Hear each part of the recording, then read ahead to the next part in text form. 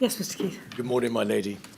As sometimes happens, I know the next witness, and so he'll be examined by Miss Blackwell. Thank you. May I call David William Donald Campbell, please? Mr. Cameron, will you please take the oath? I swear by Almighty God that the evidence I shall give shall be the truth, the whole truth, and nothing but the truth.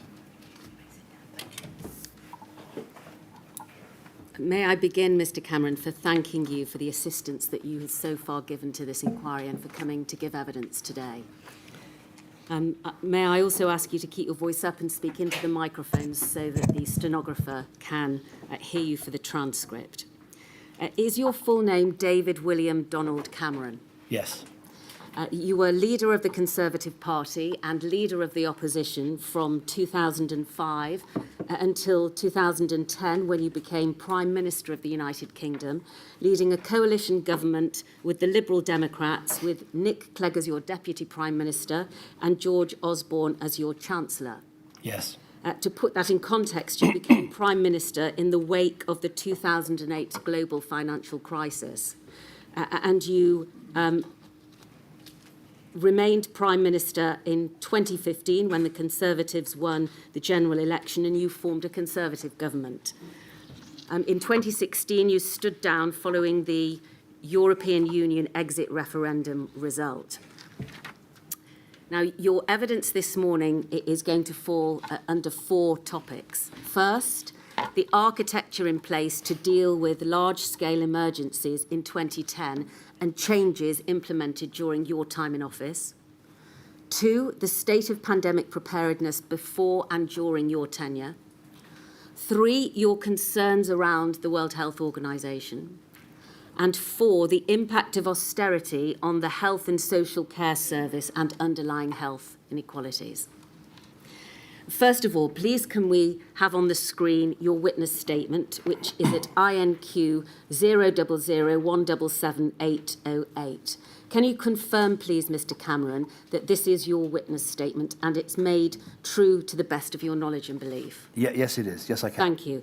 For the record, it is in fact signed at page 19, but that signature has been redacted, my lady, so we don't need to go to that. Thank you. We can take that down, please. So dealing first of all, please, Mr. Cameron, with the architecture in place to deal with large-scale emergencies in 2010 and changes implemented during your time in office. When you became Prime Minister in 2010, you tell us in your witness statement that, in your opinion, the existing architecture to deal with large-scale emergencies such as pandemics derived in large part from the Civil Contingencies Act of 2004 and since 2008 had included the National Risk Assessment and the National Risk Register Assessment. So by architecture, you mean framework, including legislation? Yes. Yes. But before coming into power, your sense, whilst in opposition, was that whilst the National Risk Register was a welcome innovation, the overall architecture for dealing with civil contingencies, such as pandemics, and the national security machine more widely could benefit, in your view, from improvement. In what ways did you think it should be improved? Well, I commissioned Pauline Neville-Jones, who had been head of the Joint Intelligence Committee, to write a report on national security and foreign policy in opposition. And one of the recommendations she made was to have a sort of full-on National Security Council, to have a National Security Advisor, to have a National Security Secretariat. And the point was to, first of all, make sure that the whole government looked at these risks.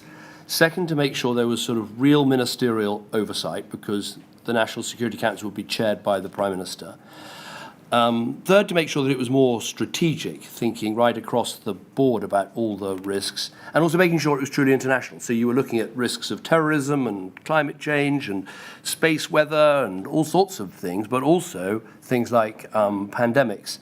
And why I particularly thought this was important was, while I think the Civil Contingencies Act and the previous government had done a good job in this regard, I knew that prime ministers are always in danger of being pulled into the short term rather than the long term, and having a National Security Council that you chair and a National Security Advisor, and having as part of that looking at the danger of things like pandemics, and it would make sure you did focus on those long-term things as well. So that was the point of the reform, and I think it worked. I liked the way the National Security Council and the advisor worked, and the time the Prime Minister spent on that stuff, because it had a good structure. And you implemented those recommendations as soon as you came into office. That's right. I mean, we were in the middle of the Afghan conflict, and I thought, for instance, we would handle that conflict better if we had a whole government approach, and if the National Security Council could address the challenges, and you'd have round the table all the relevant people, whether it was the Defence Secretary, the Aid Secretary, the Energy Secretary, the Home Secretary, and the Prime Minister.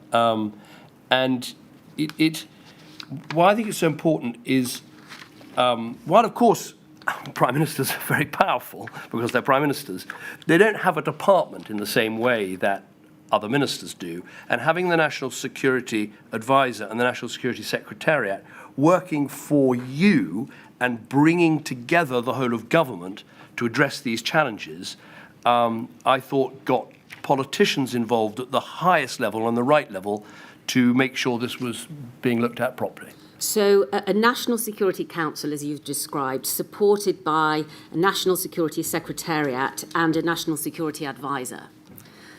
That's right. And the National Security Advisor had deputies, one of whom was mostly concerned with intelligence and terrorism and security, and the other more with foreign policy. But specifically, part of the job of the National Security Advisor, together with the National Risk Register and the National Security Secretariat, was to look at all the potential risks. And it's important that we did make a health pandemic, a tier 1 risk. So it was about looking across the risks and saying which are the most likely, which are the ones we need to prepare for the most. And as I say, this pressure always to look at the most pressing risk, the terrorism risk, or the most dangerous risk, or the most immediate risk, you need to balance that with making sure you're looking at all the risks, including ones that might not occur next month or next year, but might occur at some stage. And that's why I think this reform was important. I'm not saying these things weren't looked at before, of course they were, but this embedded in the system prime ministerial leadership and political oversight and a whole government approach. Thank you. Now, the risk of a future pandemic was, as you've already made reference to, prioritised as a tier 1 risk and remained as such, did it not, throughout your time in office? One of the highest risks that the United Kingdom faced. And although you tell us at paragraph 12 in your report that it was a pandemic that was prioritised as a tier 1 risk, in fact, it was more discreet than that. It was an influenza pandemic, wasn't it? That's right. I mean, I think this is maybe getting ahead of myself, but when I look at all of this and read all the papers and thought so much about what subsequently happened and the horrors of the COVID pandemic, and let me say the massive sympathy I feel for all those who've lost loved ones, and for the suffering people have felt, and the importance of this inquiry's work to get to the bottom of, the decisions that were made, decisions that could have been made, and the preparations for the future. This is the thing I keep coming back to, which is the pandemic was a tier 1 risk. Pandemics were looked at, but there was this, the former Chief Medical Officer, Sally Davis, has said it was a group thing. Much more time was spent on pandemic flu and the dangers of pandemic flu rather than on potential pandemics of other more respiratory diseases like COVID turned out to be. And yes. I think this is so important because so many consequences follow from that. And I've been sort of wrestling with, well, why, I think the architecture was good. National Security Council, National Security Advisor, the Risk Register, and also this new security risk assessment, which was perhaps a bit more dynamic. But that's what I keep coming back to, is so much time was spent on a pandemic influenza, and that was seen as the greatest danger, and we've had flus, we had very bad years for flus, so it is a big danger, but why wasn't more time and more questions asked about what turned out to be the pandemic that we faced? And it's very hard to answer why that's the case, and I'm sure this public inquiry is going to spend a lot of time on that. Yes, because during your time in office, there were several outbreaks of other coronaviruses across the world, weren't Yes. there? This inquiry has heard about multiple outbreaks of SARS and MERS, both of which were coronaviruses. I'd like to put on screen, please, the following document, INQ 000149116, which is a note of a meeting of experts, including Professor Mark Woolhouse at the University of Edinburgh and also Dame Sally Davis. And could we go to page 2, please? Because under the heading Clear and Present Danger, if we can highlight the third paragraph, we can see it in fact, Coronaviridae, including the severe respiratory infections SARS-CoV and MERS-CoV. We note that although there are not currently any vaccines available against human coronaviruses, there are vaccines for animal coronaviruses. Now, this was a note from a meeting in March of 2015 when you were still in office, a meeting chaired by the former Chief Medical Officer, Dame Sally Davis, to whom you've just made reference. Do you remember, Mr. Cameron, if this assessment of coronaviruses as posing a clear and present danger was brought to your attention by the Chief Medical Officer in March of 2015? I'm afraid I don't recall a specific conversation, and it's difficult, this, because you're trying to remember conversations you had or didn't have 7 years ago, and of course before this inquiry I've read all of this documentation, and obviously in the documentation there is, and the government did look at SARS and MERS, and particularly there's Operation Alice in 2016, we'll come to that. which I'm sure we'll come to. But in terms of the specific conversation, I don't remember that. I would certainly say that my relationship with the Chief Medical Officer was very strong, and we met quite regularly, and because of the experience with Ebola, which I'm sure we'll also come on to, Yes. I think this was a government and a Prime Minister that was very concerned about potential pandemics and about dangerous pathogens and about things like antimicrobial resistance and all the rest of it. So we weren't backward in thinking about it, but it still comes back to this issue. Why so much time was spent on a flu pandemic and not so much on these others. Although, having said that, the MERS exercise in 2016, that was looking at a respiratory condition. Yes, well, we'll Yeah, come sorry, to that in a moment. yeah.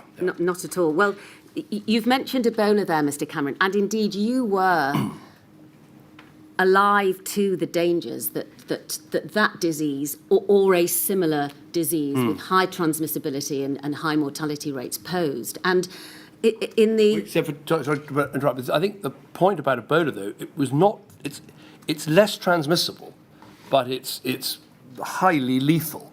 And I think that, so we've been looking at pandemic flu. We had a plan for pandemic flu. We'd obviously wrote about in the National Risk Registers SARS and MERS. Ebola comes along, which is not that transmissible, but highly deadly. And so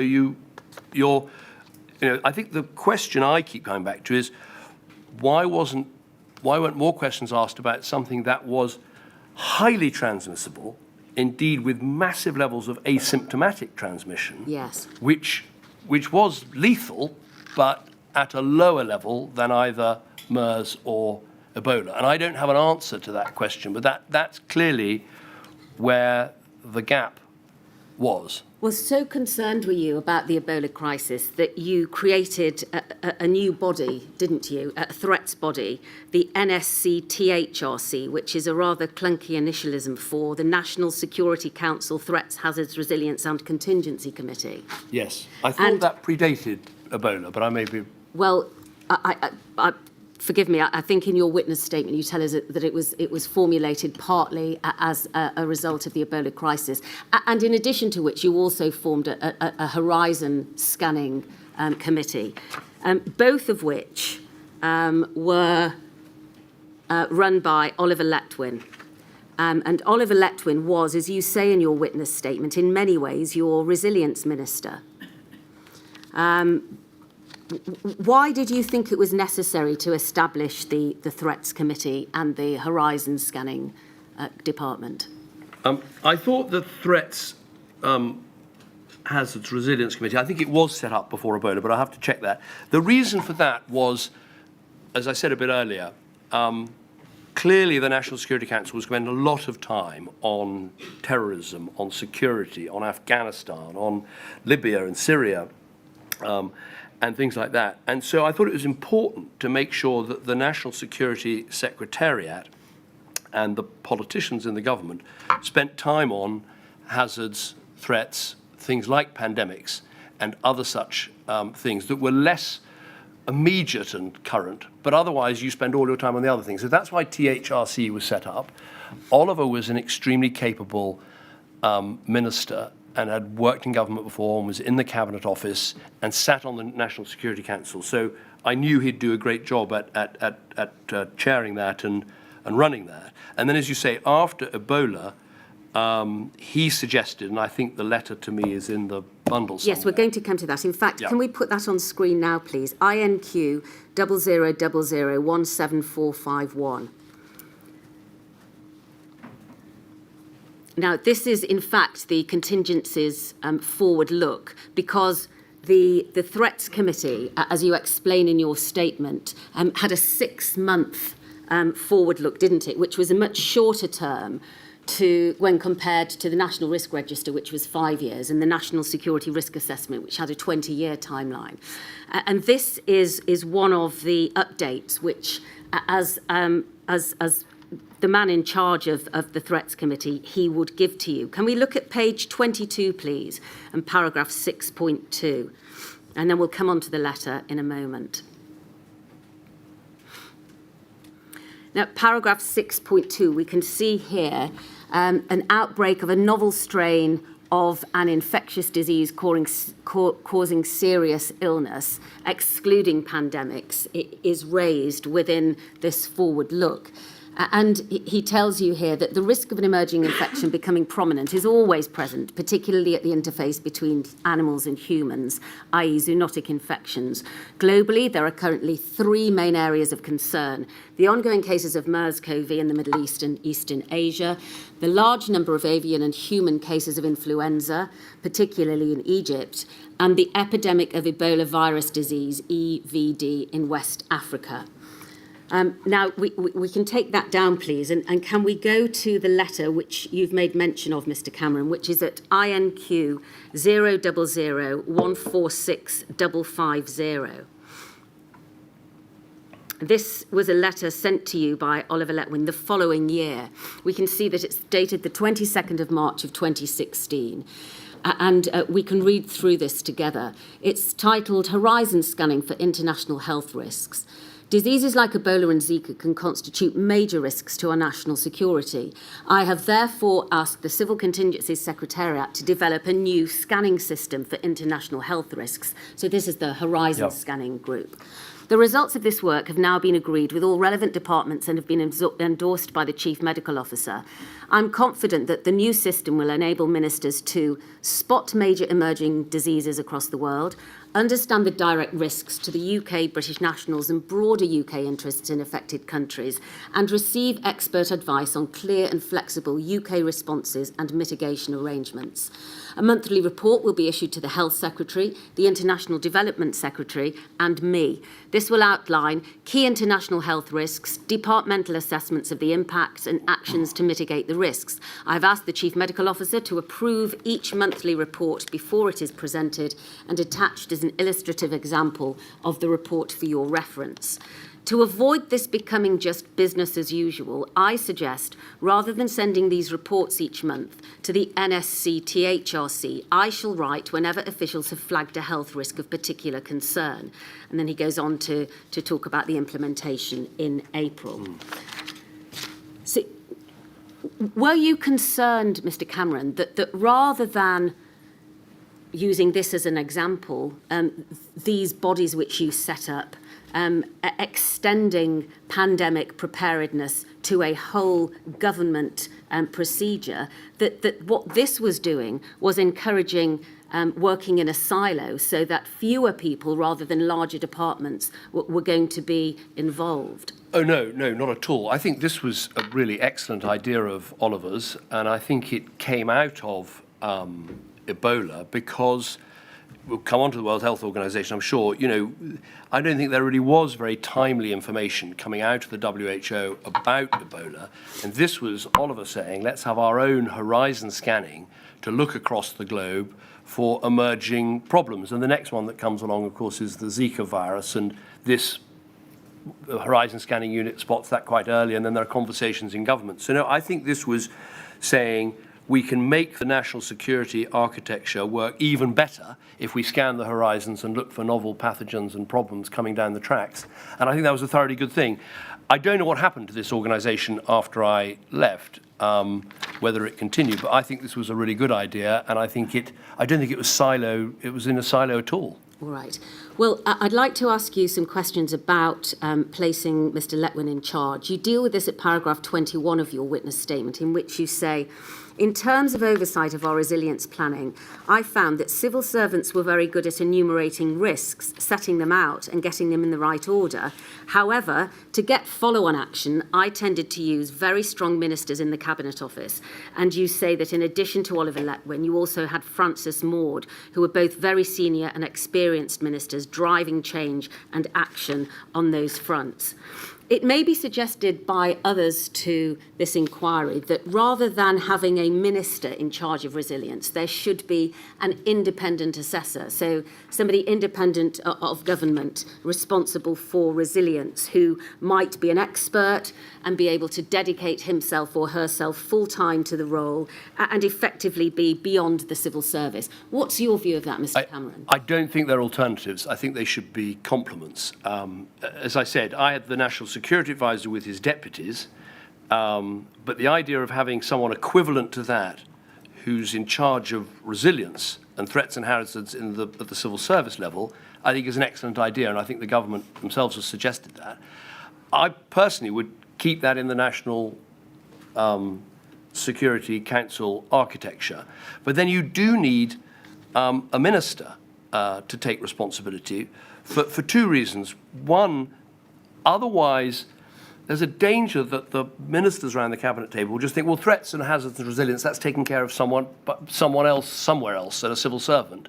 And so they won't spend time on it. And the second is the reason I give in my statement, which is not in any way to denigrate the incredible work civil servants do, but I think ministers often come at these problems on a committee asking the question, right, here's the information, what are we going to do? What are the actions we're going to take? What's the outcome of this meeting? What are we actually going to do that's different? And I found that, maybe we'll come on to COBRA, chairing COBRA as often as I did, that I think is what the Prime Minister or another politicians bring is yes, here's all the information, here's what we need to communicate it to all the right people to make sure everyone is across it. But what's the action? What are we going to do? And I think it would be a mistake to park resilience at the official level and not have senior politicians, including the Prime Minister, at the National Security Council discussing it. I mean, for instance, when we did the National Security Risk Assessment, that assessment came to the National Security Council. I can't remember the date of the meeting, but I absolutely remember sitting around the table debating with the Secretary of State for Home Affairs and Foreign Affairs and Defence and all the rest of it, which risks should be where. Have we got this right? And that by its very act, you're getting people who don't think every day about pandemic preparedness and the importance of pandemics and other things that can happen to focus on those things as well as the terrorism and the foreign affairs. And, yeah. You've explained why you chose Oliver Letwin and the qualities that he had to be placed in the shoes of effectively the Resilience Minister. And you would, of course, expect him as Resilience Minister to deal with the threat which had been already assessed as a Tier 1 threat, that is pandemics. So I'd just like to look, please, at Mr Letwin's witness statement. It's at INQ 000177810. And can we go, please, to page 2 and highlight the first part of paragraph 6 down to and including the words much less well prepared halfway down. Can we zoom in, please, and highlight that?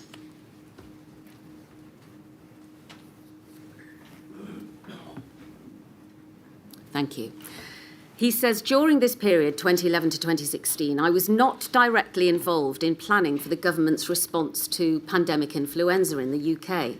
In retrospect, it may seem surprising that my resilience reviews did not cover this issue, given the fact that pandemic influenza was ranked high, both in terms of impact and in terms of likelihood on the National Risk Register. The reason was that I was informed by Cabinet Office officials when I initiated the resilience review process in 2012 that an unusually large amount of attention had already been focused on this particular threat because of its position in the National Risk Register. That, as a result, the UK was particularly well prepared to deal with pandemic influenza, that the Department of Health was preparing to carry out a major exercise to test our national capabilities in the face of pandemic influenza, and that my time would therefore be better spent examining other whole system risks for which line departments might be much less well prepared. And could we go, please, to the next paragraph and highlight paragraph 7, please? Reflecting on that, Mr Letwin goes on to say, I now believe, however, that it might have been helpful if I had delved into the pandemic influenza risk for myself, notwithstanding the amount of attention being focused on this issue by the line department and the consequently high level of preparations for responding to it. This is not because I believe such a review would have been likely to lead to any significant improvements in our preparedness for a pandemic flu itself, but rather because it might have led me to question whether we were adequately prepared to deal with the risks of forms of respiratory disease other than pandemic influenza. Are you surprised, Mr Cameron, that Mr Letwin, in the shoes of a Resilience Minister, did not perform any tasks in relation to the Tier 1 risk of pandemic influenza?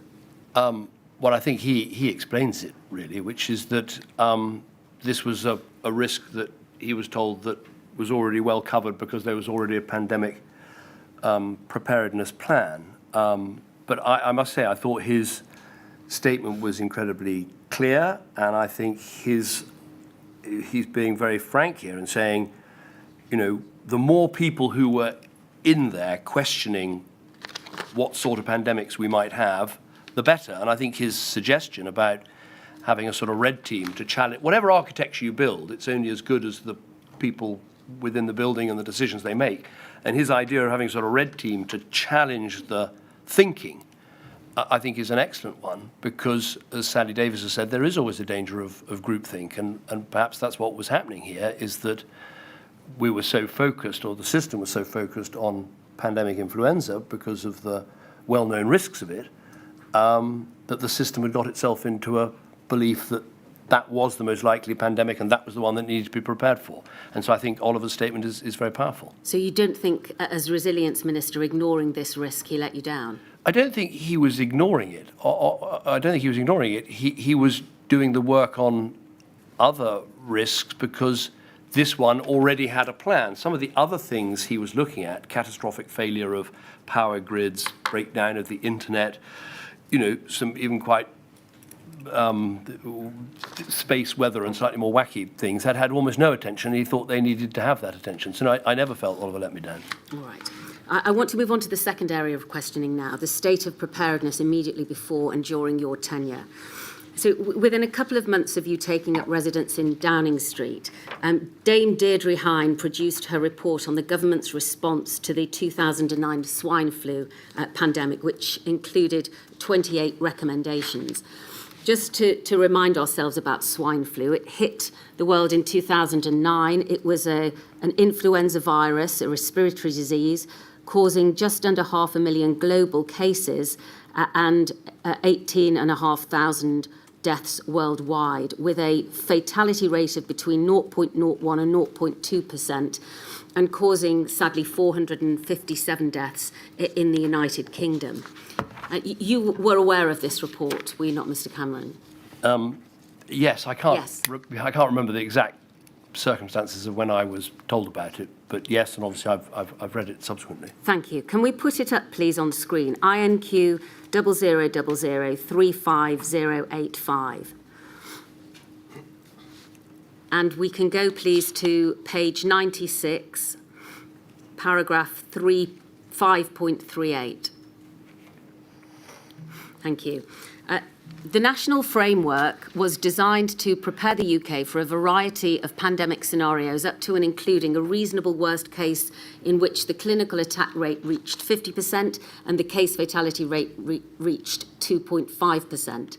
In late April, the limited information coming from Mexico gave cause for considerable concern, but as the pandemic progressed, it gradually became clear that a scenario approaching that scale was unlikely. A number of contributors to this review have noted that it was difficult to switch from the plan we had, predicated on a worse pandemic than that which emerged, to a more proportionate response. And can we now go, please, to page 63 and highlight paragraph 3.65, dealing with the worst case. Thank you. Top of the page. The worst case in the planning framework is for 750,000 additional deaths. Given pressures on resources, ministers will need to consider whether they wish to make any additional investment required to cope with the full worst case scenario. I have no recommendation to make on what the correct figure might be for the worst case scenario, although in Chapter 4 I have recommended that the Government Chief Scientific Advisor convene a working group to review the calculation of planning scenarios. However, I do believe that it would be unsatisfactory if the national framework implied that government and local responders were prepared to cope with many more thousands of deaths than they were, in fact, equipped to handle. Are you aware, Mr. Cameron, we can take that down, please, that these worst case scenario figures that a pandemic could affect 50% of the population, it could kill 2.5% of the population, and assuming a population of around 65 million in 2015, that would equate to infecting 32,500 people and causing around 800 deaths. Those figures remained in place and indeed formed the basis of the United Kingdom influenza pandemic preparedness strategy the following year and remained in place until COVID hit. They were never amended. If you ask me, the trouble is I can't remember exactly what I was told at the time. You've seen the report now, though. I've seen the report now, yes. Those figures were never altered during your time in office. And as far as the inquiry is aware, although there were moves to update the 2011 strategy much closer to the pandemic hitting, in fact, those matters were never dealt with. Do you consider that that was a mistake? Well, I think it was a mistake not to look at, repeating myself slightly, not to look more at the range of different types of pandemic. My reaction to reading Hine was, like many of the other reports, it doesn't mention the potential for asymptomatic transmission. And so, when you think what would be different if more time had been spent on a high infectious asymptomatic pandemic, different recommendations would have been made about what was necessary to prepare for. That's what I think is is my focus. In terms of focusing on a pandemic other than influenza, it's right that the strategy in 2011 states as follows: plans for responding to a future pandemic should therefore be flexible and adaptable for a wide range of scenarios. So that was acknowledged, but nothing appears to have been done. No further papers were prepared or exercises undertaken to say how the strategy should be adapted. No practical solutions. Well, there were other exercises undertaken, like Alice, which was looking we'll at come MERS. to that in a moment. Yeah, but so other. I don't think it's right to say the government only looked at pandemic flu. It didn't look at other things. The risk registers and other documents mentioned MERS and SARS and other types of pandemics. So I think that wasn't a failing. I think the failing was not to ask more questions about asymptomatic transmission, highly infectious, what turned out to be the pandemic we had. And I think there are occasions where, reading these reports, you can see was there adequate follow-up to some of the work. I spotted that in one or two places. Yes. Well, I want to come back to Ebola, please. I don't know if you heard the opening statements to this inquiry, but Pete Weatherby, King's Counsel, on behalf of the COVID-19 Bereaved Families for Justice UK, began with your words. And I'd like to display, please, INQ 000146555. And this is the press release from June of 2015, when you were speaking ahead of the G7 summit in Germany on the wake-up to the threat from disease outbreak. Can we go, please, to page 2? And we'll go straight to your words, please, at the bottom of the page, where we can see that in this press release recorded is the following. Speaking ahead of the G7, the Prime Minister David Cameron said, "The recent Ebola outbreak was a shocking reminder of the threat we all face from a disease outbreak. Despite the high number of deaths and devastation to the region, we got on the right side of it this time, thanks to the tireless efforts of local and international health workers. But the reality is that we will face an outbreak like Ebola again, and that virus could be more aggressive and more difficult to contain. It is time to wake up to the threat, and I will be raising this issue at the G7. As a world, we must be far better prepared with better research, more drug development, and a faster and more comprehensive approach to how we fight these things when they hit." And indeed, your plan that you set out, it included a UK vaccines research and development network with £20 million invested from the outset, and also what you described as a rapid reaction unit ready to deploy to help countries suffering such devastating epidemics in the future. Was your warning that Ebola was a wake-up call based on your understanding of the effect that Ebola had and a concern as to how the global community could improve for next time?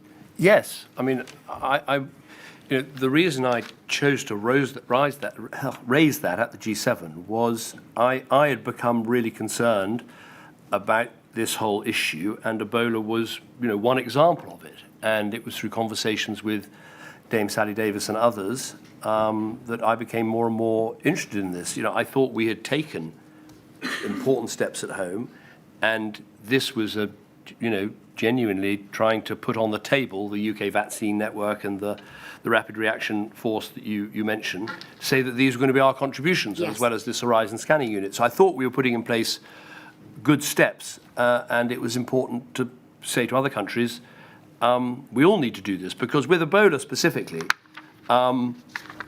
there was this sense that, the WHO was quite slow to announce that it was happening, also quite slow to ask for help.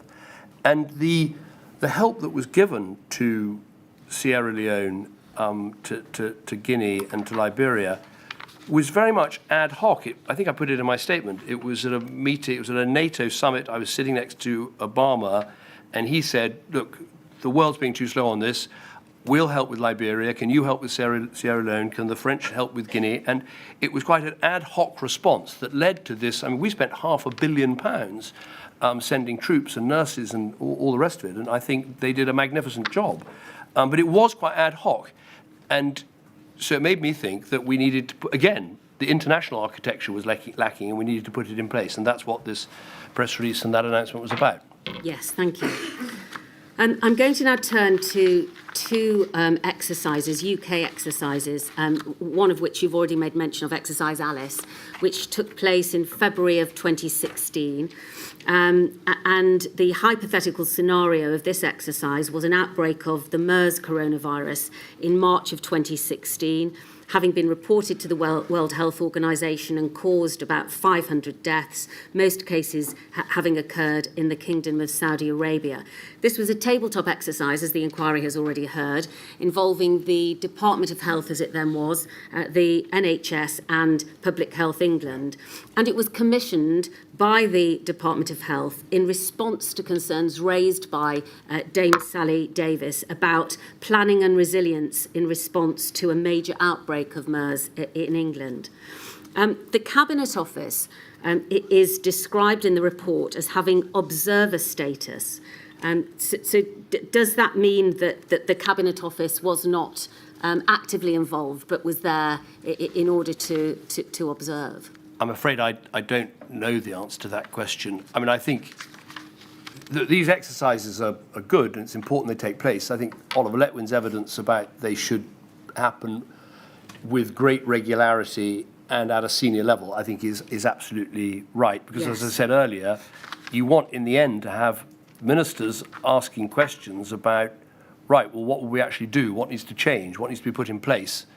And you want their attention to be focused on this. Yes. Well, let's have a look, please, at the recommendations of Exercise Alice. And they are in document INQ 0000562239. Thank you. And if we can go to page 16, please. Here we are, the page of summary of lessons and actions identified. I'm just going to read through a few of these. At number 1, the development of MERS-CoV special instructional video on PPE level and use. Number 4, to develop a MERS-CoV serology assay procedure, that's blood test searching for antibodies, to include a plan for a process to scale up capacity. Number 7, to produce an options plan using extant evidence and cost benefits for quarantine versus self-isolation for a range of contact types, including symptomatic, asymptomatic, and high-risk groups. And just going back a little further up the page to number 5, to produce a briefing paper on the South Korea outbreak with details on the cases and response, and consider the direct application to the UK, including port of entry screening.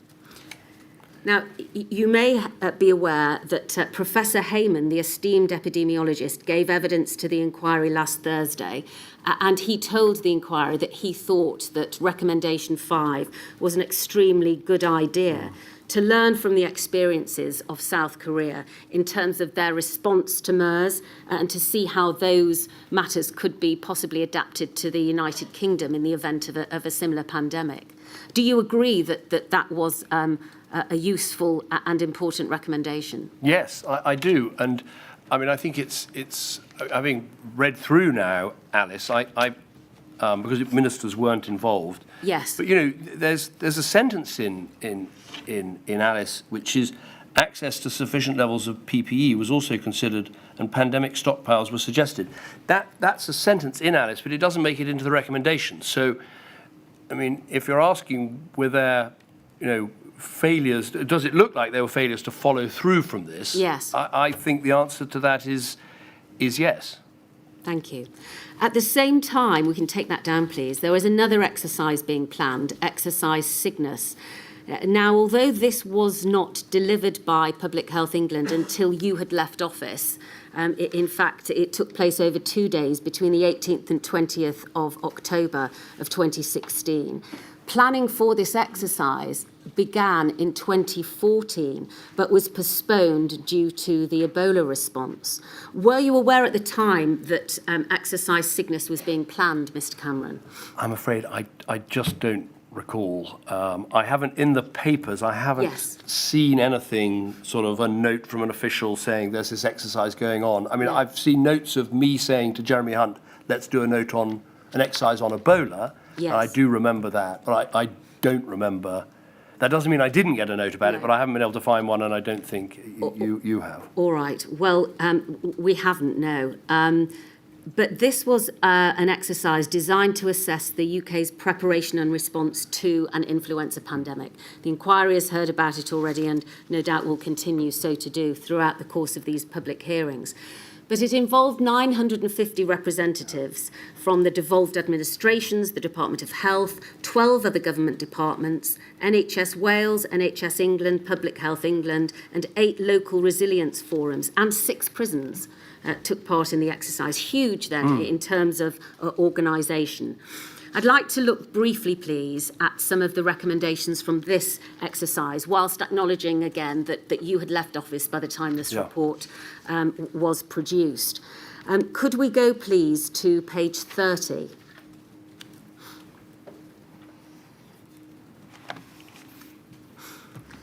Now we can see that here we have the table of lessons identified. I'm going to move through these quite swiftly because the common theme of the recommendations that I'm going to highlight is capability and capacity in health and social care. So we can see at KL4, an effective response to pandemic influenza requires the capability and capacity to surge resources into key areas, which in some areas is currently lacking. LI5, please, further down the page. Further work is required. Where have we gone now? Further up the page, please, LI5. Thank you. Further work is required to inform consideration of the issues related to the possible use of population-based triage during a reasonable worst-case influenza pandemic. LI16, please. Thank you. Expectations of the MOD's capacity to assist during a worst-case scenario influenza pandemic should be considered as part of a cross-government review of pandemic planning. LI17, please.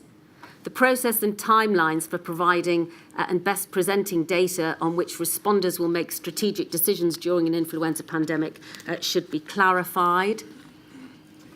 If we can have LI18, please.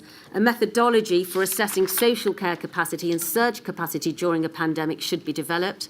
This work should be conducted with directors of adult social services and with colleagues in the devolved administrations. And finally, LI20. Department of Health, NHS England, the CCS and the voluntary sector and relevant authorities in the devolved administration should work together to propose a method for mapping the capacity of and providing strategic national direction to voluntary resources during a pandemic.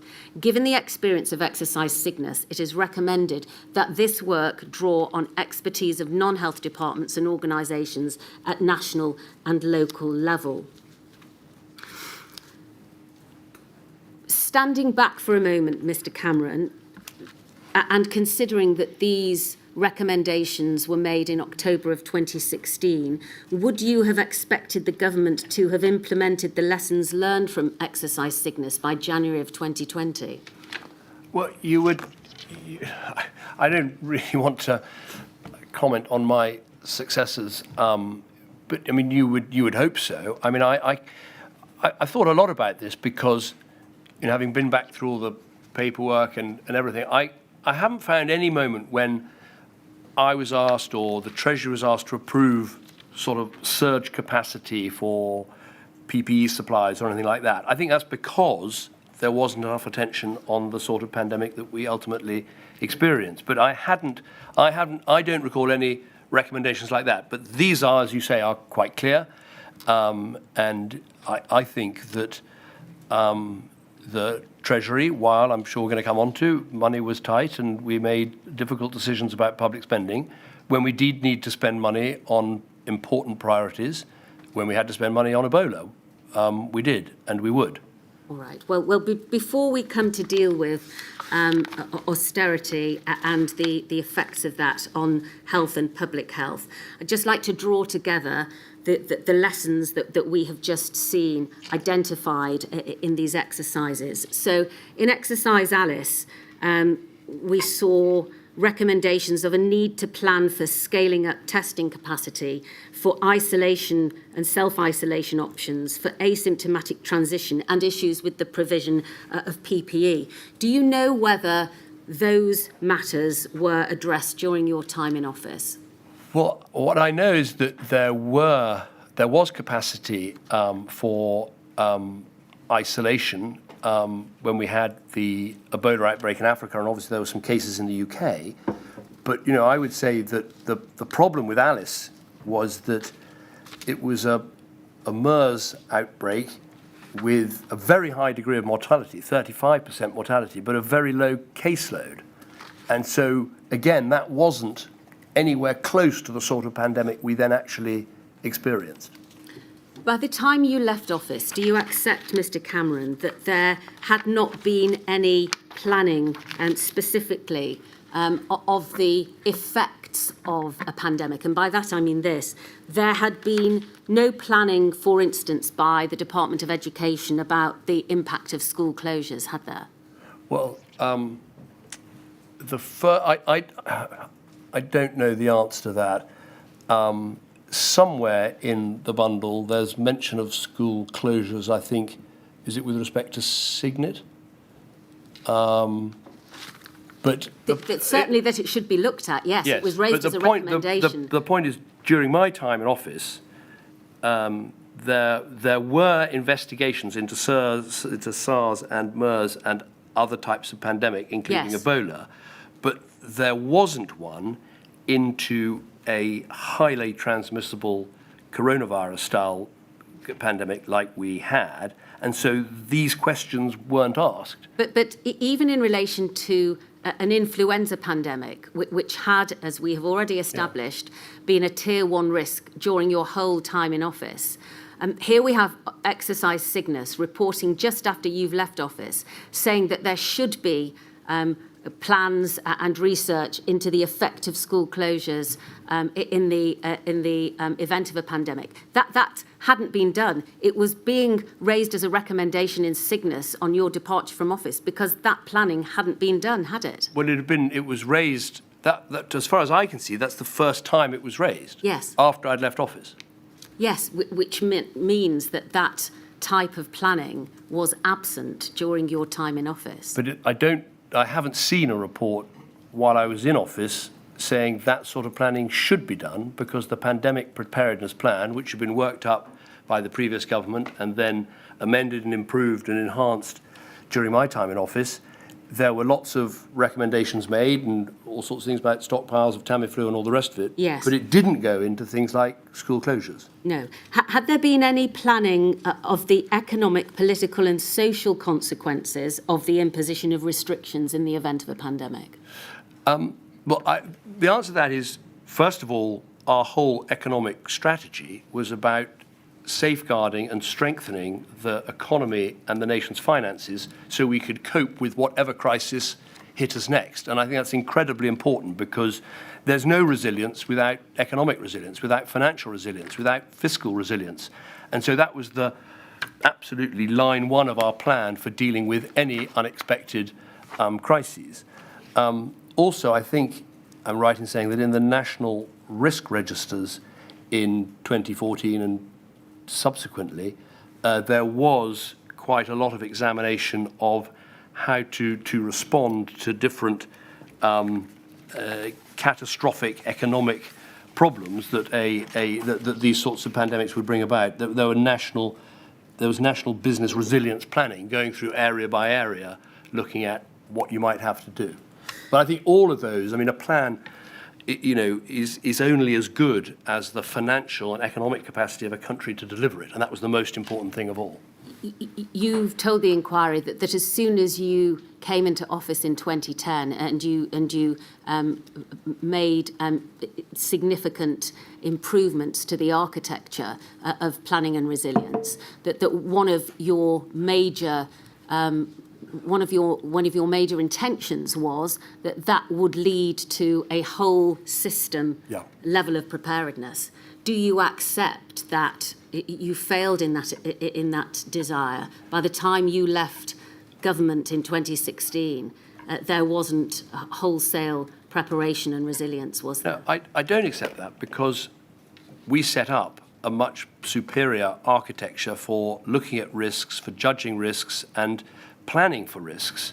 And that's what the National Risk Register, the National Security Secretariat, the National Security Council did. And I think there was more attention, including more attention of senior politicians, onto those sorts of risks than there had been previously. But as I've said, the problem was that when pandemics were looked at, there was too much emphasis on pandemic flu. And when other pandemics were looked at, including Ebola, including MERS, they tended to be high fatality but low infection. And the regret, and you see it in Oliver Letwin's evidence, you see it in George Osborne's evidence, is more questions weren't asked about the sort of pandemic that we faced. But I think many other countries were in the same boat of not knowing what was coming. But I would argue we did more than many to try and scan the horizon, to try and plan. We did act on Ebola. We did carry out these exercises. We did try to change some of the international dynamic about these things, and we planned and prepared in accordance with that. The evidence of Mr. Mann and Professor Alexander that was received by the inquiry last Thursday, it included them posing this question: who is in charge of keeping the country safe? What is your answer to that question? Well, the Prime Minister is always in charge of keeping the country safe. And under my reforms, the Prime Minister was much more actively involved because he was chairing the National Security Council. The National Security Advisor was appointed by him, reported to him. And in my case, I'd set up a specific subcommittee on threats, hazards and resilience that looked exactly at this area with a highly capable minister in. I'm sure there are further improvements we can make, and the government has announced some which seem to me sensible with the proviso that I made. But at the pinnacle of it must be the Prime Minister, because from all my experience of chairing Cobras, whether it was during terrorist problems or Fukushima, nuclear disasters or Ebola or anything else, the system works extremely well, but the system works better when the Prime Minister is in the chair, asking questions, driving changes and making sure decisions are made. So my answer is it's the Prime Minister. Thank you. We've dealt with your concerns around the World Health Organization and how you sought to deal with those. So I'm now going to move on to the final area of questioning, the impact of austerity on the health and social care service and underlying health inequalities. And I'd like to display, please, paragraph 26 of George Osborne's witness statement, which we have at INQ 000 187 308.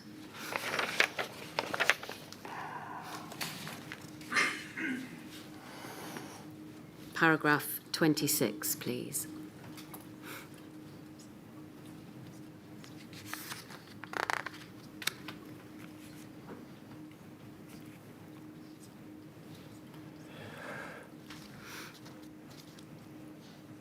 Next page, thank you. Reducing the deficit and placing debt as a percentage of the GDP on a downward path was also essential to rebuild fiscal space to provide scope to respond to future economic shocks. A responsible approach to repairing the UK's public finances following the financial crisis was essential. I have no doubt that taking those steps to repair the UK's public finances in the years following the financial crisis of 2008-2009 had a material and positive effect on the UK's ability to respond to the COVID-19 pandemic.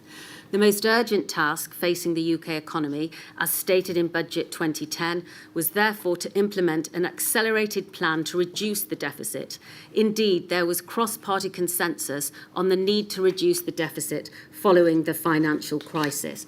And you've already made reference, Mr Cameron, to the need for this to happen and, in your view, for the positive effect that had on the state of the country's finances going into the COVID-19 pandemic. I make it clear, we can take that down please, that the purpose of the following questions that I have for you is not to explore whether that policy was right or wrong. That is no part of this inquiry to descend into those political areas. But what we are interested in are the impacts and consequences of that policy in three areas, please: health, inequality, and societal resistance. The Health and Social Care Act of 2012 changed the landscape of public health, did it not? Because it transferred to local authorities public health features and the involvement of directors of public health.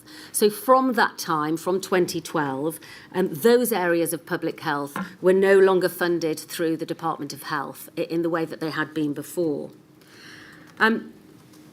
Mr Osborne also says at paragraph 71 of his witness statement, we don't need to put this up, that the Department of Health's budget from 2011 to 2012 until 2014 to 2015 was to increase in real terms in each financial year, and that growth occurred in circumstances where all other departmental budgets, other than overseas aid, were cut by an average of 19% over the same period. He also goes on to say that in 2010, the budget for public health was ring-fenced, but of course, as we've just discussed, that was only relevant up to 2012, at which point in time public health was no longer funded through the Department of Health. Do you accept, Mr Cameron, that the health budgets over the time of your government were inadequate and led to a depletion in its ability to provide an adequate service? I don't accept that, neither on a sort of big picture level or on a small picture level. I mean, the big picture level, I don't think you can separate the decision and the necessity of getting the budget deficit down and having a reasonable debt to GDP ratio so you can cope with future crises. I don't think you can separate that from the funding of the health service or indeed anything else. I mean, if you lose control of your debt and you lose control of your deficit and you lose control of your economy, you end up cutting the health service. That's what happened in Greece. That's what happened in countries that did lose control of their finances. So I don't think you can separate the two. So we made the important decision to say that the health service was different, its budget would be protected, and so there were real terms increases every year. And so, for instance, there were 10,000 more doctors working in the NHS at the end of the time I was Prime Minister than there were at the beginning. Would everyone like to spend even more on the health service? Yes. There were, I mean, making these difficult choices about spending it wasn't a sort of option that was picked out of thin air. I believed, and I still believe, it was absolutely essential to get the British economy and British public finances back to health, so you can cope with a future crisis. The inquiry has received witness statements from Jeremy Hunt, who was the Secretary of State for Health and then Health and Social Care from 2012 to 2018. Were you aware that during the time that you were in power, Mr Hunt laboured considerable concerns about the structural problems within NHS capacity and the workforce and funding, as he has set out in his witness statement? I've read his witness statement. He was a very capable health secretary. I worked with him extremely closely. Of course, he was always batting for the NHS and for all the extra resources he could get. These decisions were arrived at collectively. I agree with a lot of what's in his witness statement, where he says there's more that could be done, for instance, for future workforce planning. But I will absolutely defend the record of the government in both getting control of the finances and increasing funding for the health service at the same time. Aren't these concerns, Mr Cameron, that Jeremy Hunt sets out, structural problems with the NHS and workforce and capacity, the real issues which preparedness for a public health emergency needs to address? Not papers and guidelines and protocols, but action to remedy fundamental problems. Well, I think what's needed to prepare for a pandemic is first of all, you've got to have that overall economic capacity. As George Osborne puts in his statement, without our action, you could have had almost £1 trillion of extra debt. And you'd have, as well as a coronavirus crisis and a public health crisis, you'd have a financial and economic and fiscal crisis at the same time. But I think the answer to your question is that the best way to prepare is to have a strong economy, and the next thing you need to do is prepare for all of the relevant pandemics that you might face. And we've already discussed where, the system, I think, didn't spend enough time on the sorts of pandemic that we did end up facing. Do you accept, Mr Cameron, that the government was repeatedly warned about growing pressures on the NHS? Firstly, from the Nuffield Trust annual statement in 2015, which detailed growing concerns that demand was outstripping capacity and, quote, the warning lights on care quality now glow even more brightly.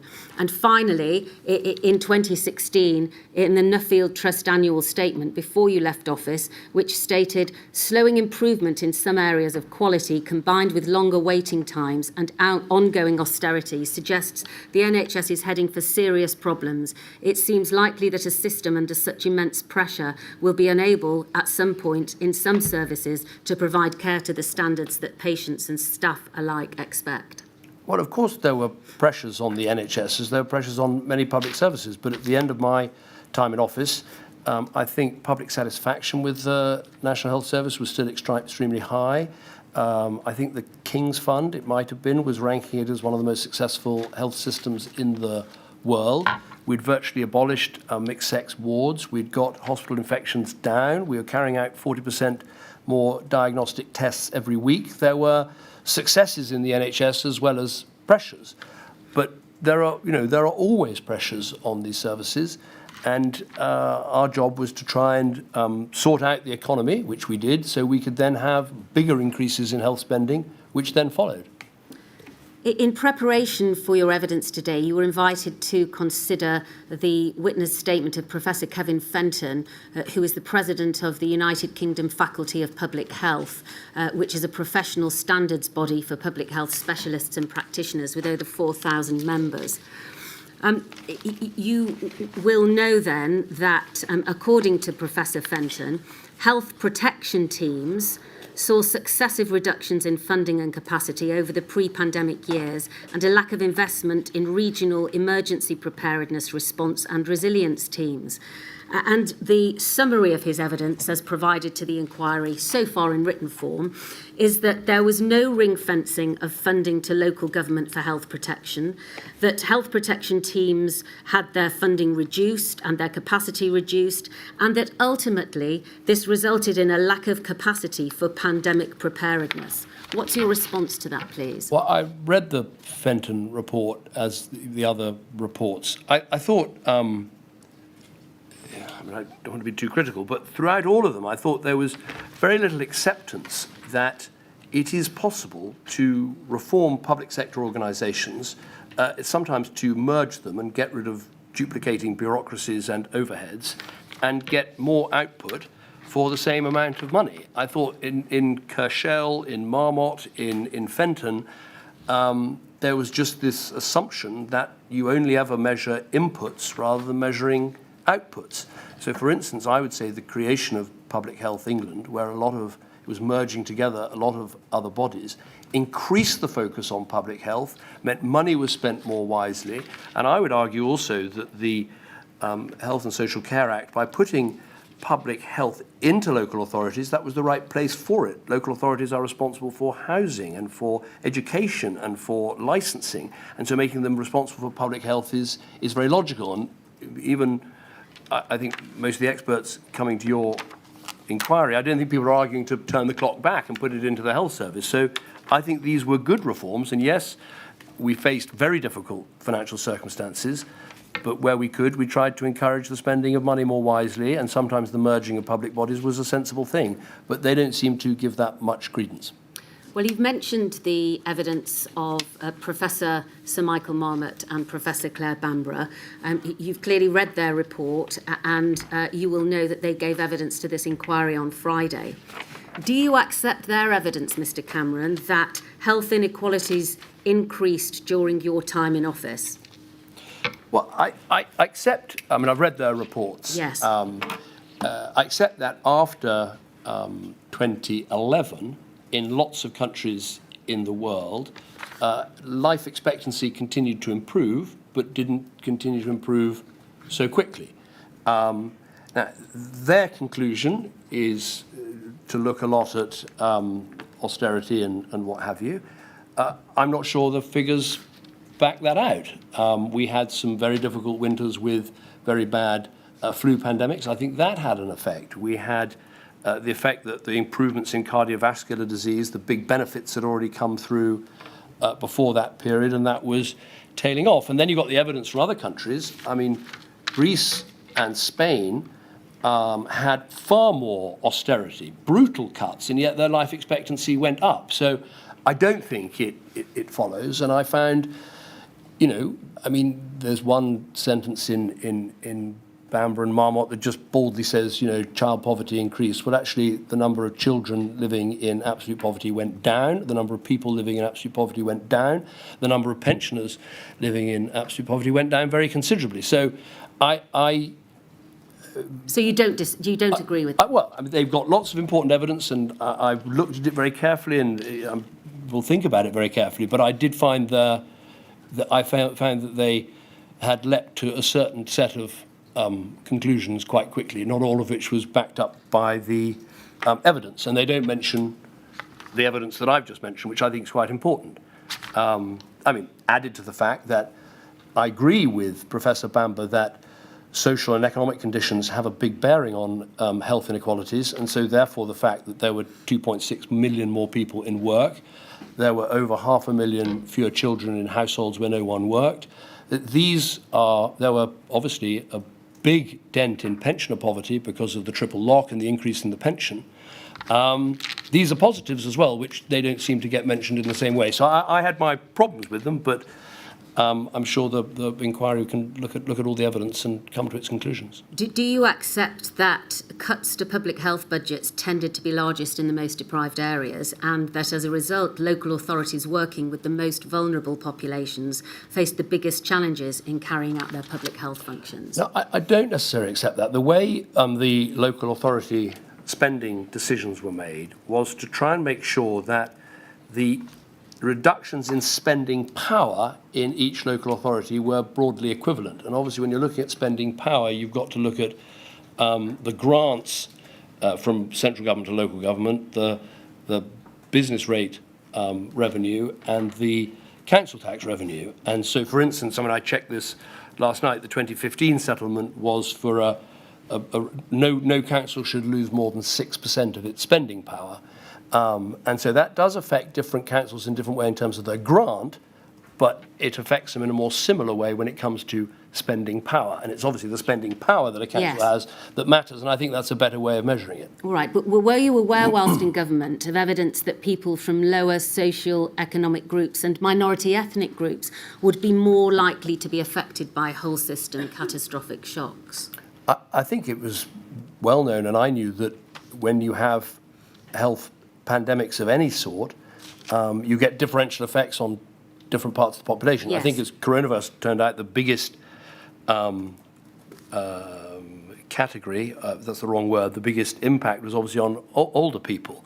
But many of our policies were directed towards lifting people out of poverty, the more jobs, the first national living wage, the big increase in the minimum wage, taking 4 million people out of paying income tax. All of these things, the reform, the universal credit and the reform of welfare and the whole effort of getting people out of welfare and into work, all of these things have an economic and social benefit, but also have a health benefit too. the inquiry saw last Friday that pre-existing health inequalities only featured minimally in the UK pandemic planning. In fact, they were barely mentioned at all. Do you accept that this was a significant omission?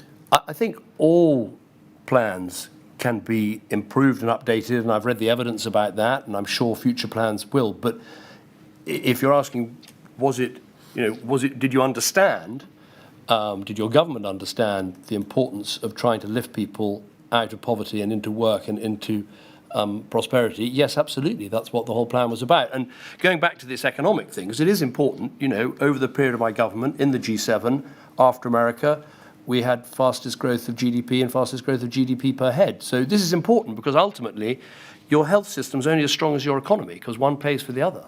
Do you agree that different political decisions will have to be made in the future if a strong public health system is to be nurtured to withstand another pandemic?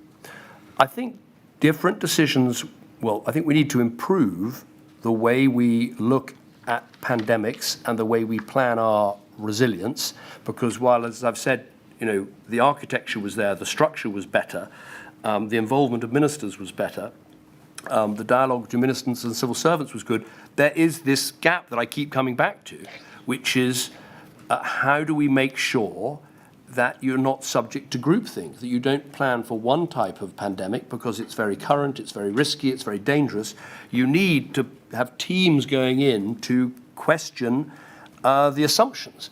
And I mean, the biggest one was this issue about asymptomatic transmission. I kept looking through all these documents, looking for what about a pandemic with wide-scale asymptomatic transmission. And if that question had been asked, then a lot of things would follow from that.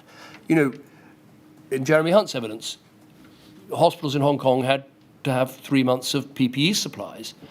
I was never asked, can we have funding for 3 months PPE supplies for every hospital? But had I been asked, we would have granted it. That's not expensive. That's not a huge commitment.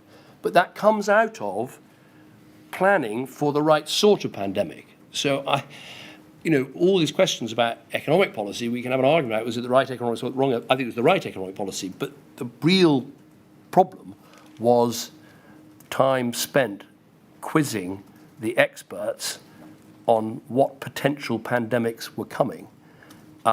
And preparing for those in the right way and the questions that would follow from that. Thank you. My lady, that concludes my questions of Mr. Cameron. I know that prior to today, permission has been given to Miss Mitchell, King's Counsel, on behalf of Scottish COVID Bereaved Families for Justice to ask a short series of questions. May she now be allowed to do that? Certainly, I would normally break now, but if I think the stenographer carry on from Ms Mitchell's questions. Yes. Thank you very much. Ms Mitchell. I'm obliged.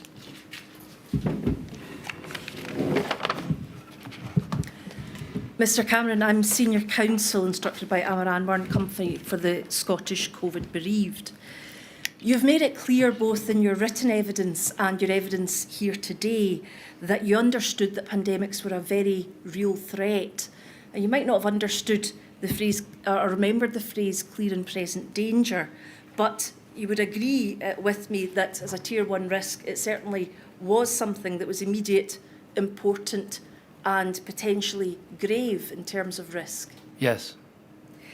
And we've also heard that given pandemics have happened throughout history, it was a matter of when and not if a pandemic would occur.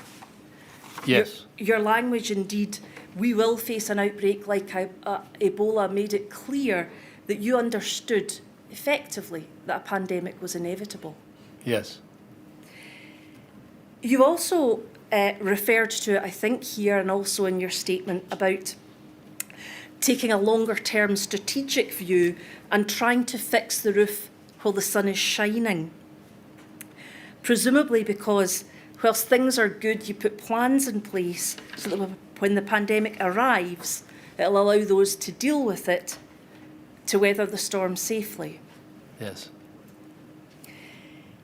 Because presumably you appreciated that failure to properly plan would be likely to have a catastrophic effect for the United Kingdom. Yes? Can I ask you to look at the following document? It's document INQ 000087193, and we're looking at page 7 of that document.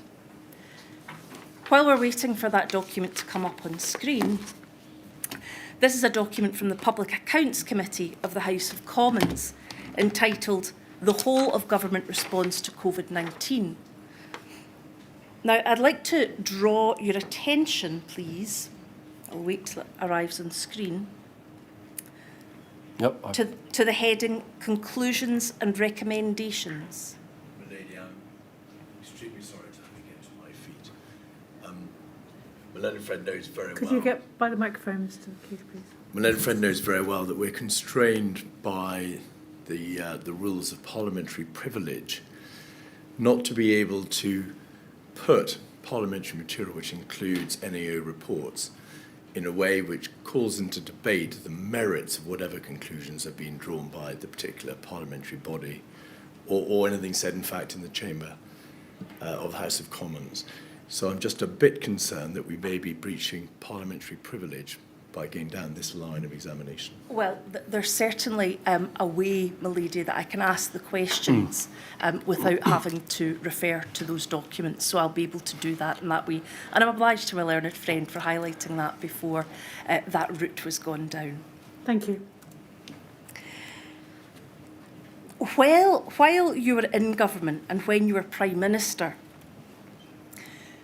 did you make any plans for the effect economically on individuals in the United Kingdom? Well, I think as I answered earlier, there's two answers to that. One is the biggest thing was to get the British economy and the public finances in a state where they were capable of responding to the next crisis. Because just as I answered earlier, we will have another pandemic. We will have another economic crisis of some sort, whether it's a recession or a banking crisis or a insurance, who knows what it will be. The question is, do you have the capacity, do you have the spare capacity to suddenly borrow another 10, 15, 20% of your GDP to help the country and help people through it? That's the key question. And that was very much in my mind when we drew up the plan to reduce the budget deficit and get the debt GDP ratio under control, because that's the responsible thing to do. The second answer is that, as I think I said, in the national risk assessments, there's quite a lot of material about national business resilience planning, working out if you had a pandemic flu, and even with the pandemic flu we were looking at, which would have had, hundreds of thousands of deaths and a huge effect on the economy, what do you do to help the various sectors of the economy to recover? So to that extent, yes, there was a plan. Well, your plan was about the country. What I was asking you about, and if I would ask you to focus on the question, was there a plan made for the economic impact on individuals during a pandemic? Well, until you know exactly what pandemic you face and whether you're going to need to have people at home, so you have a furlough plan, or you're going to have to act in a different way, and you might need to cut VAT or change tax rates, or you need to have those decisions can be made very quickly, as they were to the credit of the Chancellor when the pandemic hit. But you need to have the capacity in the economy to do it. You clearly understood that the effect of a pandemic might mean that people were sick and weren't able to attend work, and businesses might have problems. Yes. Did you, while you were in government, make any plans, have any conversations about what a furlough might look like, about what an economic plan might look like? Were those discussions had? Well, I can't remember every discussion I had, but I have seen that in the national risk assessments, those sorts of things are looked at. And obviously in government, when we were looking at the threat of pandemics or the threat of terrorist attacks, or the threat of something worse, a major terrorist attack that could take out a whole city. What would you do in order to keep the economy going and help people, yes, we did have those conversations. What I'm actually specifically asking about, though, is not at the level that you're talking about. I'm talking about the individuals who would not be able to go to work. I'm talking about the businesses that needed to keep going. There were no concrete plans made for that, correct? Well, I mean, you keep asking me this. I mean, I think I'll have to go back over the national risk assessments. I think there were looking at individual sectors and businesses and what would have to be done. Maybe I can look at that again and give you a written answer, because I don't want to say there's something in them that there isn't, but I think they do address some of these questions. I'm sure the inquiry would be greatly assisted if you can find anything in relation to the economic planning. But as of at today's date, you can't think of anything. Well, I can, which is if you have a strong economy and good public finances, you can flex your tax, your benefit system, your spending, that you have the enormous financial capacity of the British state to act and help people. We now know that over 227,000 people died from COVID, and we've heard evidence that the UK was not prepared for a pandemic. We've heard evidence that after years of underfunding, cuts, inequalities, that this impacted upon the devastating scale of the death. In retrospect, do you agree as Prime Minister that it would have been wise for you to plan for economic impacts of the pandemic? And I mean by that the furloughs and the business schemes, so you had a plan ready-made, off the peg, available to implement, so that the government was not left scrabbling around and making ad hoc decisions in very fast time, right at the very moment when they could have better been focusing on other matters like the pandemic. Well, I'm afraid, with great respect, I'm not sure I agree with the premise of the question. I mean, the furlough scheme came in very quickly, very boldly, and made an enormous difference. And that was possible because we had the financial capacity to do it. But it proves the point that, for all the plans you can have in the world, until you actually see the nature of the pandemic and how it's developing, planning in advance exactly what your economic responses are going to be is only of I would argue, limited use. It would certainly be useful, though, to have an economic response which took into account something that you knew which would happen, people would be sick and off work. Yes, but what you don't know is, are you going to have a pandemic where people who are symptomatic stay at home, or are you going to have a pandemic where effectively, the committee I'm sure will decide whether it's right or wrong, you have a lockdown and everybody stays at home? So these are two, different types of pandemic requiring two different types of economic response. Despite what you say about planning, do you accept that when the pandemic arrived, the UK still found itself in a situation where essential medical items such as the ventilators, stockpiles of PPE, hygiene control were not still readily available? Well, clearly there were problems when the pandemic hit, and I think this does go back to identifying the different sorts of pandemic that could hit you and planning for each one. And I come back again and again to this issue about, asymptomatic transmission of an easily transmitted virus, which is, yes, lethal, but much lower than MERS or lower than Ebola, and that's what we had. And if more questions have been asked inside the system or challenging the system about that, then lots of consequences about PPE and about surge capacity and Nightingale hospitals and all the rest of it, a lot of consequences might have followed. So we were not only preparing for the wrong pandemic, but the wrong questions were being asked. Can I ask?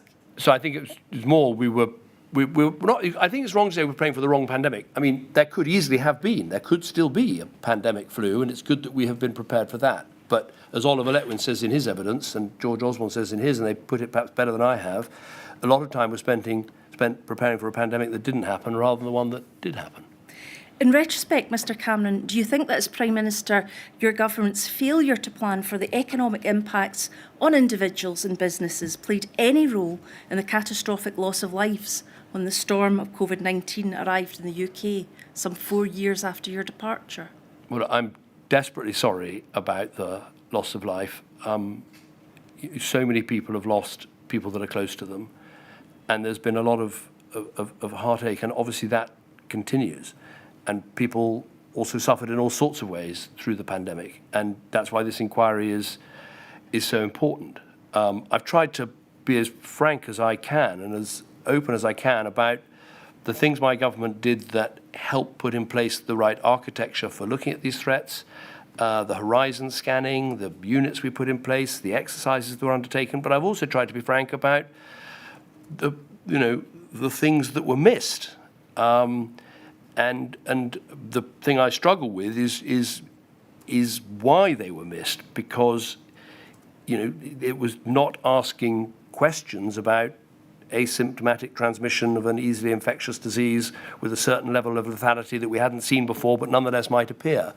That is I think where some of the difficulties flow from. I mean, there's then a whole question of how the response is actually managed in practice, which I know the committee will come on to. Milady, I have no further questions. Thank you very much, Ms Mitchell. That concludes Mr Cameron's evidence. Thank you very much for your help, Mr Cameron. Thank you. Oui. I'm being encouraged to break now Yes, please. so that the stenographer can rest her overworked fingers. I'm also being encouraged to resume at 12:45 and then sit till 1:30, then have lunch. Is that going to cause people serious problems? If it doesn't, then I will return at 12:45. Thank you, my lady. All rise.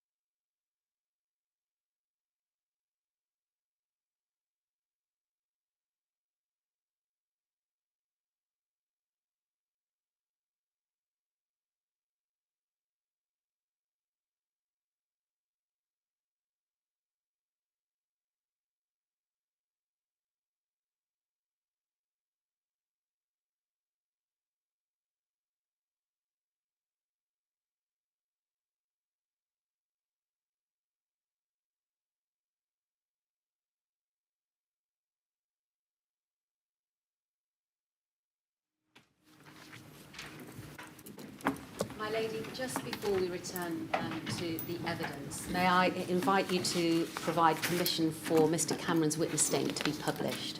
I do. It was put up on screen at the beginning of his evidence. Thank you very much. My lady, Sir Christopher Wormald, please. Sorry to keep you waiting, Sir Christopher. No problem. I do solemnly, sincerely and truly declare and affirm that the evidence I shall give shall be the truth, the whole truth, and nothing but the truth. and nothing but the truth.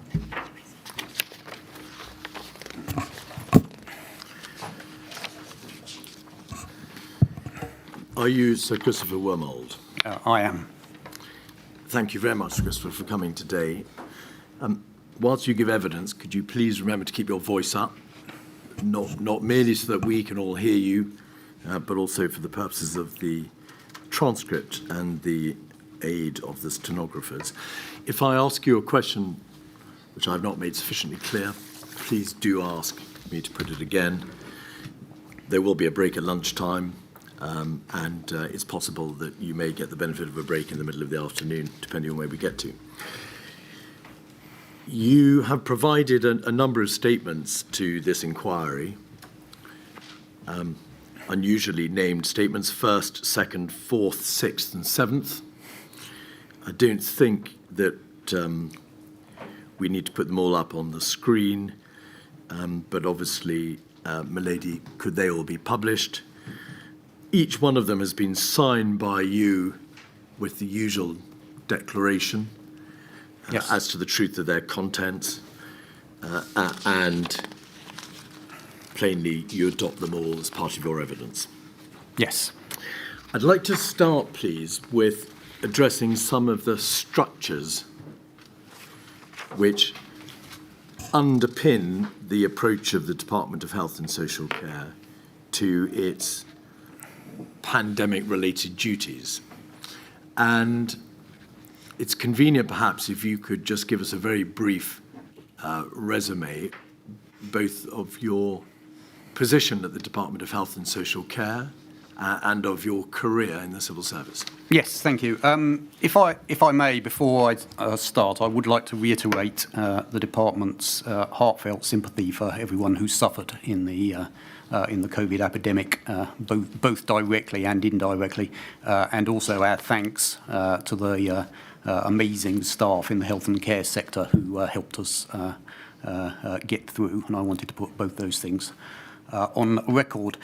Yes, I am Permanent Secretary of the Department of Health and Social Care, which I have a position I have held since 2016.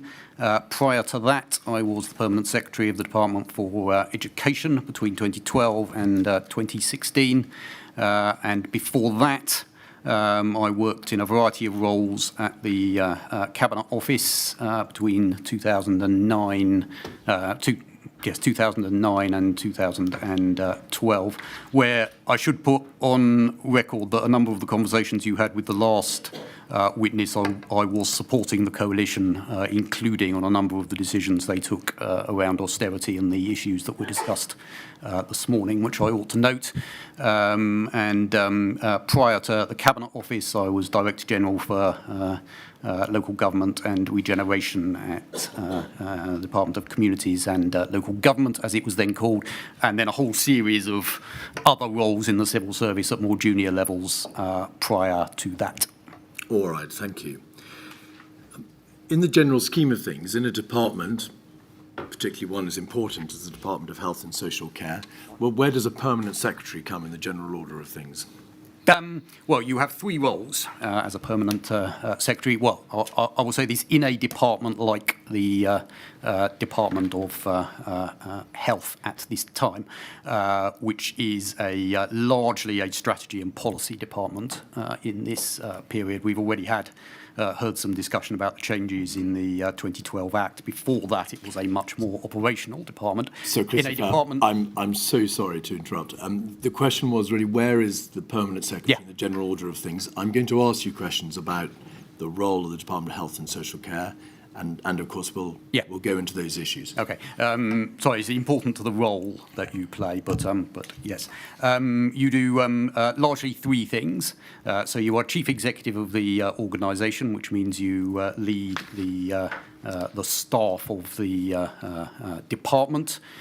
You are the chief advisor on policy to the Secretary of State, and you are the accounting officer for the budgets that Parliament delegates to the department. The inquiry has heard evidence that the Department of Health and Social Care was designated as what is known as a responder, in fact, a Category 1 responder, under the Civil Contingencies Act 2004. In fact, the Secretary of State in the Department of Health and Social Care is the designated responder. Can you just assist the inquiry with the extent to which it is understood in the department what the extent of those obligations are under the Civil Contingencies Act?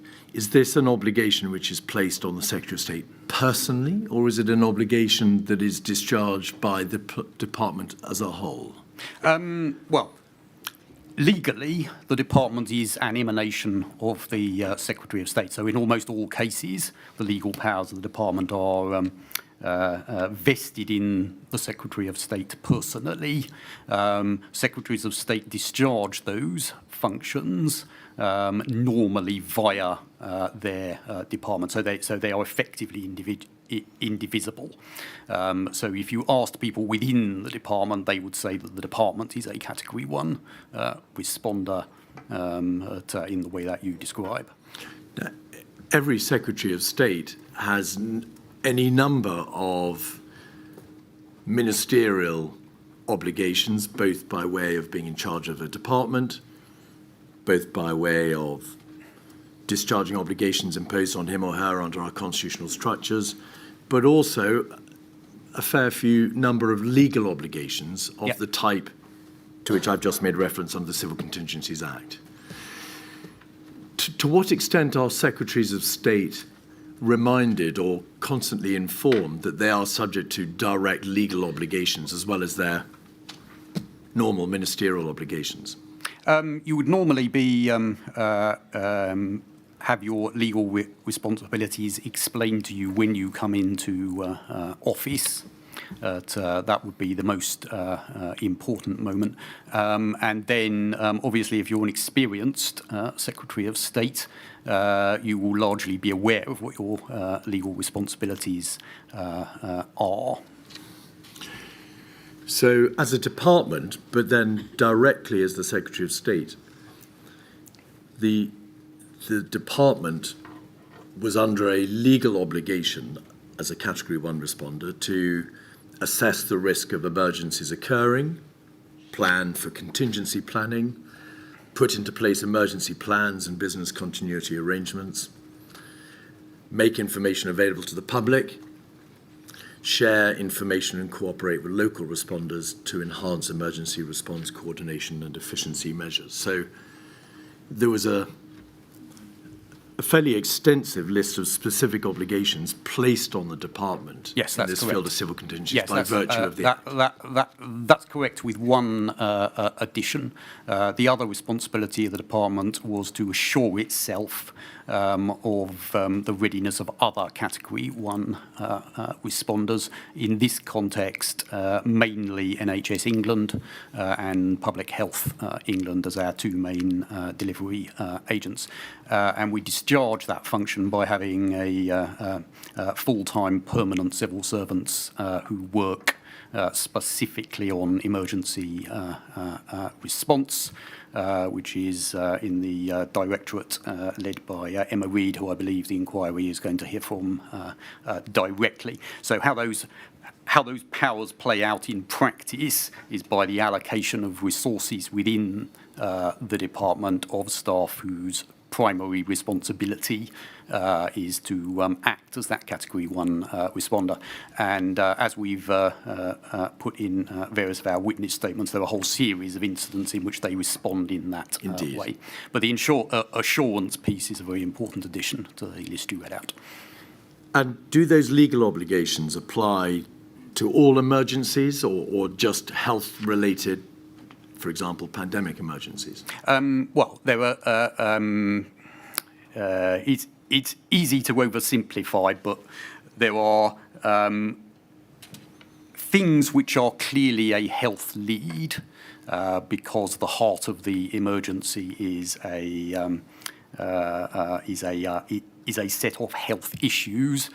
For example, the recent monkeypox outbreak, I think, would be in that category. And then there are a large number of things where health is one player in an emergency that is led from somewhere else. So something like a terrorist incident. Obviously, there is a health service response, but it's led from elsewhere.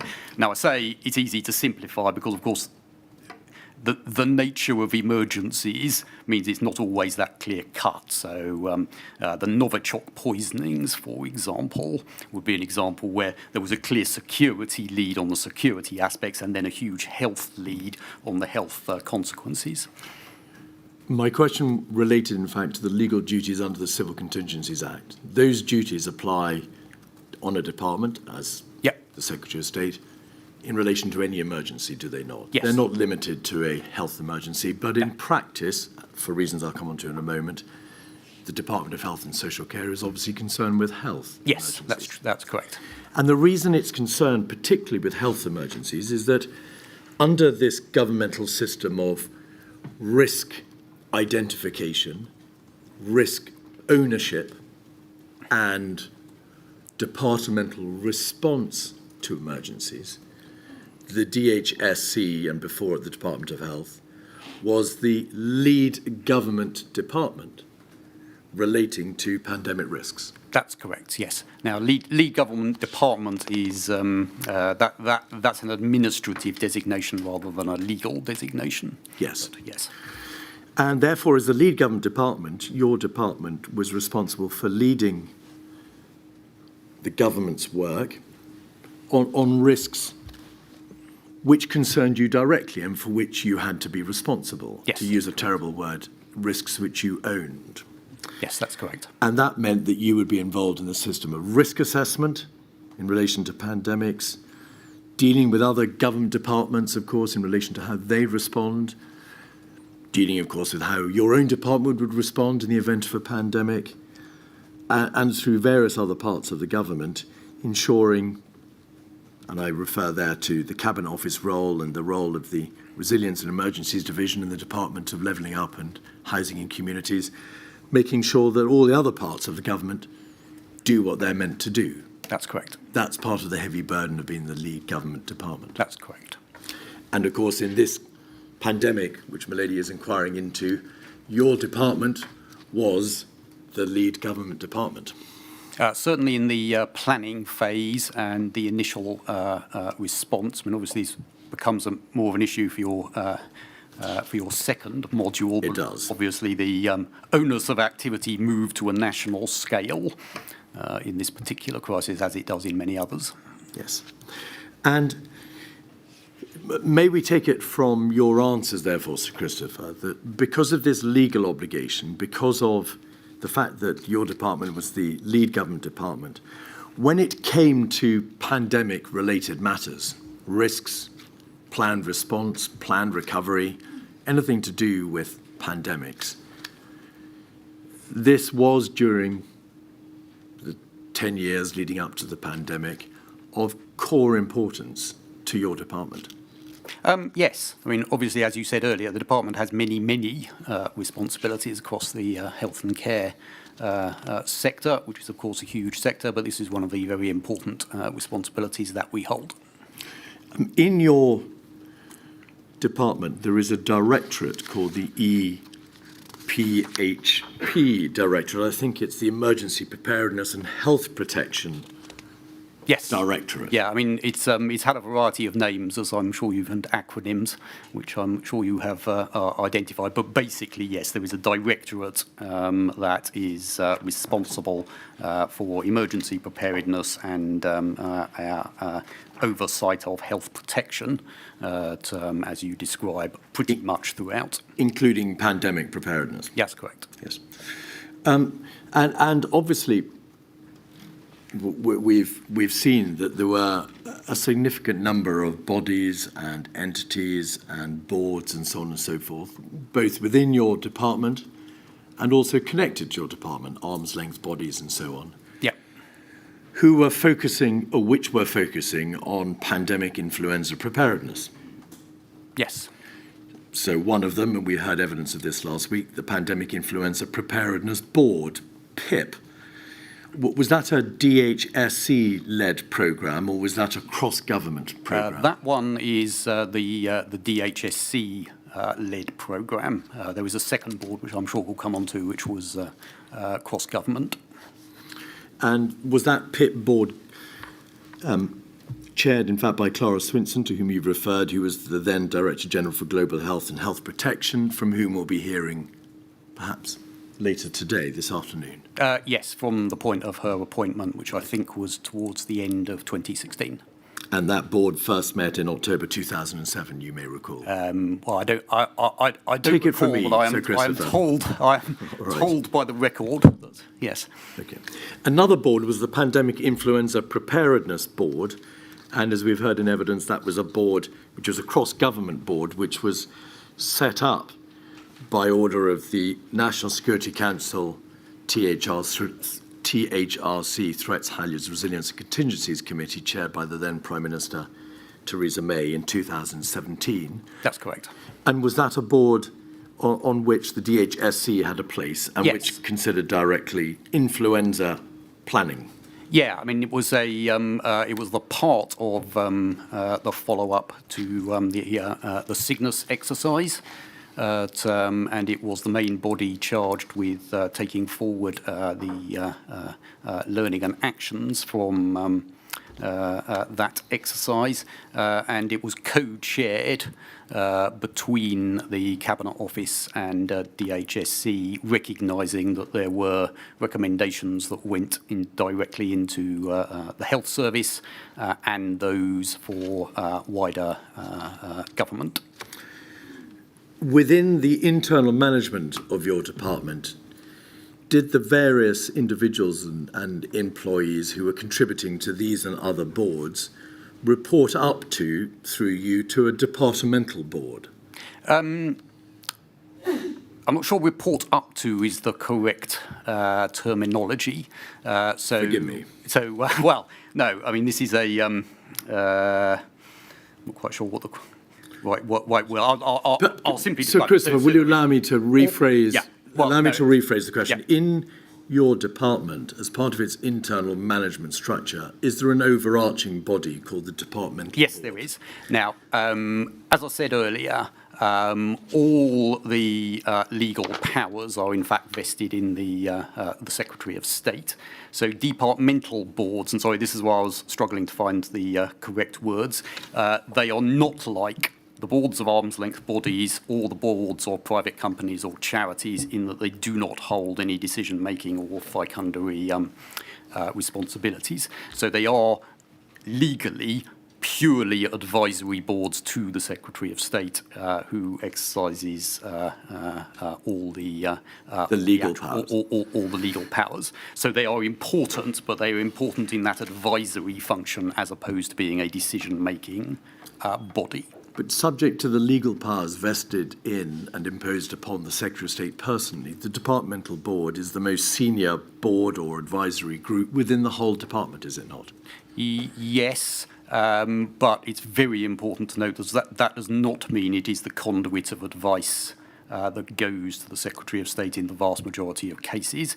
As I think I set out in my first witness statement, the basis of departmental decision-making is the submission system to the Secretary of State. So what I don't want to give the impression of is that Secretary of State's decision-making is particularly advised by the board, which doesn't meet that often. But you are correct that it is the highest, highest committee in the department. And may I just observe that I didn't suggest that it was a body for giving advice to the Secretary No, I'm of sorry. State. It is, however, a body which addresses matters of the greatest import, of the greatest importance to the department as a whole. Matters which could imperil the very existence of the department, for example, the major risks to its functioning and its operation, go to that level, do they not? Yes. So the department's risk register is normally a standing item of the board, and one of the board, and particularly the non-executive members of the board's role, is to critique what the department is doing on all those issues as a challenge function. As I say, decision-making sits elsewhere.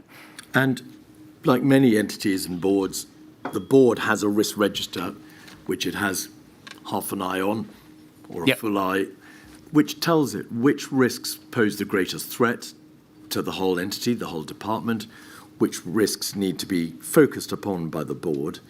And a register is, of course, kept of where the risks come in the general order of things and what is being done to mitigate those risks. That's correct. And in a general sense. Yeah, and as you correctly identified earlier, what the board does is it sits on top of a structure that assesses those risks, and subcommittees that do so.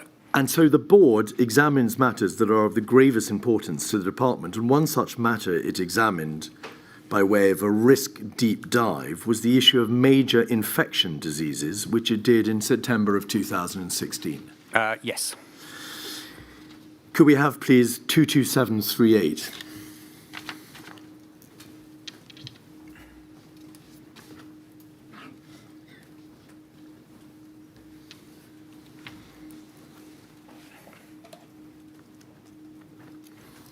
Departmental Board Risk Deep Dive, dated, we can see, 28th September 2016. And then page 2, please, paragraph 1.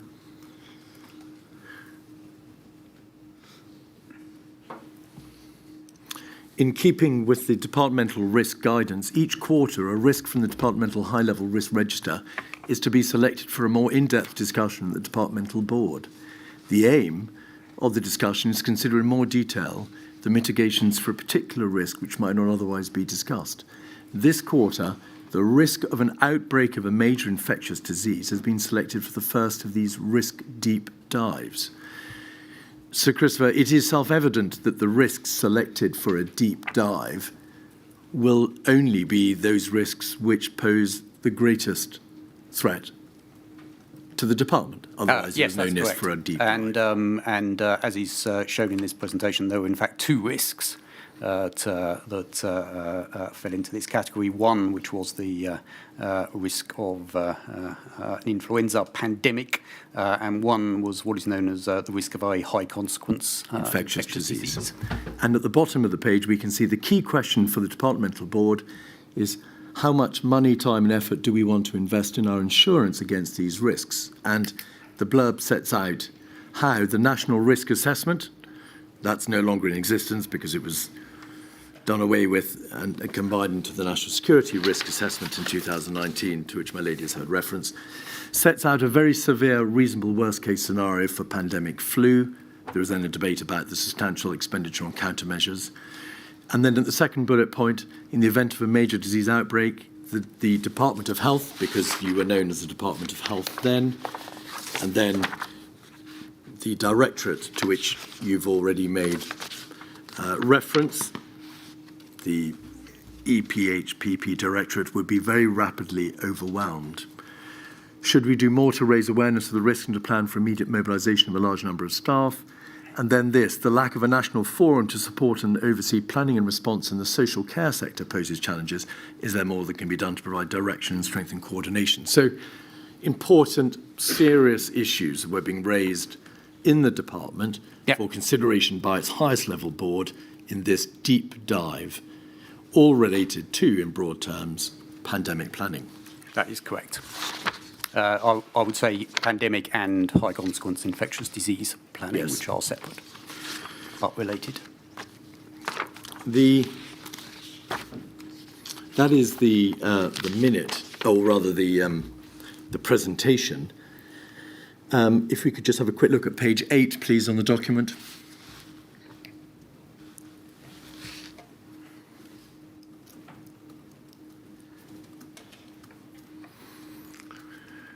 And if you could zoom in, please. Some figures were provided to the board on the likely consequences of a severe pandemic. 30 million people symptomatic, 300,000 to 1.2 million requiring hospital care, 75,000 to 300,000 requiring critical care, peak illness, 7.2 million people. Impact on the economy, massive, lost working hours, huge, societal disruption, extensive. Could we have the minutes, please, of the meeting, 57271? This was a meeting dated the 29th of September, so one day later, at which these points were discussed. Departmental Board draft minutes. Present, Chris Wormald. That's you, of course, and members of your team. Apologies, Jeremy Hunt, Secretary of State for Health. Could we have, please, page 1?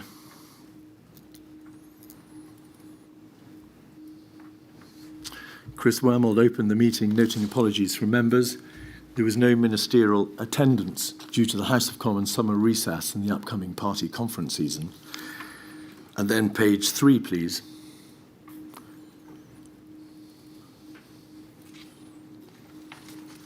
And the second bullet point.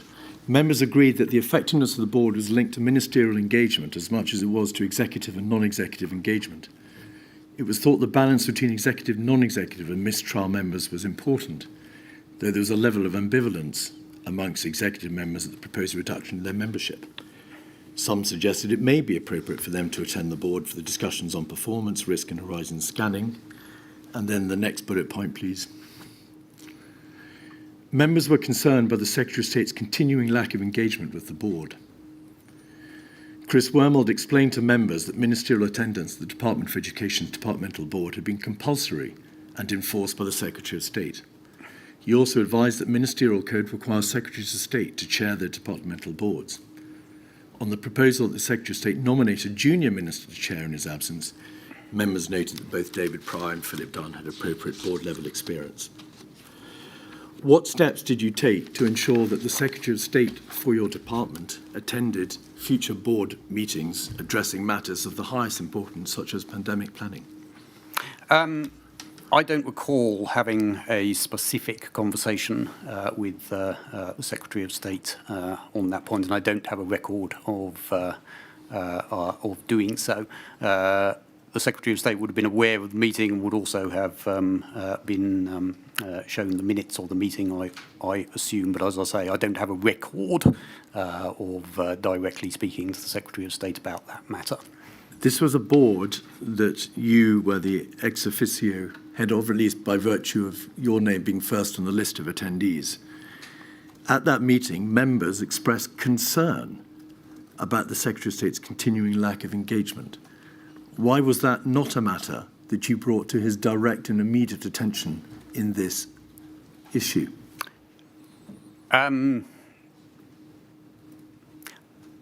It's very difficult to comment on a negative. As I say, I don't recall having a conversation. We undoubtedly had conversations about the board. I don't recall discussing this particular board meeting. So we definitely had conversations about the board and ministerial attendance. As I say, I don't recall raising this one specifically. It can't be very usual, Sir Christopher, for members of the departmental board to express concern about their own Secretary of State. No, I don't think it. I don't think it is. So why didn't you bring it to his specific attention? As I say, I don't have a record of doing so, and I therefore cannot recall what was was my thought process at the time. I hesitate to guess what I was thinking, but I suspect I was thinking that I would deal with it in the general rather than the specific. But that is that is my post hoc rationalisation. By which you mean? Well, as I say, we were I remember having discussions with the Secretary of State about the board in general, and I suspect I was thinking that was the best way to address the issue rather than a discussion about this specific board meeting. As I say, I don't have a record of having done that, so I can't claim that I did. Page 6, please.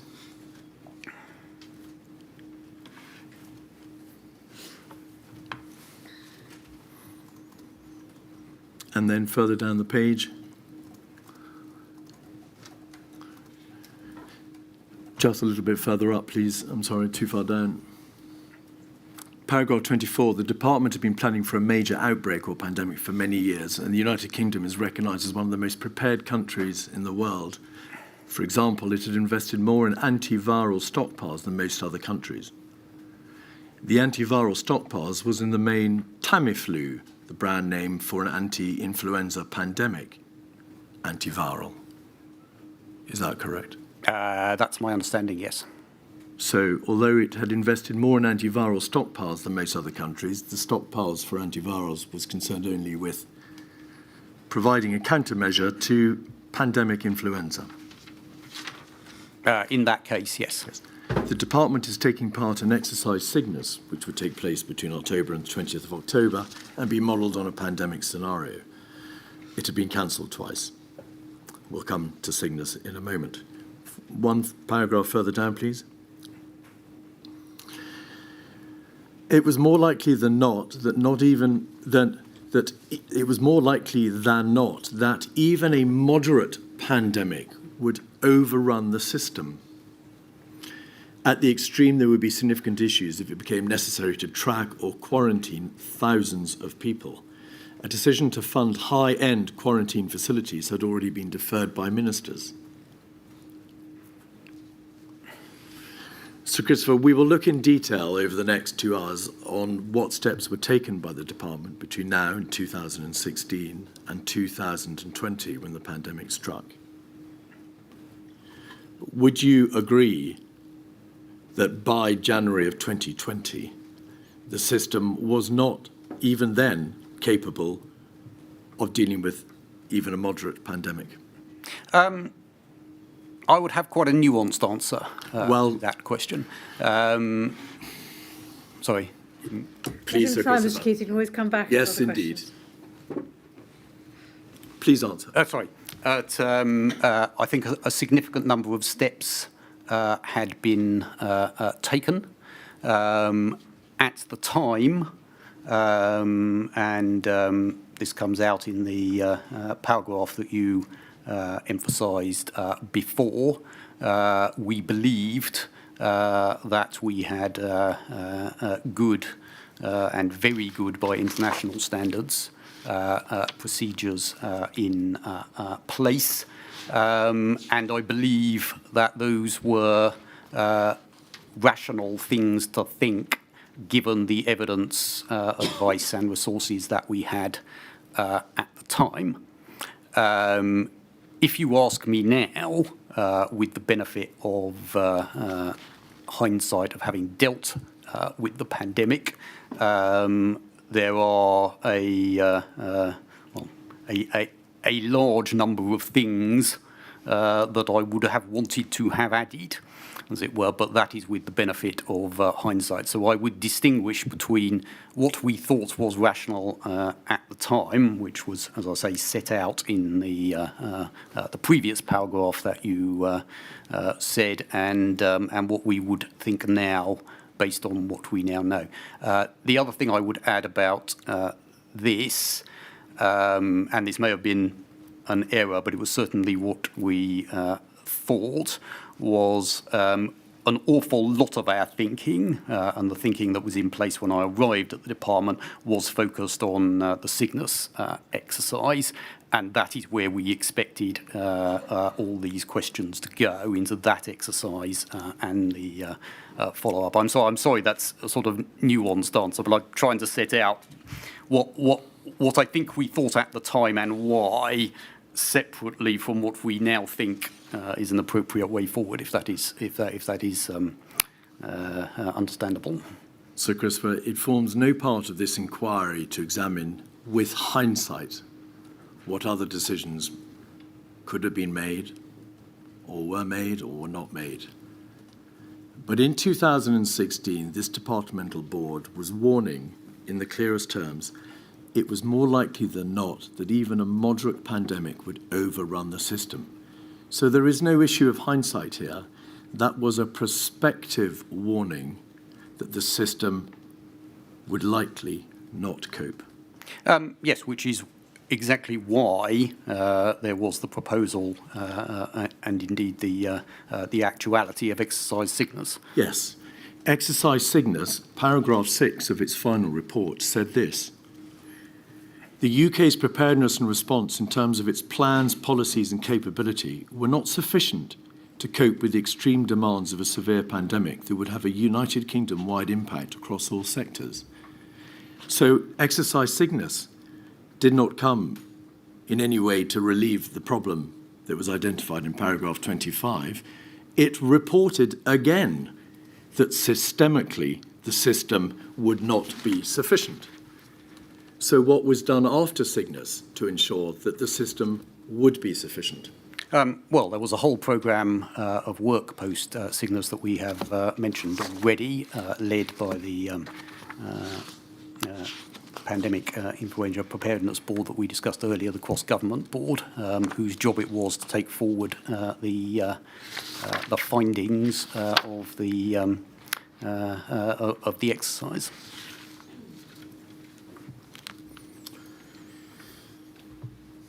Could we have, please, paragraph 26? All decisions in response to an outbreak or pandemic would need to be made by the department as a Department of State, though arm's-length bodies would have their role to play. There were, however, concerns about how resilient the somewhat fragmented system would be, especially in light of previous or future funding cuts. By January 2020, the system remained fragmented, did it not? Its legal structure, as set out in the 2012 Act and the 2014 CARE Act, the two governing pieces of legislation hadn't changed, no. The legal structure under that Act and the legal structure under the Civil Contingencies Act 2004 had not materially altered, had it? The two acts, which were the governing acts of how we run the system, the 2012 Act and the 2014 Act for health and then social care, remained in place, yes. And then, as you know, the Civil Contingencies Act hadn't changed. The whole system of having a lead government department, having local authorities and local resilience forums being supervised and liaised with by the Resilience and Emergencies Division of the Department of Levelling Up and Housing and Communities hadn't changed. No.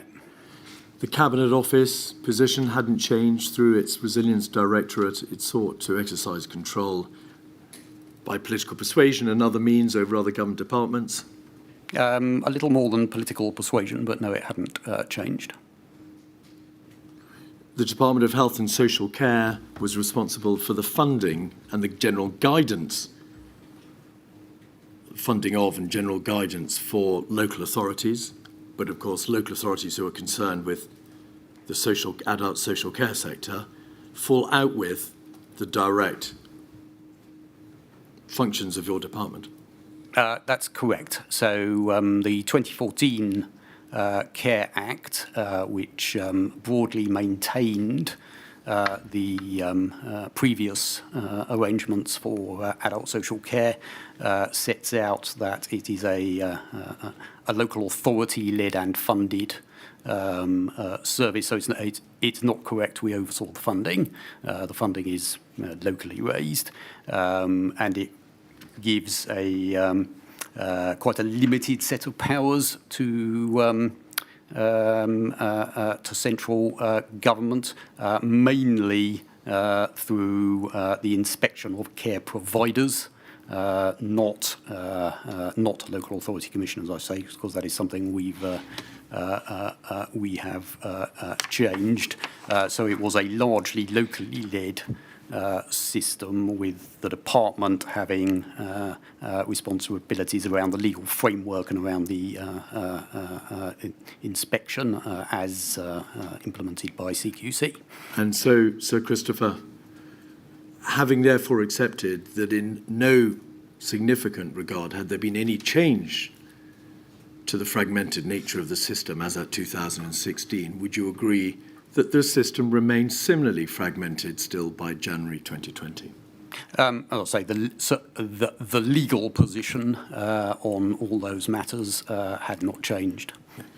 In this board meeting, Sir Christopher, concerns weren't being expressed about the dry nature of the legal obligations being placed on the various parts of the government machine.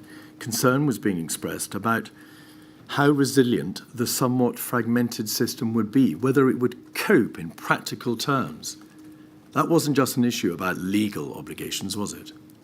No. I was answering the specific question you So asked. there were no changes, were there, significantly, to how resilient the system would be between 2016 and 2020. It remained fragmented. That's true. Thank you. And you are accepting it was fragmented. I got the feeling that maybe you weren't accepting, Sir Christopher, it was fragmented. I don't think there is any dispute that it was fragmented, and indeed the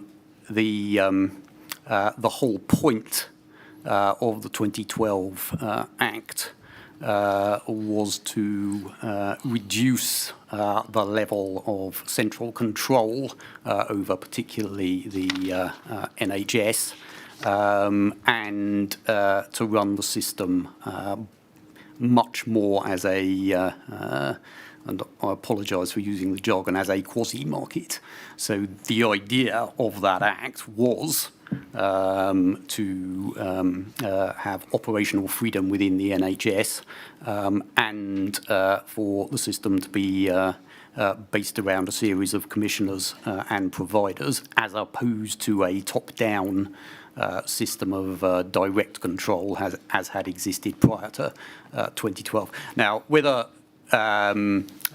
you believe fragmented to be a good or a bad thing, I don't think there's any dispute that that was the purpose of that set of reforms. Pause there, Mr. In terms of, I ought to cover social care as well. Just do finish the thought and then we'll pause. Yeah, where, again, it's not a matter of dispute that social care is a locally run service and therefore divided amongst the top-tier local authorities. As again, you can debate whether that is a good thing or a bad thing, but I don't think it's in doubt that it's a thing. And there we must leave it. Well, unless you particularly wanted anything else on this topic. Well, as it happens, I had one more question on this Go for document, it. and then perhaps we can put it to one side. Yeah. Paragraph 25, there would be significant issues if it became necessary to track or quarantine thousands of people. Is this the position, Sir Christopher, that despite that issue, the important issue of quarantining being raised in 2016, by January 2020, whilst there was and had been a continual debate as to how to isolate individuals in the event of a high-consequence infectious disease, there was and there never was any debate about mass quarantining, mass isolation, mass quarantining. Was that? Well, in the influenza plan, the basis of that is a series of voluntary, what are known as MPIs, which would have included those issues. What there was So, not... Christopher, which I'm so sorry to interrupt. Yeah. Quarantining is, as you know, of course, a mandatory thing. It's a mandatory restriction. Was there any debate between now, the issue having been raised in 2020, of mandatory quarantining of significant numbers of the population? Not in the context of a pandemic. Well, we're not really concerned with quarantining outside the pandemic in this inquiry. So the answer is no. Not in the context of a pandemic. I'm sure we will come on to, but there are important interactions between the strategy for high consequence infectious diseases and the plans for a pandemic, which I'm sure we will discuss further. I think you said the issue hadn't been raised in 2020. I think you meant 2016. Thank you, I did. Very well, we shall come back at 2:20, please.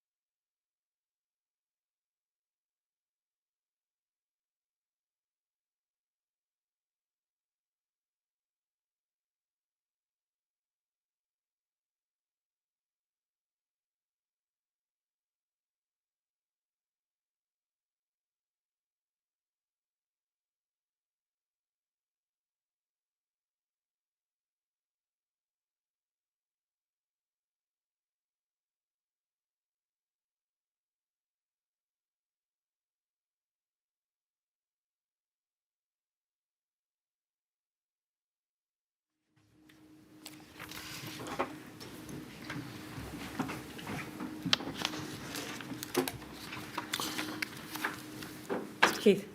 So, Christopher, may we now turn, please, to the risk assessment process to which you referred earlier.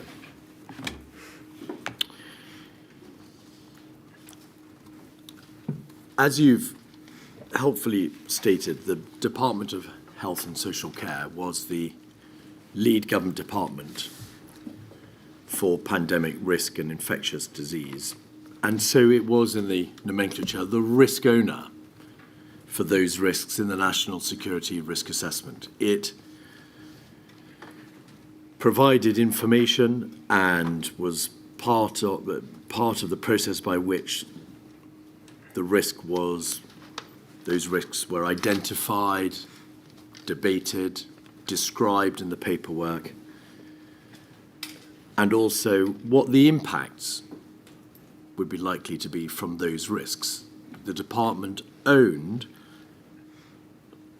all aspects of the debate concerning those two risks: pandemic, influenza risk, and emerging infectious disease risk.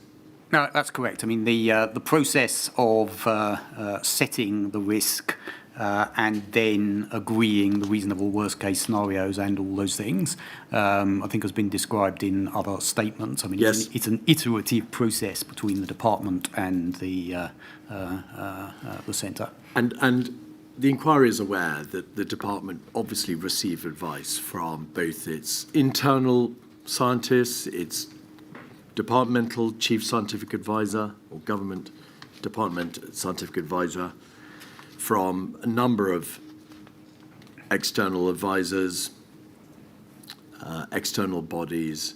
I mean, these risk assessments were poured over by a multitude of people and bodies. Yeah, that is that's correct. So the process. We don't need the full detail. We just agree with the proposition that they were, of course, examined at great length by your department, which was responsible for them. Yep.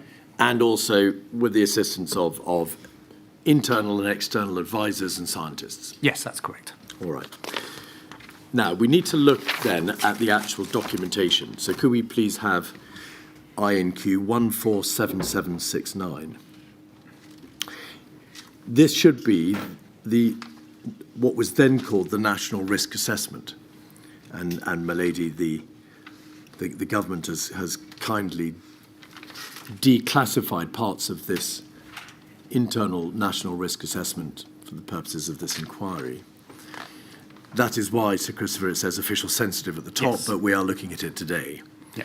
And this is the 2016 version, and it was the national risk assessment then, but in 2019, the two forms of the assessment, the national risk assessment and the national security risk assessment, were brought together, were they not? That's my understanding, yes. All right. So can we look then, please, at page 7?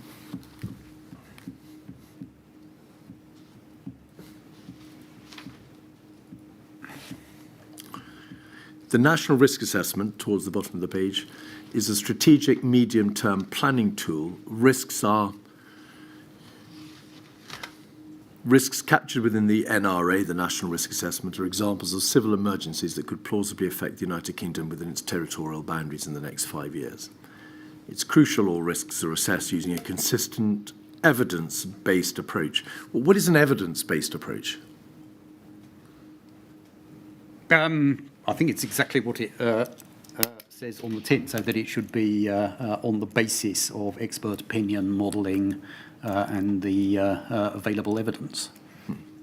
An approach that isn't based on available evidence isn't much of an approach, is it? Well, I mean, government is sometimes in the situation where it has to take decisions despite lack of evidence. So that does happen. But if you're doing this kind of assessment, yes, you would expect it to be evidence-based. And each risk is considered on the basis of a reasonable worst-case scenario. It's intended to provide an illustrative example of the worst plausible manifestation of the risk in question, and it's based on two scores: impact, which determines the severity of the consequences, and likelihood, which is more concerned with non-malicious risks, hazards, or plausibility, which is concerned with malicious threats. determining the expected recurrence rate of the risk over the next 5 years. And then if you just go down the bottom a bit further on the page, please, we can see that we have the heading impact.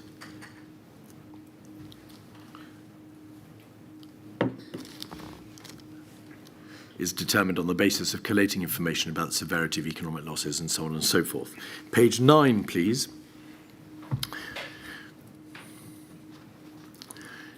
There is a chart at the top of the page, and along the bottom of that chart, we have likelihood or plausibility. We can ignore likelihood. We're concerned with plausibility because we're dealing with hazards, a pandemic, rather than, for example, a terrorist threat. And on the left-hand side, impact. And at the top, we can see for medium-high likelihood, but catastrophic impact, pandemic influenza. Thank you. And for medium-high, with medium-high likelihood and moderate impact, emerging infectious diseases. Is that correct? That's correct. If we could scroll back out, please, and look at the bottom half of the page, you can see that there's a second chart. And in relation to pandemic influenza risk, because it falls in the top part of the above chart, in the catastrophic range, there is a circled area in this chart called high impact risks, in relation to which the government is expected to supplement generic capabilities with specific contingency plans. Scroll back out, please. Because emerging infectious diseases was only in moderate impact as opposed to significant or catastrophic, it didn't fall within the shaded area for which the government was expected to produce a specific contingency plan. That's correct. Yes. All right. Page 10, please. Planning assumptions were then drawn up. So once you'd identified likelihood and you'd identified impact, and you could see where your risk came on the top chart, planning assumptions were then made on what the common consequences of a number of risks might be if they came to pass, so that everybody could understand the realistic worst-case scenario and plan accordingly. Is that correct? Yes. So there's an example given at the bottom of the page: risks that could lead to mass casualties, either an industrial accident or a terrorist attack or flooding or public disorder. If you group those risks together, the planning assumption would be, therefore, 1,000 casualties, because that's the worst of those 4 particular risks which are grouped together. Do you agree? Yes. All right. Could we then please have page 23?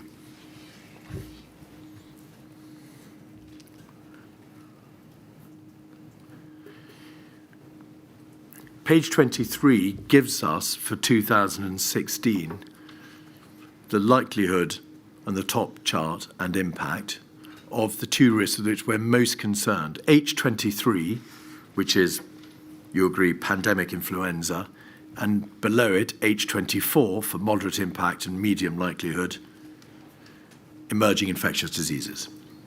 That's correct. And then page 47, please.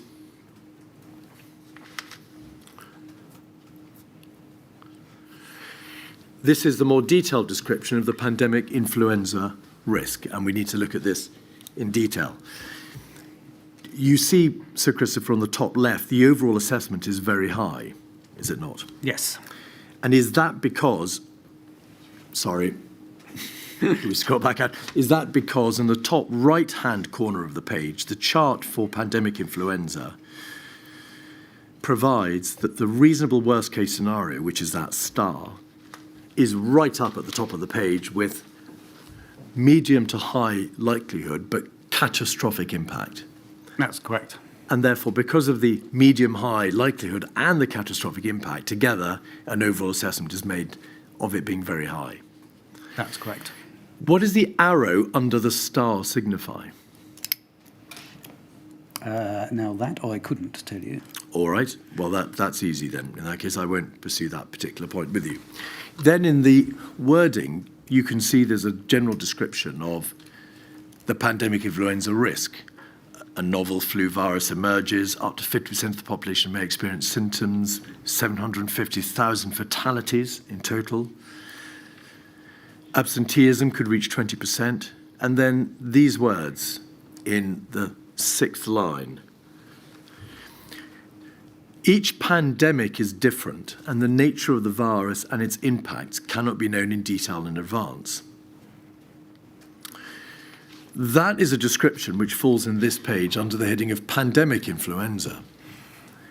But it is applicable to any pandemic or any viral respiratory disease because they all differ, and the nature of the virus and its impacts can't be known in detail in advance.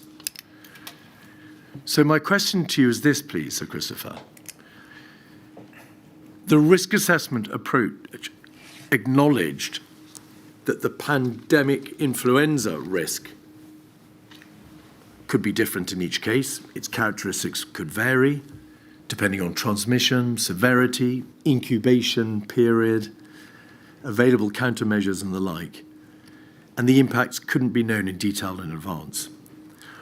Why was that same approach not applied to a non-influenza pandemic, which is equally, could be a virus or a coronavirus or some other type of infectious disease? Well, I mean, as you have discussed with other witnesses, this is, of course, one of the great questions. Now, how it was discussed within the department while I have been in it, and this may have been a wrong approach, but it was undoubtedly what people said to each other, was you had to have a basis for planning, and influenza was the most likely, most dangerous and identified risk. And the approach... I'm sorry. I'm sorry, lost my thread slightly. And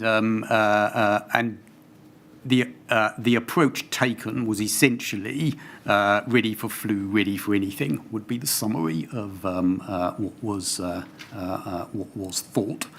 And this was built in, as I'm sure you know, to the original 2011 flu plan, which mentions the possibility of other respiratory diseases, and that was certainly the thinking that was going on at the time, that you had to specify a risk, and influenza was chosen on that basis, and that then were some other type of unpredictable pandemic breakout, you would adapt the flu plan based upon that approach. Now, as with some of my previous answers, obviously we have learned a lot, and in terms of our learning from the pandemic, we are in a different place. But in terms of what was thought at the time and the answer to your question, that was the approach being taken.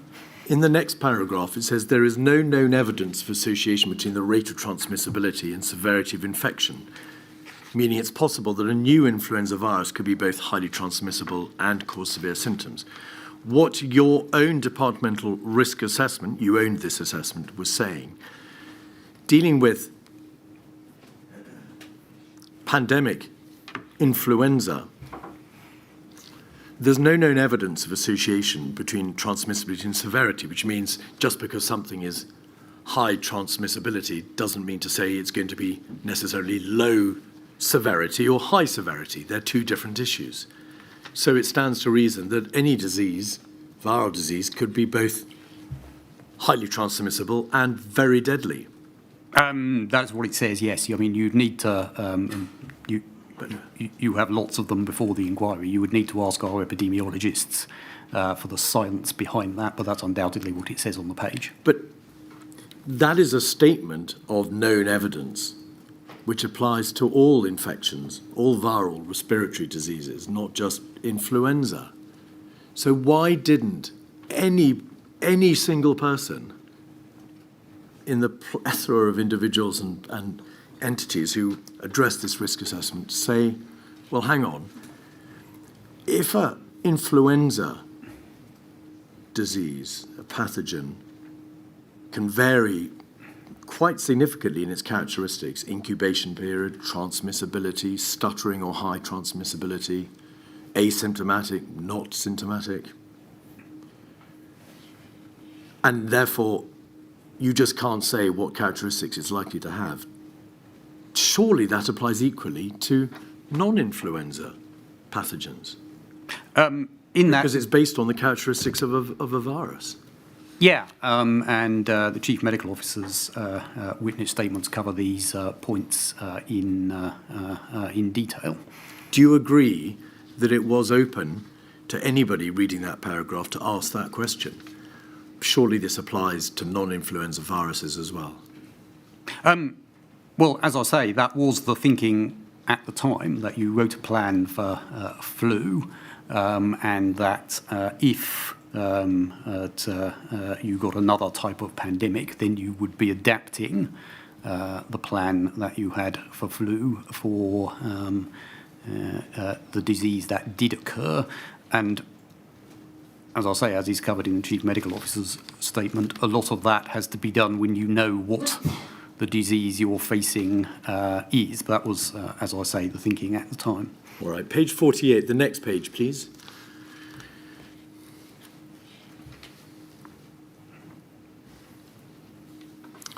So we're still in 2016. We're now dealing with emerging infectious diseases. The overall assessment top left is high, not very high, correct? Yes.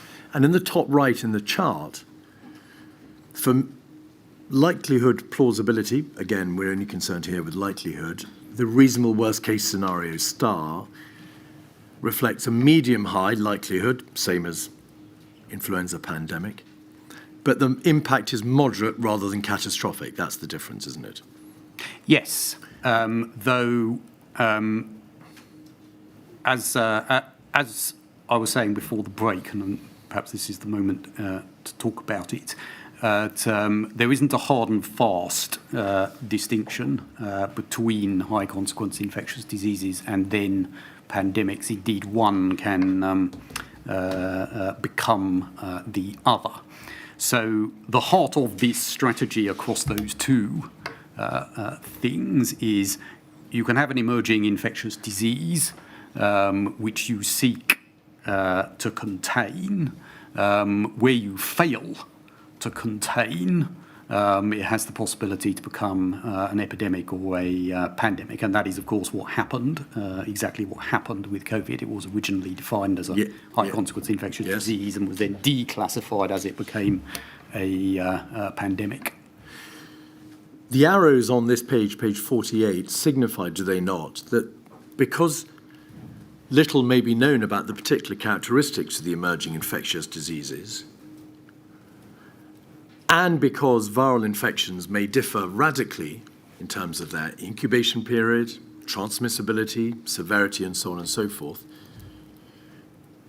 there was actually a chance that the impact could be greater than the reasonable worst-case scenario, and that is why the top arrow is in significant, the row for significant. Yes, I think I've understood the arrows now. That presumably is the bands of possibility around the reasonable worst-case scenario. So actually, whoever drew up this chart was recognising that because with emerging infectious diseases, like all viruses, it's impossible to know in advance with any degree of certainty what the characteristics may be and therefore how deadly or how transmissible the disease would be. It was important to identify the possibility that it could be more significant than the reasonable worst-case scenario. Yes, and as I said, you have to, and this is as I understand it, how it has always been thought about. Think about those two strategies in parallel. So we had one strategy, this one, which covered a wide range of possible diseases, those classified as HCIDs, a number of which have the possibility, as was the case with COVID, of becoming a pandemic, most of which, and as I'm as you'll know from several of the witness statements, we have had a number of HCID incidents, the vast majority of which don't. So on the question that I know this inquiry has been looking at, did we only have a plan for flu? That is not correct. We only had a pandemic plan for flu to be used in the way I described, adapted in the light of the pandemic that you had, and then a wider strategy, a lot of which flowed from the response to the Ebola crisis that you were describing earlier, about high consequence infectious diseases. And I take the upper arrow in this case, that is the transmission from one category to the other. That would be a disease that would be on its way to being epidemic or pandemic, and likewise the one going downwards the other way. Thank you, Sir Christopher. So the short answer is, if I may say so with respect, or suggest to you with respect, is that there was a specific pandemic plan for influenza. Oh, yeah. But no specific pandemic plan for anything that wasn't influenza. No, well, that is clearly factually correct for the reason that I described earlier, which I fully appreciate may have not been the right approach, and as I say, we're taking a different approach now. But just in terms of what was the approach. We'll come to now in a moment. Could we scroll back out, please, from page 48? If you look at the bottom, if you look at the middle of the page, there is then a reference to the fact that there had been more than 30 new or newly recognised diseases over the past 30 years. And there's a reference then to SARS and then to MERS and Ebola. So the author of this document plainly recognises that there are a significant number of new or newly recognised diseases out there. Yep. And there had been over 30 years. And the arrows indicate properly that there was a risk of something worse happening than the reasonable worst case scenario, because we're dealing here with a generic description trying to be applied to a specific future disease, the nature of which you don't know. Yep. All right. That is correct. Could we then look, please, at 2019, which is INQ 185135 on the eve of the pandemic. 185135.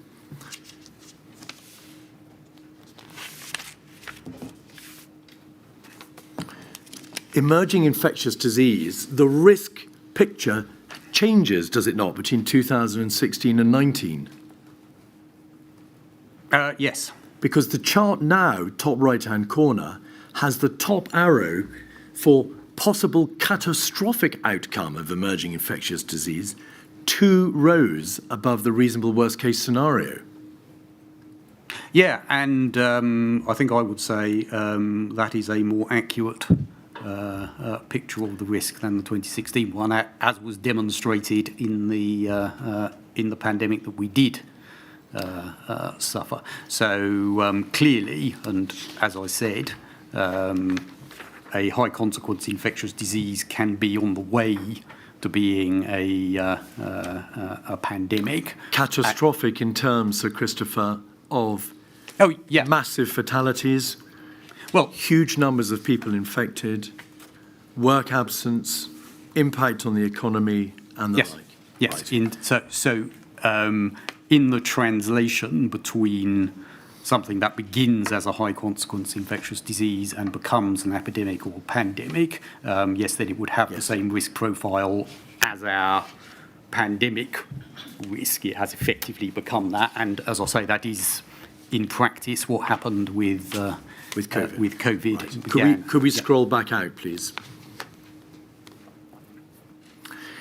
Towards the bottom of the page, you'll see a reference to a reasonable worst-case scenario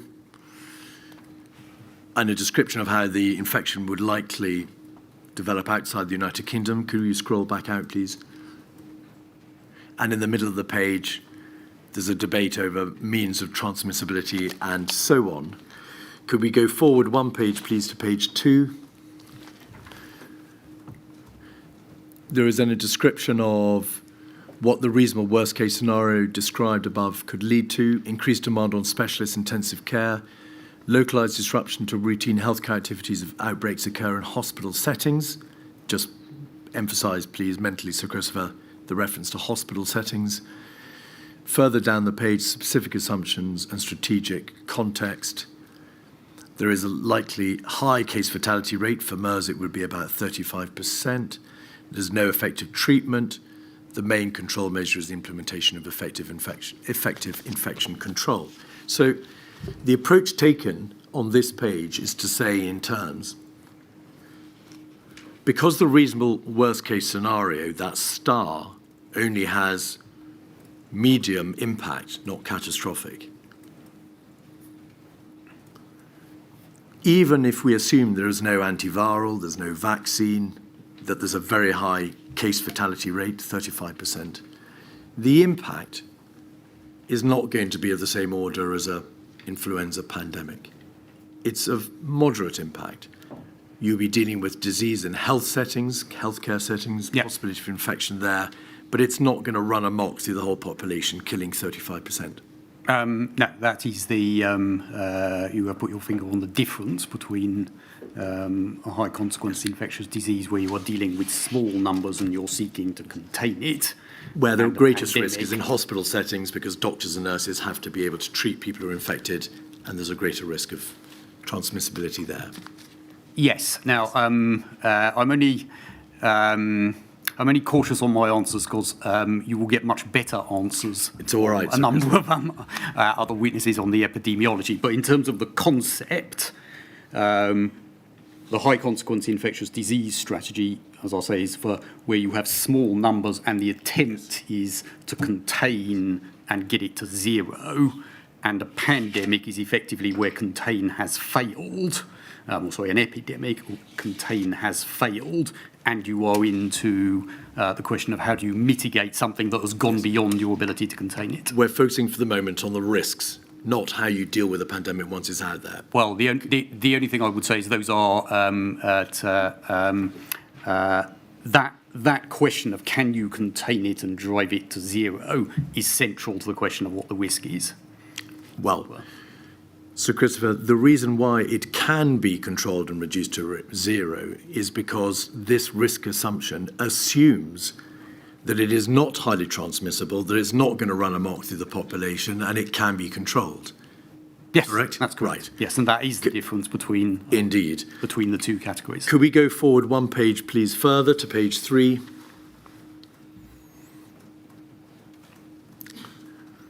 There is then more debate about MERS and SARS. And then in the middle of the page, or 2/3 of the way down the page, the emergence of new infectious diseases is unpredictable but appears to become more frequent. This may be linked to a number of factors such as climate change, the increase in world travel, and so on and so forth. So there's a clear recognition there, isn't there, that new infectious diseases are unpredictable and have become more frequent, correct? Yes. Yes. Could you scroll back out, please? And then at the bottom of the page, recovery and long-term implications. Could we go forward one page again, please, to page 4?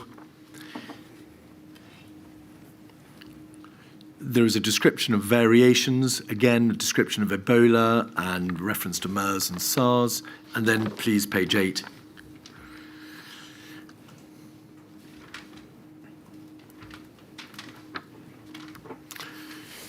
The consequences of this particular risk, broadly identified as it was. Likelihood.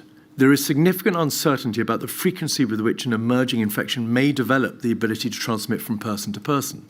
So there is a risk, is there not, recognised in this document, that a non-influenza emerging infectious disease may be a high transmissibility pathogen. It may travel human to human readily. Yes. Scroll back out, please. But the fatalities, the number of people which were assumed in this document to result from this disease is put at, under fatalities, 200, no notice and excess deaths. And then further down the page, please. Casualties UK, total number 2,000. No notice and excess casualties. Using the upper bounds, 20 no notice, 1,800 excess. So even though the arrow signified a risk of a catastrophic outcome to a non-influenza pandemic or a non-influenza pathogen, even though the document recognised that there could be human-to-human rapid transmission, and by implication that the disease could spiral out of all control. It concluded only, and I apologise to use this language, for using this language, a relatively few deaths by comparison to the 820,000 deaths assumed in a influenza pandemic. Now, I think we're in a slight danger of getting lost in the terminology. So, well, So, Christopher, are you able to answer that question? Why did those things being recognised, being apparent on the face of this document, was such a relatively limited conclusion reached in terms of impact? Because of the interrelationship between those two identified risks, and that's the reason why the two risks are on the National Risk Register. So if you are successful at containing a disease via your HCID mechanisms, then you would be containing the risk at these sorts of level.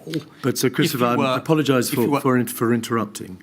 If the emerging infection does develop the ability to transmit rapidly human to human, as those arrows identify, as that paragraph under the heading likelihood confidence assessment states, there will be no question of containment, will there? Because it won't be. Oh no, and then you are HCID. into your epidemic, pandemic risk with the reasonable worst case scenarios identified for that. Sorry, that's what I mean about the interaction between the two. Why were the number of deaths put at 2,000, not 820,000? Well, sorry, this is where I think we may be at risk of becoming lost in the terminology. Then you have two identical risks. You have effectively two epidemic/pandemic risks. For which the outcomes will be the same. Massive loss of life. Yeah. Collapse of the economy. Huge millions of people infected. Yes, and as I say, and that is not this outcome on page 8, is it? No, because as you correctly identified, these would be the outcomes if you have successfully contained the disease.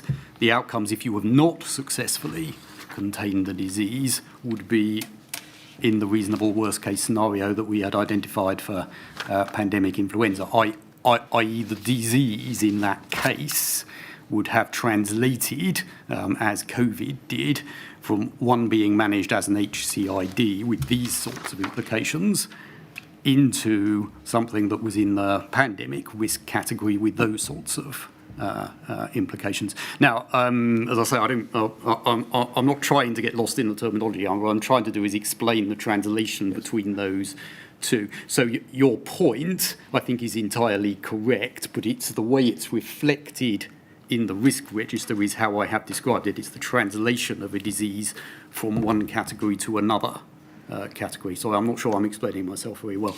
So, Christopher, in your own witness statement, you accept that any new pathogen transmitted by the respiratory route is likely to share characteristics with influenza, in that it may spread rapidly via close proximity, can travel rapidly, and there are few easy immediate countermeasures. Yes.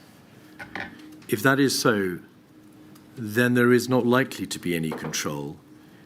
As you correctly said, the non-influenza virus will react and be apparent in just the same way as an influenza pandemic. Widespread, devastating, deadly.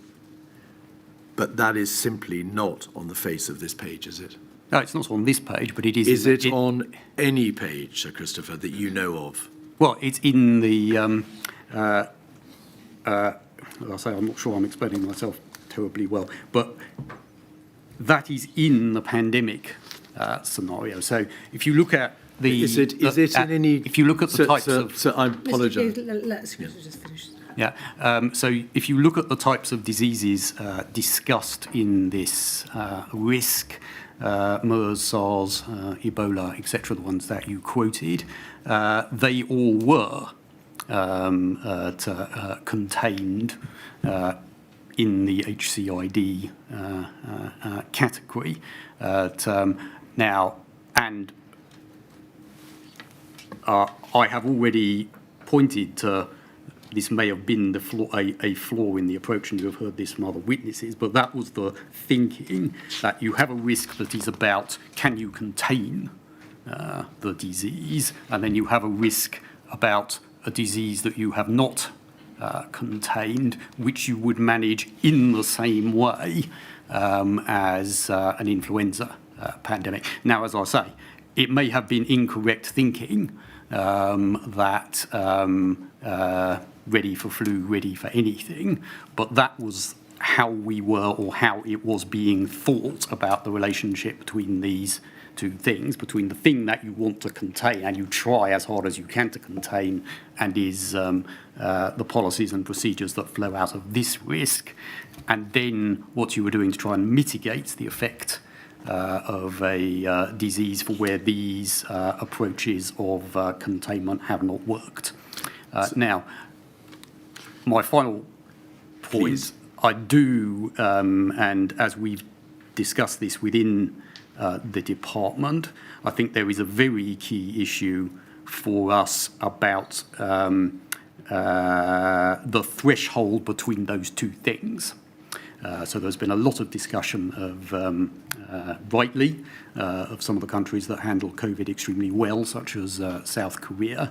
Effectively, what they had was a much higher threshold of containment for HCID than we were able to do, and that was the key difference. So I do think what we're talking about points to some of the key issues about the management of disease, of diseases. I don't actually think the risks were identified incorrectly, and I do think those two stages of you try and contain a new disease so that it doesn't lead to a pandemic, and then if it does, you try and mitigate the effect so that the impacts on society are as small as possible. I do think that is the right thinking. I do think in retrospect, the questions about what the thresholds are between those two things is a very important thing. So, Christopher, just a few moments ago, you said, I quote, there was a flaw in the thinking. Well, so in that we have changed our thinking, as I think our KC set out in our opening statement. I will continue to distinguish between what we thought was reasonable at the time and what we think now, with the light of experience. We have changed our approach on some of these issues, so it is only fair that I reflect that. Well, my lady will always ensure that the process is fair. No, sorry, that was not the implication that it was not. So, Christopher, I choose my words badly. That we have changed our thinking in the light of what we have learned in the pandemic. I think I am supposed to say when that is the case, and almost by definition, as we have changed our thinking based on our learning, that causes us to ask questions about our previous approach. Is that a better way of framing it? I wasn't trying to suggest anything about fairness. Happily, Sir Christopher, in this process, I asked the question, so I can't answer your question, I'm afraid. I'm sorry. Happily for you, Mr. Reid. Happily for me. Sir Christopher, one more question on this topic. There was, you've accepted now, a flaw in the thinking. Those 3 or 4 pages that Lady has looked at show quite clearly that on the one hand it was well recognised that a non-influenza pathogen would be unpredictable, potentially with catastrophic consequences, that you couldn't say in advance what the incubation period would be, what the transmissibility would be, what the severity would be, that there was a risk that it would be as deadly as an influenza pandemic.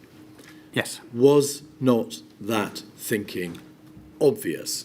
You say it's now flawed, but it was obvious at the time. So let me be very clear indeed. So the bit of this where we have adapted our thinking is what I said earlier about the piece of orthodoxy which was ready for flu, ready for anything, as it were. So, as I say, the thinking at the time was you made a plan for influenza as the most likely risk and still one of the most dangerous risks, and then you adapted that plan for what was in front of you, and that is some of the things it says in the original 2011 version, that this would be adapted for a SARS-like disease. Now, that is thinking that we have moved on from. I don't actually think that the difference between an HCID, a high consequence infectious disease that you are trying to contain and a disease that you are trying to mitigate, I don't think that is flawed thinking. I do think the question of what's the top of what you try to contain as opposed to mitigate, that is a clear lesson of the pandemic and from some of the countries that you correctly quoted in some of your opening statements about who we should learn from, one. And two, the other area, well, I think your questions are right on the button, are on the levels of uncertainty about the emergences of these diseases. So the question is asked, were we over-reliant on an influenza plan? My view is we were over-reliant on plans, period. Our thinking now is much more in terms of what are the flexible capabilities that allow you to put together the correct type of response given the type of disease that happens to be in front of you, as opposed to can we write a plan for a specific outcome and then identify it. And then second, as has been discussed with a number of your witnesses already, and I'm sure will come up a lot more, what is the underlying resilience of your system? All right, so Christopher, I'm going to interrupt, I'm afraid, just to try to allow us to allow you to draw breath. It's a very, very long answer. I'm sorry it's long, but we have thought about this quite a lot, and as you would expect, and what I'm describing does flow out of the questions that you are correctly asking about these types of strategies. So I do think your questions are get us to those questions. I don't draw exactly the same conclusions as you, which is perhaps unsurprising, but I do think we get to those sorts of the sorts of learning that I have just described. All right. So, Christopher, you made a reference in the course of that answer to the 2011 document. Yes. Do I take it you mean the 2011 United Kingdom Influenza Pandemic Strategy? Yes. This was a strategy which was designed, was it not, by your department? Yes. And it was a strategy, as it says in the title, for dealing with an influenza pandemic strategy. Yes. And as you've rightly acknowledged, if I may say so, there was perhaps too great a dependency upon plans, and as we've discovered, too great a dependency upon an influenza pandemic plan. Was that strategy in 2011, which formed the basis for this risk assessment thinking, ever updated? As in a new one published, no. There was a plan to, but the pandemic struck before it was. Was the plan not published because of the pandemic, Sir Christopher, or for some other reason? The work was not finished. So the work was not finished. But the work was in flight at the time. Now, Sir Christopher, I'm so sorry. What do you mean the work was in flight at the time? Right. So I'm getting confused around the word plan. Our intention in 2019 was that we were working on an update of and a refresh of the influenza plan, not a wholesale rewrite. There was not proposals for new strategic thinking, but a refresh of the plan. Those plans had not finished. Sorry, that work had not finished at the time that the pandemic broke out. So, Christopher, is the answer correctly to my question this? The 2011 document was never updated or refreshed, and the reason why it was not refreshed in 2019 was nothing to do with the pandemic, which is what you said a few moments ago, but because your department's work was significantly interfered with by the diversion of resources to dealing with a no-deal EU exit. Oh, yeah. Yes, no, and I think we've been explicit about this, that this is one of the areas of work that we paused while we were looking very specifically at the consequences of a no-deal Brexit. So the work was not in flight, as you said, and the work was not interrupted by virtue of the pandemic, as you said. It was delayed by the work on Brexit, and then the pandemic broke out. It's more specifically, sorry, I've chosen my words badly there.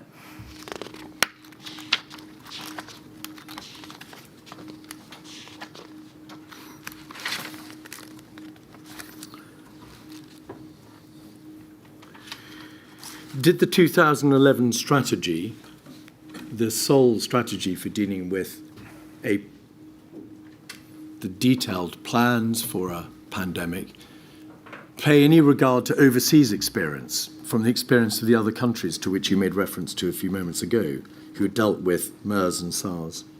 The plan makes an explicit reference to SARS. I think it is correct that in the 2011 plan and in the substantial work that was done post that, we were not looking at the examples of some of the countries that you mentioned in your opening statement. So if I may suggest, the correct answer is that whilst there was a reference to SARS in the 2011 strategy, there was no reference at all to how other countries had coped with SARS. There certainly wasn't in the 2011 plan, and you are correct that our plans were what you might describe as in the European and Western mainstream. We were not looking at the examples that particularly of the countries you reference. That's simply a fact. But the countries which had dealt, in your own words, perhaps more efficiently and appropriately with COVID, were the countries that had dealt with SARS and MERS, to which that very risk assessment makes reference. There were repeated references to SARS and MERS. So why was there no reference or thought given to the experiences of other countries who had been there before us? I am, in terms of 2011, I am partly hypothesising, because obviously this was before my time. Have you read the document? Yes. No. Well, as I say, I'm quite happy to comment. I'm merely setting out.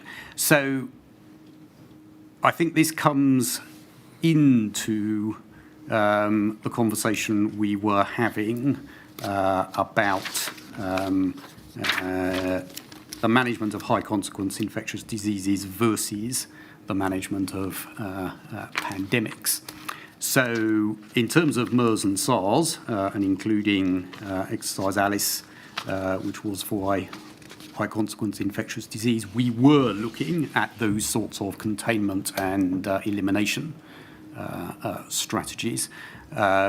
What South Korea and some other countries very successfully did in COVID was apply those to much more widespread diseases than SARS and MERS. And that was the thing, and a number of people have pointed to this, that we had not built a system to do, was to do that sort of containment at the sort of scale that that they did. So as I say, the difference is not were one set of people thinking about containment and the other not. It was the scale to which they were, I would say, very successful, and everyone is correct to point to them on the scale at which they were able to carry that out compared to the much lower scale of containment that was based in our plans. You said earlier, and you say in your witness statement at paragraph 96, the capabilities developed for an influenza pandemic are often the most transferable for use in response to other pandemics, should that be required.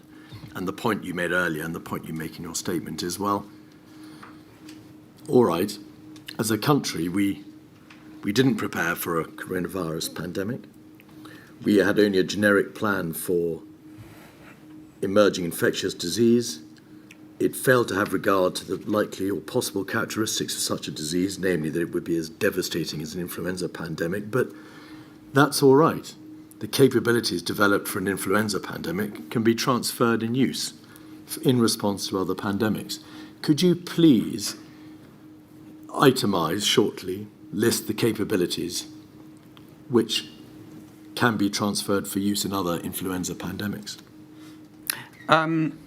There was one, before I do, I don't think it's the case that we only had a generic plan for high consequence infectious disease. We were only required to have a generic plan by the National Risk Register, but there was in fact a extensive programme of work led by the NHS on how you deal with high consequence infectious diseases. So I don't think that word is correct. We used quite a lot of the flu plan in COVID. We used the legislation. We used the surge capacity of the NHS. We used the response function that we had built up. We used the thinking on public communications and the voluntary versions of non-pharmaceutical interventions. And absolutely crucially, and very successfully, we use the investments that have been made in vaccines via the UK vaccine network, which provided the platform technologies that turned into the Oxford AZ vaccines. So there were a whole series of things from the influenza plans and the work flowing from it that we used. There were then some things that we didn't use, as your question points to. The stockpile of personal protective equipment for an influenza pandemic had a duration of about 3 months. Was that a capability which was transferred to COVID, or did we run out? It was undoubtedly transferred in that we used the pandemic stockpile that we had built up for influenza in the early months. Did the stockpile run out, Sir Christopher? We never nationally ran out of PPE. We were very short and we had significant logistical issues. So the stockpile that we had built up was incredibly useful in the pandemic. Was it big enough for the pandemic that we had? It would have been much better were it to have been larger. Can I just interrupt there? Yes. I think a lot of medics would be surprised at your comment, we never nationally ran out of PPE. Yes, and I chose my words very carefully, and it's a debate we have had before. There were huge pressures on PPE, and we had, as I said, significant challenges getting PPE to the right place. So the department has never said, and it would not be true to say, that in individual places there were shortages of PPE and people having to use not the right PPE. That's different from it having run out nationally. So in terms of all the reports people make of the struggles with PPE and the right PPE in an individual place not being available, that was clearly true. So, Christopher, the stockpile which existed on the 1st of January 2020 ran out. Obviously, further PPE had to be procured, but Yes. the stockpile for a pandemic influenza was not sufficient, was it? Was that stockpile sufficient, Sir Christopher? The stockpile was never intended to cover the whole of a pandemic. It was supposed to create a buffer while you ramp up production. But you're the one who said the capabilities developed for influenza are transferable for use. Yeah, and the stockpile was transferred. Now, I did not, and this was a very deliberate answer to your question, I did not put PPE on my list of things that we transferred. While the stockpile we had was useful and prevented us from running out of PPE at various points, there was a clear difference between the PPE we needed for this type of pandemic and the one we had built up, which is why I didn't put it on my list of transferables. The antiviral medicine, Tamiflu, was a capability developed for influenza pandemic. Was that of any use at all in a non-influenza pandemic? No, and again, that is why I didn't put it on my list. Now, was there no? Sorry, so can I just say some things I believe that you've answered the question. You'll have an opportunity in a moment, no doubt, of answering other questions on this. I'm sorry. In relation to contact tracing on a mass level, or of quarantining, or of lockdowns, or any of the more severe social restrictions, were those capabilities that were designed in relation to an influenza pandemic? Wide-scale contact tracing was never part of the influenza plan, and lockdowns, as in legal lockdowns, they were not what we had planned for. No. Exercise Alice, to which you've referred. So just before you go on, Yes. was there anything else you wanted to add earlier, Christopher?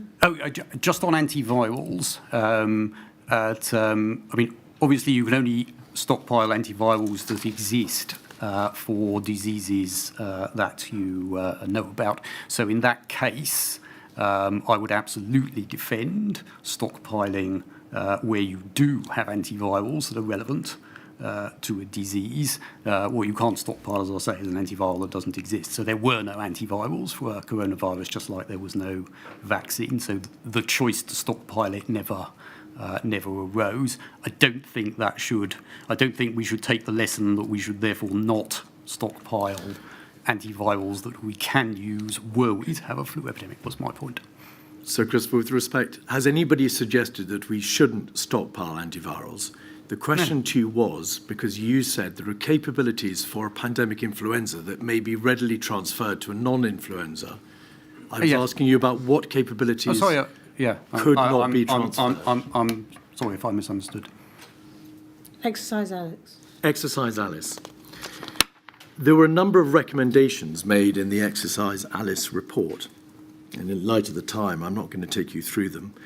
But lessons or actions 5, 7, 8 and 9 were concerned with producing a briefing paper on the South Korea MERS outbreak to consider the policy relating to port of entry screening. Action 7, produce an options plan using extant evidence and cost benefits for quarantine on a mass scale. Action 8, community sampling. Action 9, develop a live tool or system to collect data from MERS coronavirus contacts. I appreciate this is a very broad question, but can you say in general terms whether or not any of those actions were actually pursued by your department following the conclusion of exercise, Alice? Yes, some of them were partially, but you are correct that not all of them were completely. I should say that was, of course, a test of our HCID mechanisms, not our pandemic mechanisms. You referred to the experience of Asian countries. In a lessons learned report after the pandemic in September 2020, do you agree that your own department stated that it would have benefited from a fuller understanding of the response by Asian countries, which might have enabled us to start building testing systems earlier in January 2020? Yes. Could we please have up 57430?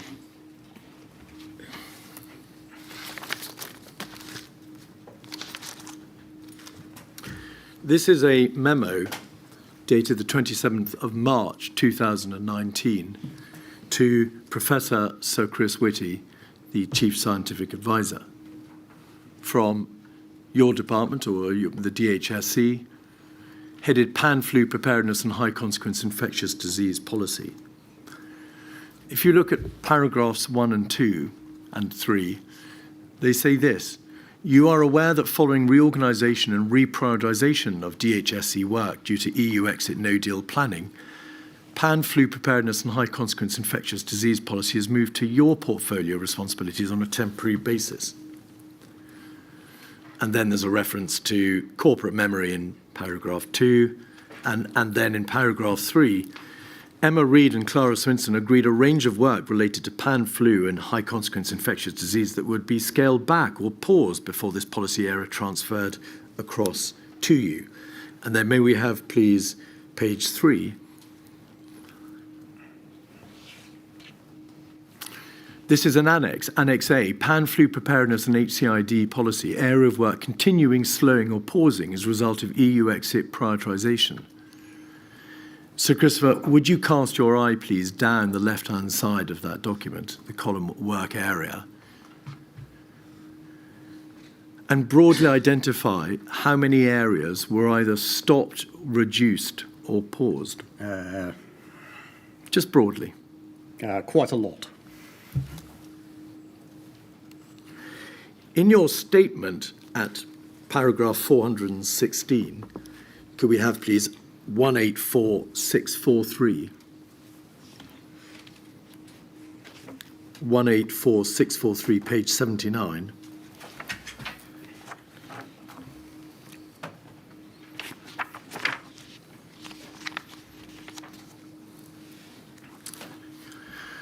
While it is a matter of judgment, the Department's view is that the United Kingdom was better prepared for health-related emergencies as a result of the work conducted on EU exit. For example, on supply, the Department had a far deeper understanding of global medical supply chains and stronger relationships with industry, heightened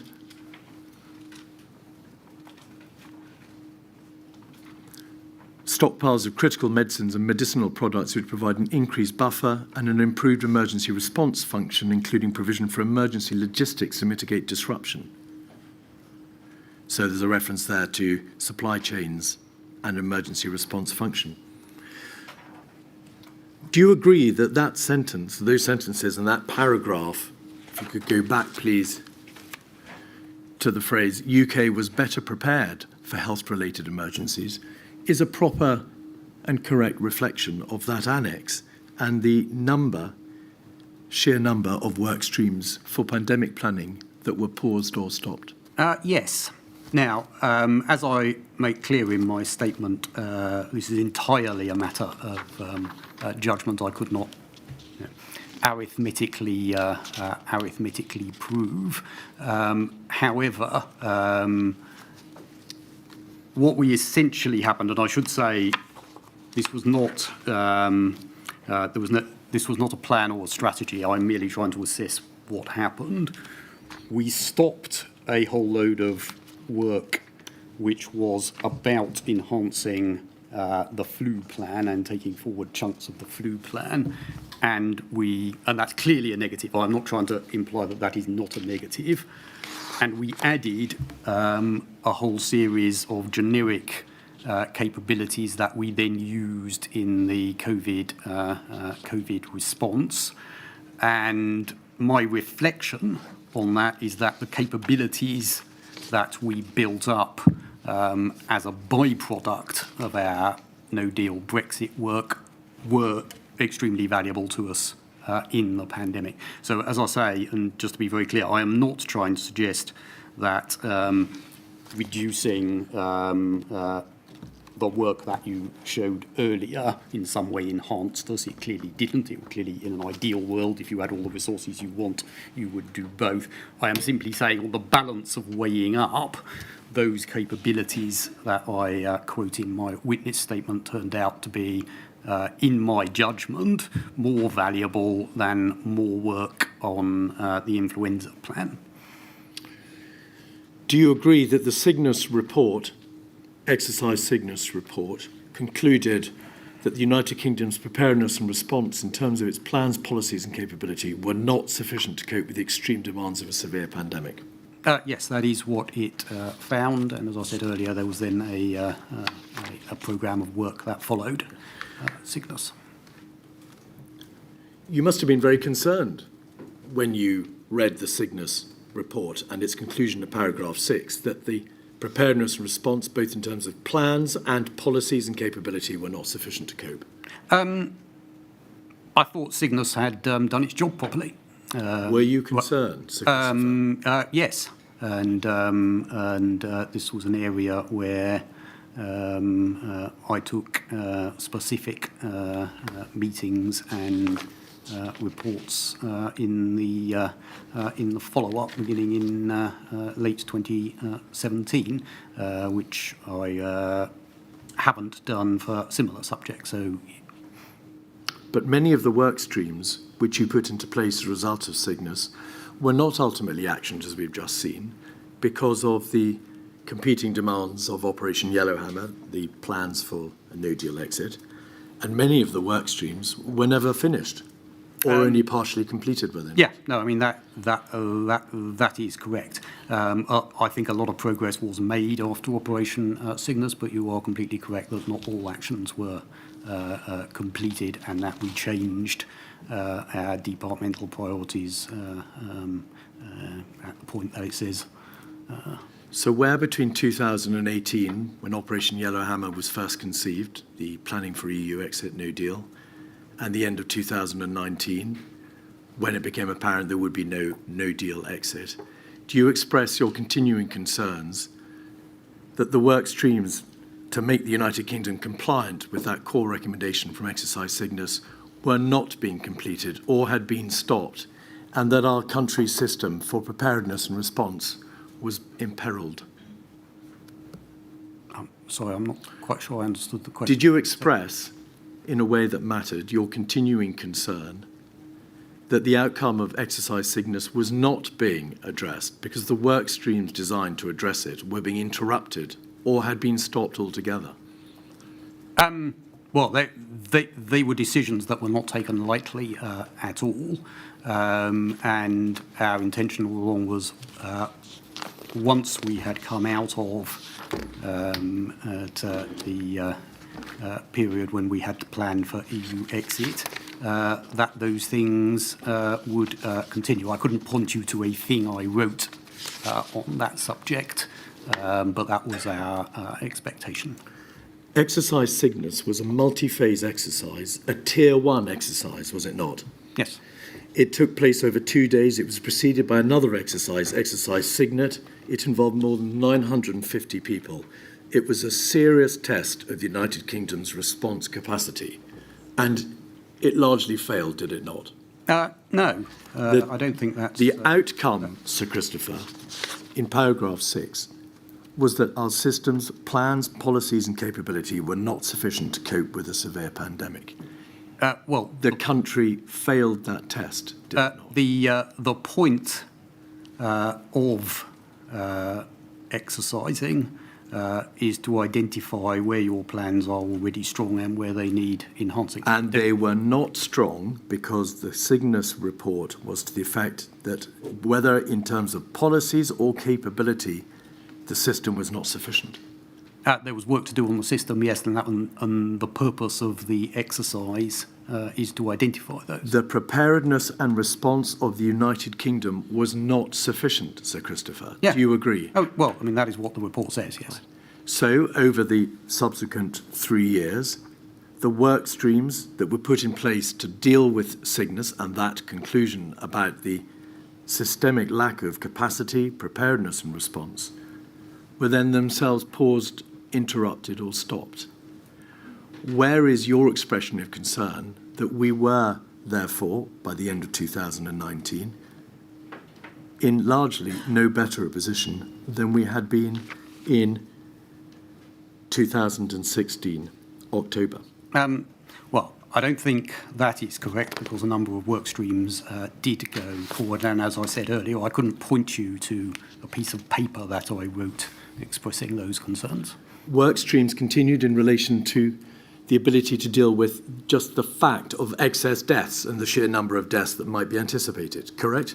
Well, that was one of the work streams. Work stream continued in relation to how a severe pandemic might impact on prisons.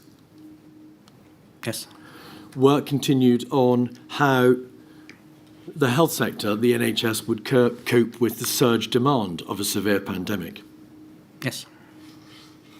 But in every other regard, whether it was to do with the adult social care sector, to do with public health measures, to do with a central repository of information for how to deal with a severe pandemic, for dealing with the loss of institutional memory, for dealing with the plans relating to dealing with a pandemic, that list in Annex A, no further work was done in the main by December of 2019. Between the point that we paused it and that date, yes, a number of actions before that date had taken place. So if you take the example of social care, the follow-up in terms of further discussions and seminars with local authorities that my colleagues at MHCLG carried out took place, as did the commissioning of guidance from the Association of Directors of Social Services for the social care sector, which was created and published in 2018. So it is not correct that nothing was taken forward between 2016 and 2020. It is correct, as your exhibit correctly identifies, that a number of things were paused in mid-2018 for the reasons that we have set out. By June of 2020, your department reported after the pandemic that 14 lessons of the 22 recommendations had not been completed. Is that correct? Yes, that's correct. 14 of 22? Not been completed. A large number of those were ongoing. Yes, they had not been completed by the time 6 months before the pandemic had struck, had they? That's correct. And in relation to social care policy implications, one of the objectives of Exercise Cygnus Objective 5 was to develop plans for the social care facilities to be used to support clients who were discharged from hospital as part of the health sector's surge capacity. And whilst there were meetings held in relation to that important work stream, that was one of the work streams that was not completed, was it? No, that was not completed, no. Sorry? That was not completed, no.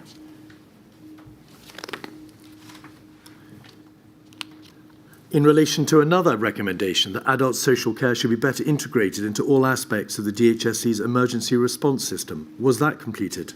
It wasn't completed, although work was done on that subject, as I've just Some described. meetings were held, were they not? Well, and guidance produced by the Association of Directors of Social Was the system for adult social care better integrated into the department's emergency response? Well, in the light of what happened in the pandemic, I couldn't hand on heart say yes. There was, as I've described, a programme of work post-Cygnus, but as I think it is well known, this is one of the areas where we adapted our approach most during the pandemic, and we were most challenged in how we dealt with that sector. So I think I couldn't say in the light of what happened that that had been successful. I think you've accepted, and a number of bodies have said this in the clearest terms, including Care England, that some social care providers did run out of PPE. Do you agree? Yes, and as I was describing earlier, we had two levels of challenge. One was the national supply, where it was exceptionally tight, but at no point did we actually run out. And two was the logistics of delivering to a much larger number of settings than we had anticipated, which was a huge struggle, as your witnesses have pointed to. Your own departmental conclusion was in December 2020, the COVID pandemic has shown that the clinical countermeasures, including PPE, held for an influenza pandemic had limited applicability to non-influenza pandemic threats. Is that a way of saying that the PPE held for influenza pandemic was of little assistance to the coronavirus pandemic? No, it was of assistance. What it was not designed for, and I know you've discussed this with other witnesses, was for a disease with a significant amount of asymptomatic transmission, which required us to provide PPE into a lot more settings than had been planned for. So yes, I recognise that conclusion. NERVTAG, the Committee for New and Emerging Respiratory Viral Threats Advisory Group, you say in your own statement, the 7th statement of paragraph 76, recommended to the DHSC that surgical gowns be stockpiled, and they did so in advance of the pandemic. Were surgical gowns stockpiled? The process of scoping the procurement was underway at the point when the pandemic broke out. So that had been accepted, but the procurement was not complete at the time that the pandemic broke out. In relation to the just-in-case contracts which the department had been involved in or had arranged, and which, of course, was a basis of one of the work streams post-exercise Cygnus, did the just-in-case provision of stockpiles and supplies meet the demands in January 2020? No, those didn't, and I think you reference the report. Those contracts didn't work largely because other countries introduced bans on the exports of PPE, and we were therefore, and I'm sure we will cover this in much more detail in other modules, forced to go to the general market at considerable expense. Did your own departmental briefing paper for oversight and assurance in July 2020 report that the respirators which had been provided for frequently fitted white faces, but the ones which were better off for black staff were purchased in much smaller quantity, and there had been no provision for that in the post-exercise Cygnus pre-pandemic planning? Yeah, that is a finding that the department found during the pandemic and acted on during the pandemic. That is correct. Mr. Keith, sorry to interrupt, but I was asked to break it about 2:30 or 25 to. That's a convenient moment. Thank you very much. I shall return at 5 to 4.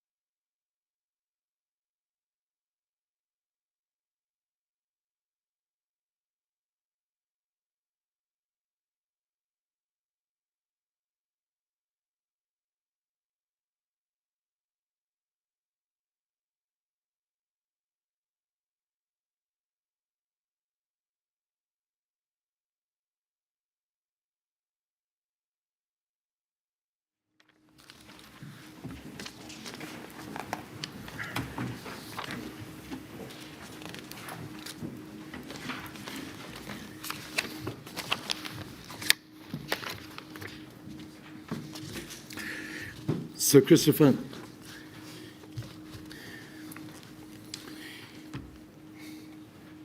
it appears to be common ground that insofar as your department considered, when planning for a pandemic, the potential impact on protected groups, ethnic minorities, vulnerable sectors of society, the marginalised, the position was that plainly a pandemic would have different impacts, but that those impacts would be of a clinical nature. So a pandemic would affect those who have heart disease or diabetes or some other comorbidity in a different way to a healthier member of the population. Is that correct? Yes. So when we've looked at what we did on equalities beyond what we did for legal compliance, the focus was exactly as you say. It was on the clinical elements of inequality and how those would be impacted by a disease. That is correct. And it follows, does it not, that neither your department nor, in fact, any pre-COVID exercise considered the issue of how a pandemic, in reality or as part of a test, would impact vulnerable people or those with health inequalities or related factors, other than insofar as they may be impacted clinically? Yes, there is obviously a very large overlap between the two, as you heard from other witnesses. There was a lot of thinking in the department, and still is, about the issues that you point to. They were, as you say, not thought of directly in the context of pandemic preparation. So there was a lot of work on those areas, but I couldn't point you to specific parts of pandemic preparation. Well, you say there was a lot of thinking in the department, and still is, about the issues that you point to. There was no thinking, was there, in the department or as part of any single exercise between 2007 and 2018, exercise PICA, about the impact of plans or the pandemic or the response to the pandemic, planned for or tested, on vulnerable people, ethnic minorities, or any sector of the population other than so far as they may be affected clinically. Is that correct? In the exercise programme, yes, I think that is correct. So it's not right to say there was a lot of thinking about these issues then. There was no thinking about these issues then. I'm not explaining myself correctly. In wider health policy, there is a lot of thinking about health disparities, was my point. As I said, what there wasn't was that specifically in pandemic preparation. So the lady's inquiry is not into healthcare, it is into the planning for pandemics. Yeah, sorry, as I say, I chose my words badly, I apologise. And it follows also, doesn't it, that at no time did the department ever obtain specialist advice on health inequalities and the implications of health inequalities on pandemic planning impacts and mitigation strategies. No, I don't think we ever commissioned advice on that until actually during the pandemic, when, of course, we did a lot. Right. A bit late, Sir Christopher. Sorry, I'm not. I'm merely setting out. I'm sorry, I'm merely setting out what happened. I've no further questions, thank you. Would my lady give me one moment?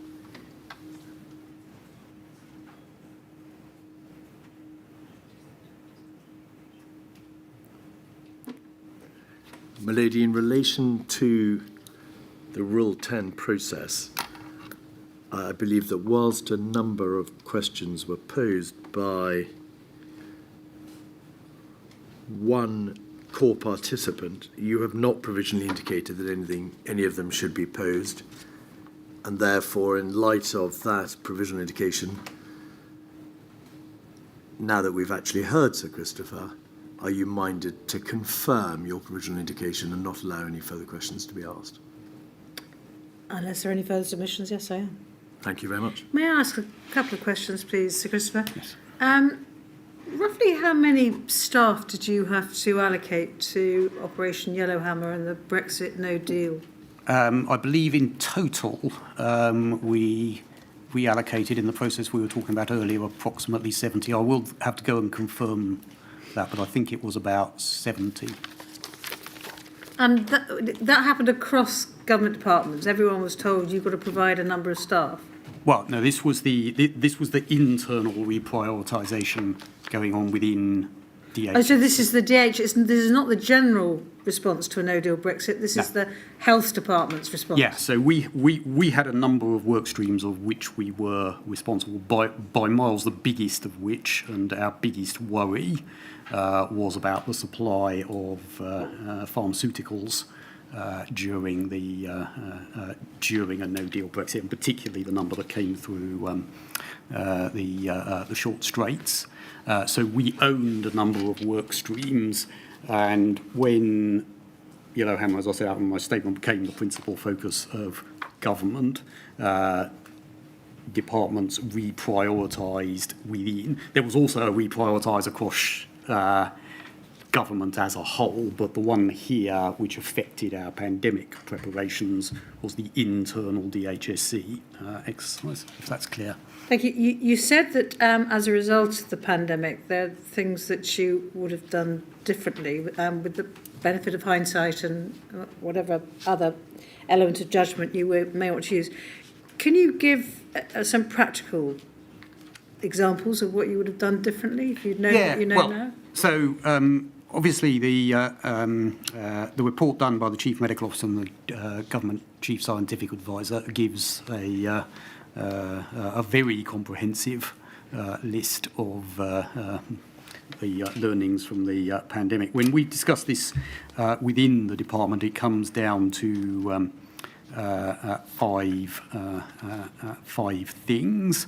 The two biggest ones I've mentioned already, which is the focus on capabilities and underlying resilience as opposed to plans and systems. Third is what's become known as the pathogen agnostic approach to planning, which is moving away from the ready for flu, ready for anything philosophy I was describing earlier, towards a let's look at the routes of transmission. That's the third one. The fourth is a focus on surge capacity, which was clearly a big problem for us at the beginning of the pandemic, getting from the initial response phase to when you've deployed the full armaments of the state, focusing on that phase. And fifth, as I think has been widely reported, and I think Government Office for Science also made this point, we were short of testing. We did not have the testing capacity that some of our European or other counterparts had. So in terms of how we're thinking about pandemic preparation going forward compared to what I have described, it's those five areas which we see as the biggest ones. That's obviously not an exhaustive list, and it's not a complete list in that, of course, the government will it set up this inquiry because it wishes to get to lessons learned. So we're not trying to finalise what we think, but in terms of where our thinking is, it is those five areas that we think would make the biggest differences in our approach to planning. Thank you. That's all I ask. Thank you, my lady. Thank you very much indeed, Sir Christopher. Sorry you've been so long on the witness report.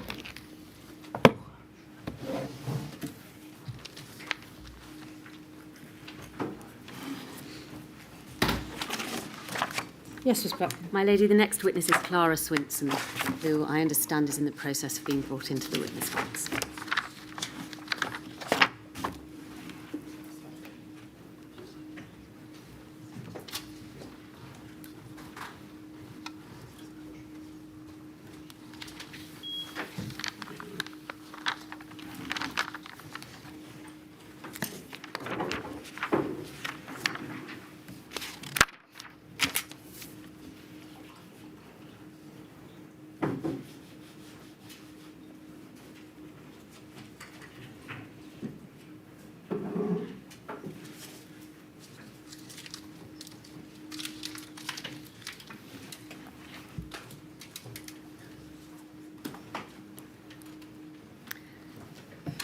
Thank you, Ms Swinson. Would you like to take the oath, please? Stand up for me. That's right. Repeat after me. I do solemnly, I do solemnly, sincerely and truly declare and affirm that that the evidence I shall give shall be the truth, the whole truth, and nothing but the truth. and nothing but the truth. I'm sorry you've been waiting for most of the day. Will you give your full name to the inquiry, please? Yes, Clara Jane Swinson. Thank you. Please keep your voice up and speak into the microphones. I can see that you're adjusting them. Thank you very much, so that the stenographer can hear you for the transcript. And if I am not clear in my questioning, please, by all means, ask me to repeat it. First of all, Ms Swinson, may we have on the screen, please, both of your witness statements. Firstly, INQ 000182608. Can you confirm, please, that that is your first witness statement? Correct, it and is. it's true to the best of your knowledge and belief? It is. May we have permission to publish that, please, my lady? And secondly, INQ 000212314. Thank you. Is that your second witness statement? It is. And again, is it true to the best of your knowledge and belief? It is, yes. Thank you. We can take that down. I'm going to begin by setting out briefly an overview of your career history as it's relevant to the inquiry. Okay. You've been a senior civil servant since 2006. You are Director General within the Department of Health and Social Care, covering international health and domestic public health issues, and you've held that role since November 2016. Yes. Since this appointment, you have reported to the Permanent Secretary, Sir Christopher Wormald, who's just given evidence. Yes. And you are a member of the DHSC Executive Committee and a senior sponsor for UK HSA, formerly PHE. That's right. Thank you. You are responsible for 3 directorates, including the Directorate on Emergency Preparation and Health Protection, to which we'll turn in a moment. Yes. You're chair of the PIPP or PIP board, now newly renamed the Pandemic Preparedness Portfolio Board. And you've Why? Perhaps we'll come to that, my lady. And you've been chair of the PIP board since 2017 until it was reformed as under its new name in 2022. You were also responsible for preparations for the EU exit. That's right. And if I could just add, I'm responsible for more than 3 directorates that you said at the start. My responsibilities have changed a little bit since 2016. But that is set out in my witness statement. All right, thank you very much. You're responsible for international policy, bilateral relationships and health work on a multilateral basis. Correct. For example, at the World Health Organization, G7 Yes. Summit, etc. And finally, you are a UK senior official on the Global Health Security Action Group. I am. Thank you. I want, first of all, please, Ms Swinson, to deal with emergency preparedness and Health Directorate and the EPRR function. The Directorate has day-to-day responsibility for pandemic preparedness, doesn't it? That's right, among other things. All right. And what specifically does that entail in terms of emergency planning?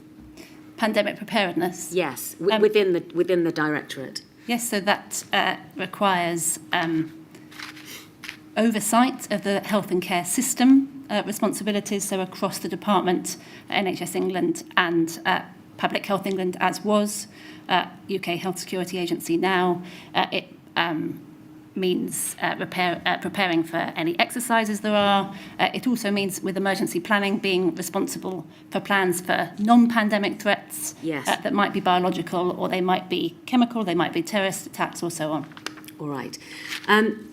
It exists to respond then to a wide range of emergencies, including pandemic and infectious disease outbreaks, but isn't limited to that, as you've just explained. Yes. Is its role to support an emergency response? It would depend slightly on what the incident was. So we would stand up an incident team. That could be anything from, a major cyber attack. It could be the Manchester Arena attacks, or it could be something that was health specific, and it would depend exactly whose responsibilities or whether for so on. But it is, for whatever the impact is on the health and care system, it is to coordinate and oversee the response of the system.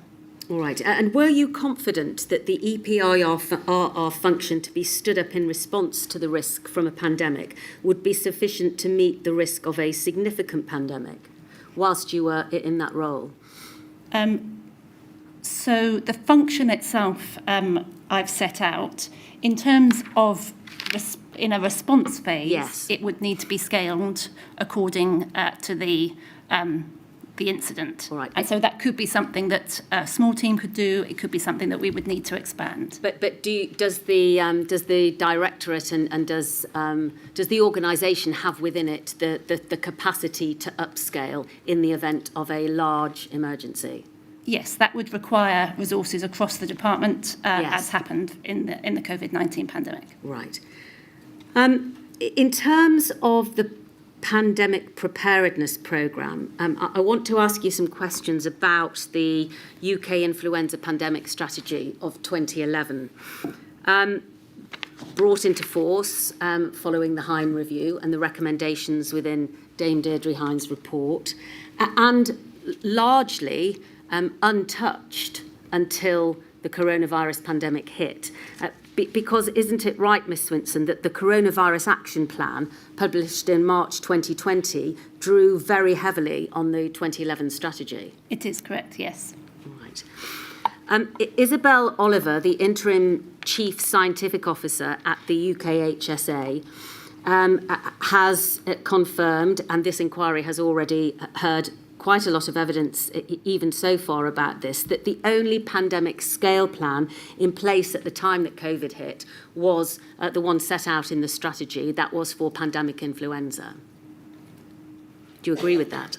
The only plan in place, did you say? Yes, the only plan in place, the only strategy to be followed, and the only plan that was in place was... Yes, UK-wide. Obviously, some other organisations had their own plans, but yes, UK-wide, it was the 2011 strategy was still existing. Right. Do you think, knowing what you do now, that there was good reason for that plan to have been updated between 2011 and when the pandemic hit? So there were reasons to update it. For example, it was before the 2012 Act, to be clear about roles and responsibilities and so on. In terms of its overall approach, in terms of the principles, the main areas, there would have been some things that were worth updating and refreshing. Such as what? So, for example, technology had changed since 2011, vaccine manufacturing and so on. But the basic premise of the plan, there was not a different strategy that was in place that we needed to publish. The basic premise of the principles is as set out in the 2011 plan. What about the fact that it only dealt with pandemic influenza? What do you say about that? Yes. It flows from the National Research Register that you've been talking about today. We have reflected in the new pandemic portfolio that you referred to in the opening, is a recognition that now we are doing, we would like the strategy to be along all of the different routes of transmission, not just a respiratory pandemic. So was that a mistake for it only to be limited to that? Do you think in hindsight, and knowing what happened in the intervening period, especially with other coronaviruses across the world, that perhaps that should have been drafted more widely? I think it was a reasonable decision at the time. I think it was in line with expert advice, and was not a response to it saying it should have been extended. But clearly, knowing what we do now, as set out, we are changing our approach to cover all the routes of transmission. All right. I'd like to look, please, at the witness statement of Professor Mark Woolhouse at INQ 000182616. Thank you very much. Paragraph 10, which is on the previous page, I think.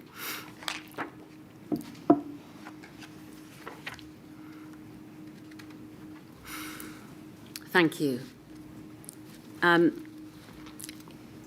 In the event our go-to response to COVID-19 became lockdown, of itself that highlights a striking deficiency in the UK's pandemic preparedness. We had no plans to implement lockdown at all.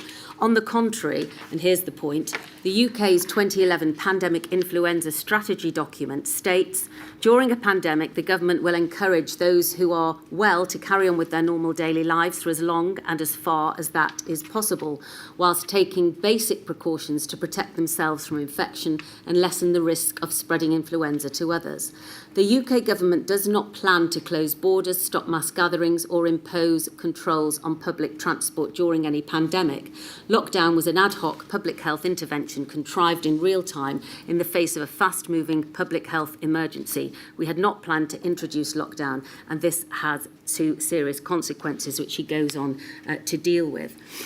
It's right, isn't it, Ms Swinson, that the 2011 strategy did not include any plans for mitigation measures such as lockdown, closing borders, stopping mass gatherings or controls on public transport?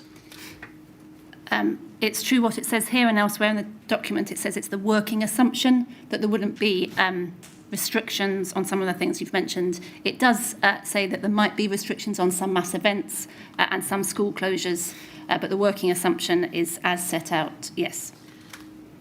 Other than mentioning those matters which you've just set out, there are no plans to mitigate. There's no discussion about the potential outcome of, for instance, controlling mass gatherings or closing schools, is there? There are a range of things to mitigate when one doesn't have medicines or treatments.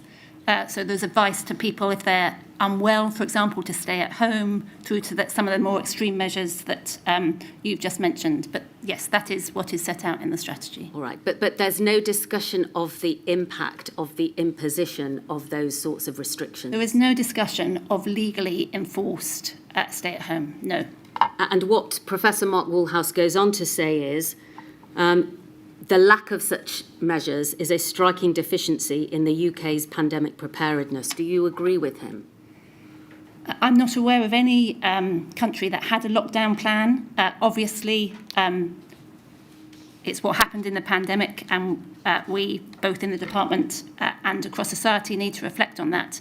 But it was not something that was in the UK plan or any other country that I'm aware of.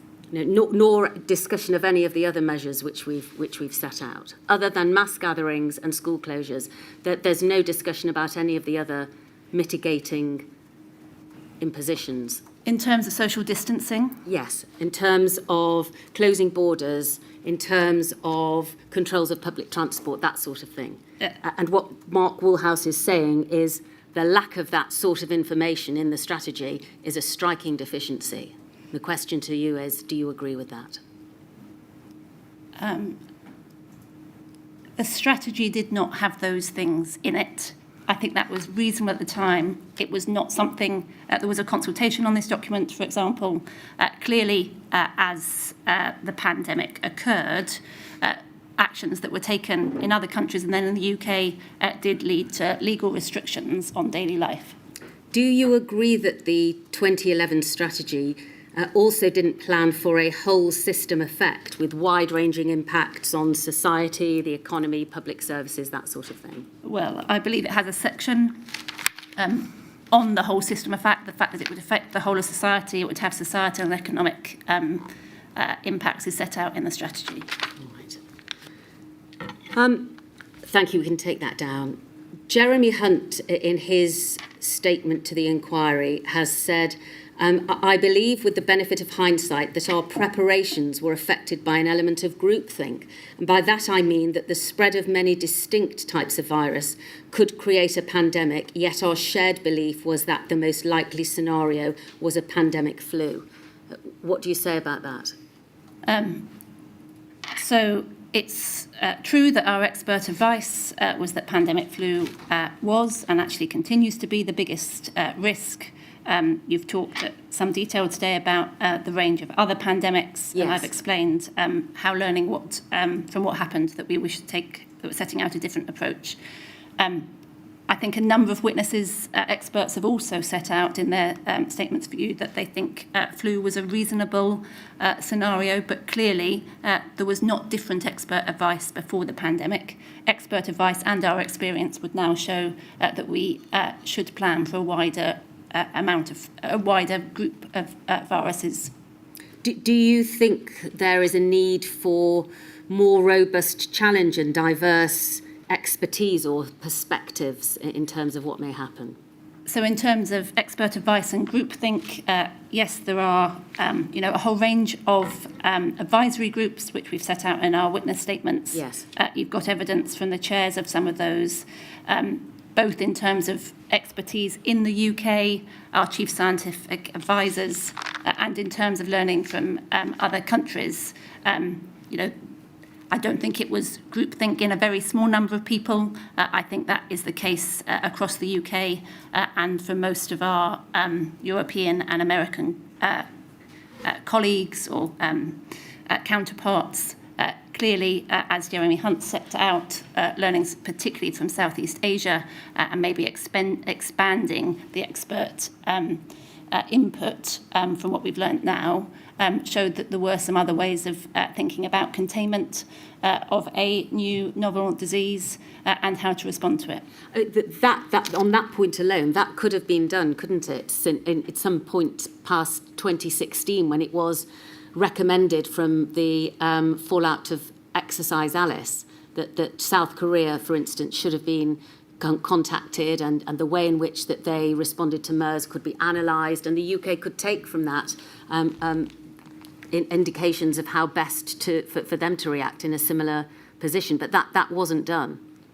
I don't know whether, I'd be surprised if there was no contact between public health experts in this country and South Korea on MERS, for example. But in terms of the learning, the very extensive contact tracing and Yes.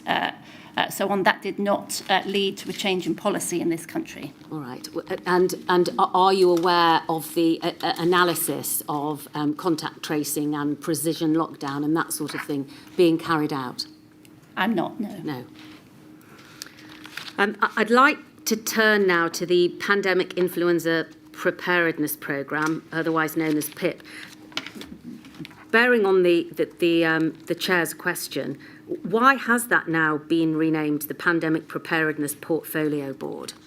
So that it covers in scope all the routes of transmission, not just respiratory viruses, and within that, not just influenza.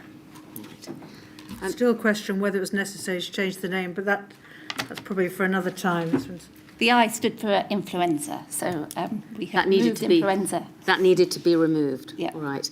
In any event, PIP was the central DHSC-led programme involved in organising, directing and managing pandemic preparedness amongst the DHSC and other bodies. And it worked together with Public Health England and NHS England. Is that correct? That's right. In my witness statement, I set out 12 areas in the corporate statement of pandemic preparedness, but PIP is one very important one of those. All right, thank you. And it was in operation from October 2007 until July 2022. In terms of the work of PIP, was it initially shaped by the approach set out in the UK influenza strategy, or certainly since 2011? Since 2011, yes. Yeah. And you've been kind enough to provide to us a series of minutes from the PIP board meetings.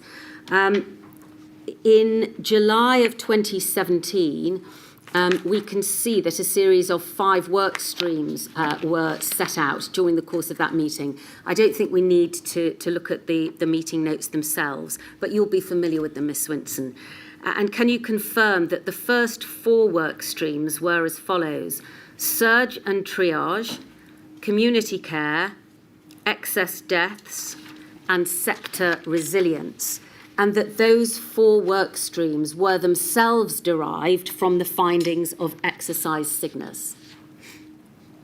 I can. They were work streams of the Cabinet Office, DHSC Joint Board, the Pandemic Flu Readiness Board, so some of those were not purely about the health and care system. Yes. But the health and care system aspects, yes, were taken across and formed into the work streams. Thank correct. you. Can we look, please, at a paper prepared for a PIP meeting regarding exercises in October 2018? It's at INQ 0000230017. Thank you very much. We can see page 1 sets out that this is an exercising paper, and the first paragraph deals with background. I want to focus in, please, on the next paragraph, which is headed Principles. To support in the development of future pandemic flu exercises and assist in the prioritisation of areas to exercise, this paper proposes the following principles. Number 1, exercises should be coordinated across DHSC, NHSE and PHE to prevent duplication. Number 2, exercises should test existing plans and strategies rather than known gaps in knowledge. Number 3, there should be a regular programme of Tier 1 exercises to coincide with each new Parliament and ensure continuity and preparedness. Number 4, where possible, exercises should include devolved administration colleagues to ensure a joined-up approach across the 4 nations, including in observer roles where active participation is not appropriate. And 5, lessons learned should be shared with other relevant government departments to ensure continued cross-government approach to pandemic flu preparedness. Now, I'd just like to return to number 2, exercises should test existing plans and strategies rather than known gaps in knowledge. So is it right that the exercises following on from this meeting in October 2018 were only to test existing plans rather than gaps in knowledge? Yes, in terms of the exercise programme. Okay. How then did PIP examine its known unknowns? How did it deal with matters that weren't known at all or were barely known about, if, as this principle suggests, the exercises should only test existing plans and strategies? Yes. So PIP did exactly as you say, and that was in response to the government strategy, the learnings from Cygnus. There are other elements of our pandemic preparedness, for example, our research base or our clinical countermeasures, which could go wider. But there was not, in terms of there was not work to completely relook at the plan or strategy. It was not something that our expert advice said in terms of going wider than flu, for example, and so in terms of the work we were doing, that was to test existing plans. Should there have been, in your opinion, should there have been wider work done on the unknowns or the barely knowns? The unknowns in terms of pandemic preparedness are very great, and they are also set out in a large section of the 2011 strategy where there are unknowns. That's about research and development. That's about having flexible resources. It's about scientific advice, all of those things. So there are other elements of the programme or the preparedness that would do that, but it is fair to say, looking back, that we now wish that scope to be wider. Thank you. Now, at some point during the life of PIP, it began to create what are known as PIP risk registers. You've been kind enough to provide to us the registers for 2016, 2017, 2018, 2020 and 2021. The first question, Ms Swinson, is why did this system only get going in 2016? I don't know whether that's the case. It certainly was from when I took over the board chair in 2016. So I couldn't confirm whether... in fact, I'm pretty sure, in fact, I know that those risk registers do include risks that were closed and go back before 2016. Right. So I think they would have existed in from some at least shape or form. From at least 2011, yes. All right, thank you. And are you able to say why there appears to be a gap in 2019? A gap of what, sorry? Well, we haven't been provided with the risk register for 2019. There is a 2-year gap between 2018 and 2020. Is there a reason for that? So in 2019, there were planned to be 2 meetings each year. There was 1 meeting in 2019. 1 meeting was taken out of the schedule to allow for resources on Operation Yellowhammer, as you've discussed. That was the EU exit. It was, apologies, the no deal EU exit Yes. plans. I would have to check the minutes of that meeting to see whether there was a risk register tabled or not. All right, but it sounds very much as if its absence may have had to do with the Operation Yellowhammer planning. Possibly. Yes, all right. I'm not going to display the risk registers. They are extremely large, detailed. aren't they? They're very wide and they have an enormous amount of information in them. But could you please, Ms Swinson, explain to the Chair what... I'm just going to pause, my lady.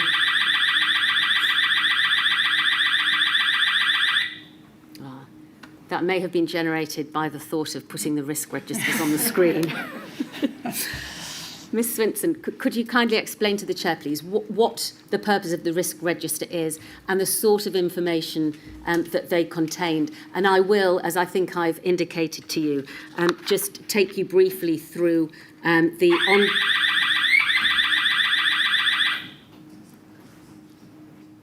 I'm going to continue.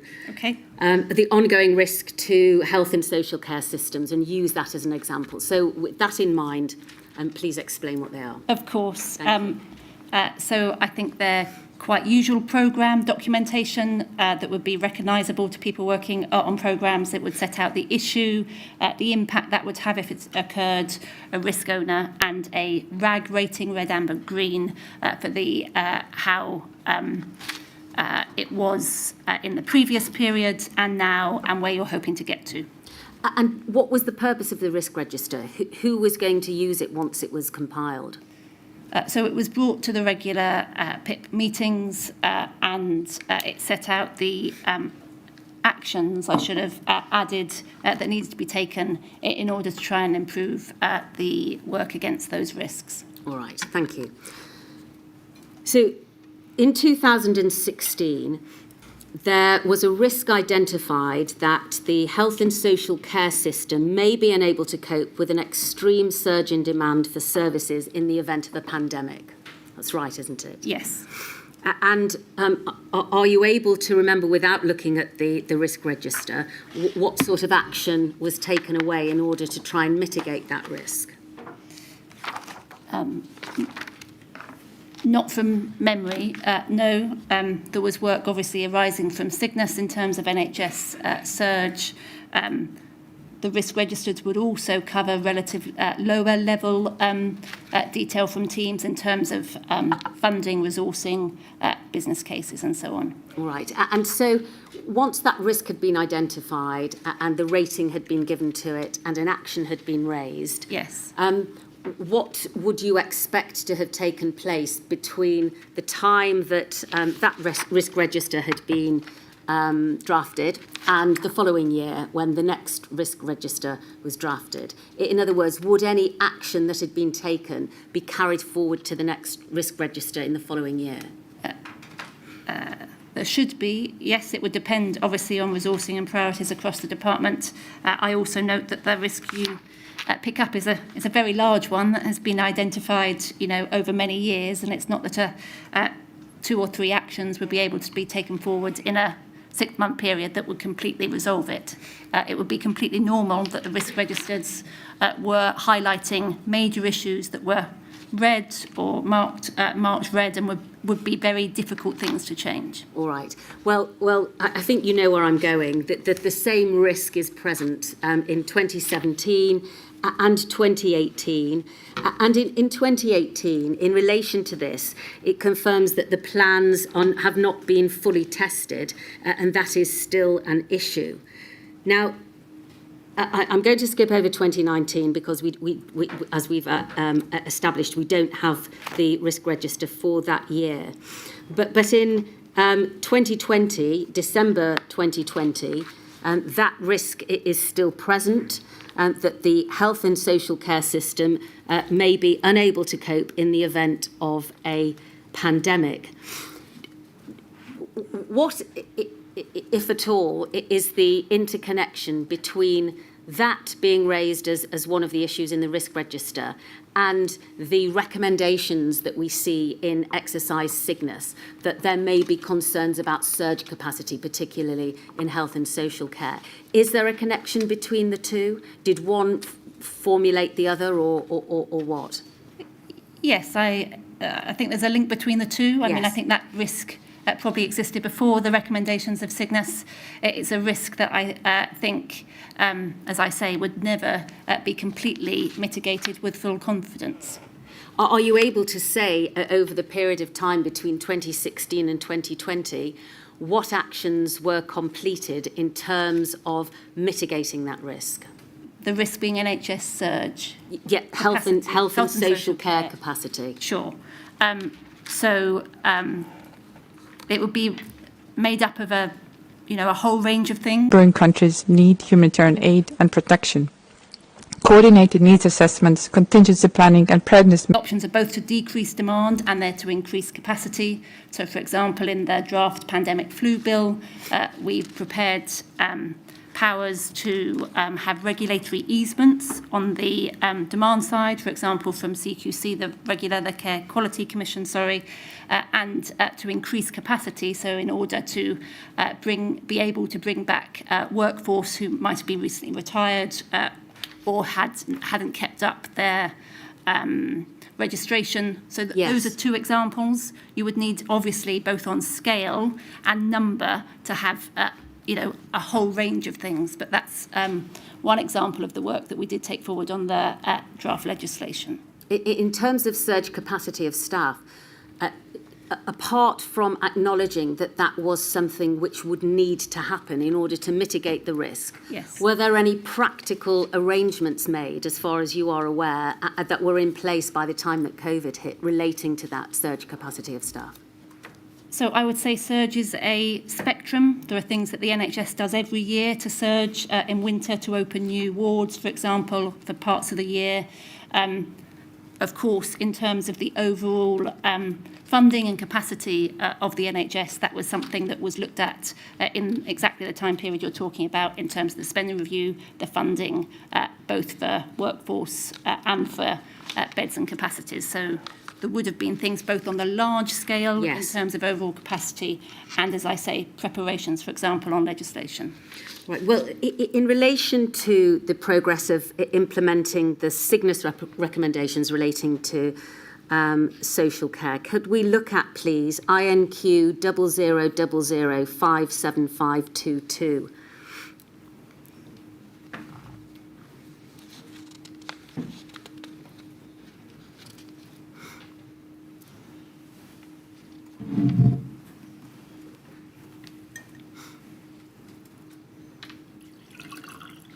And can we go to page 14, please?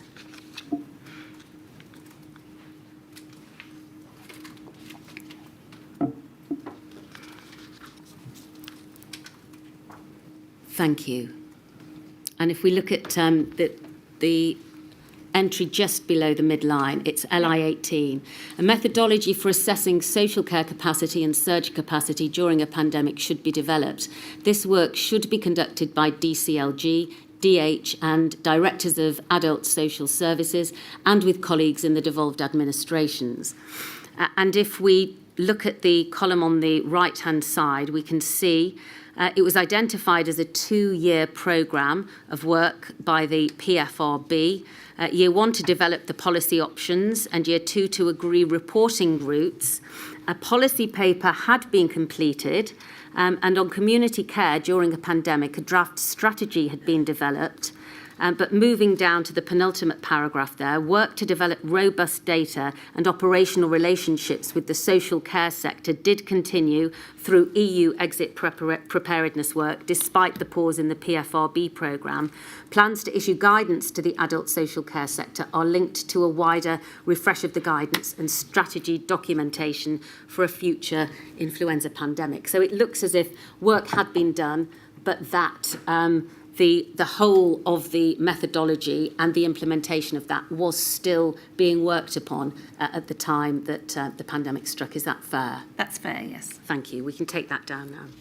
Before we leave Operation Cygnus, it's come to the attention of the inquiry that the report itself from the exercise was not published until very recently. You're nodding your head, you're aware of that, of course. Yes. Are you able to explain why that report was not published until fairly recently? Yes, I mean, it was made available to all the participants, and it was also put on Resilience Direct, which is the website for all of the local resilience fora and wider that's led by the Cabinet Office. So it went out widely. So, sorry to interrupt, was that in its unredacted form? There might have been some names redacted, for example, but yes, that was the report that went out. In terms of publishing it so that anyone could access it on a website, that was not done.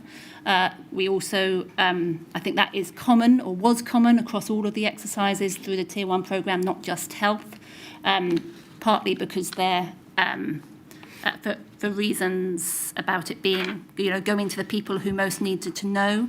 I think that is one thing that, in terms of transparency, in terms of a forward programme, and I think this will be in the minutes of one of the more recent boards from me, that there ought to be a presumption to make these things widely public to a wider audience. Thank you.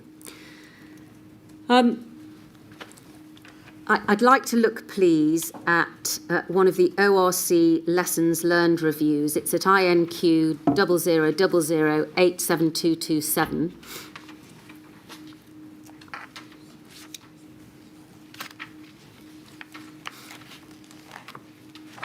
And can we go to page 6, please, and paragraph 6.4?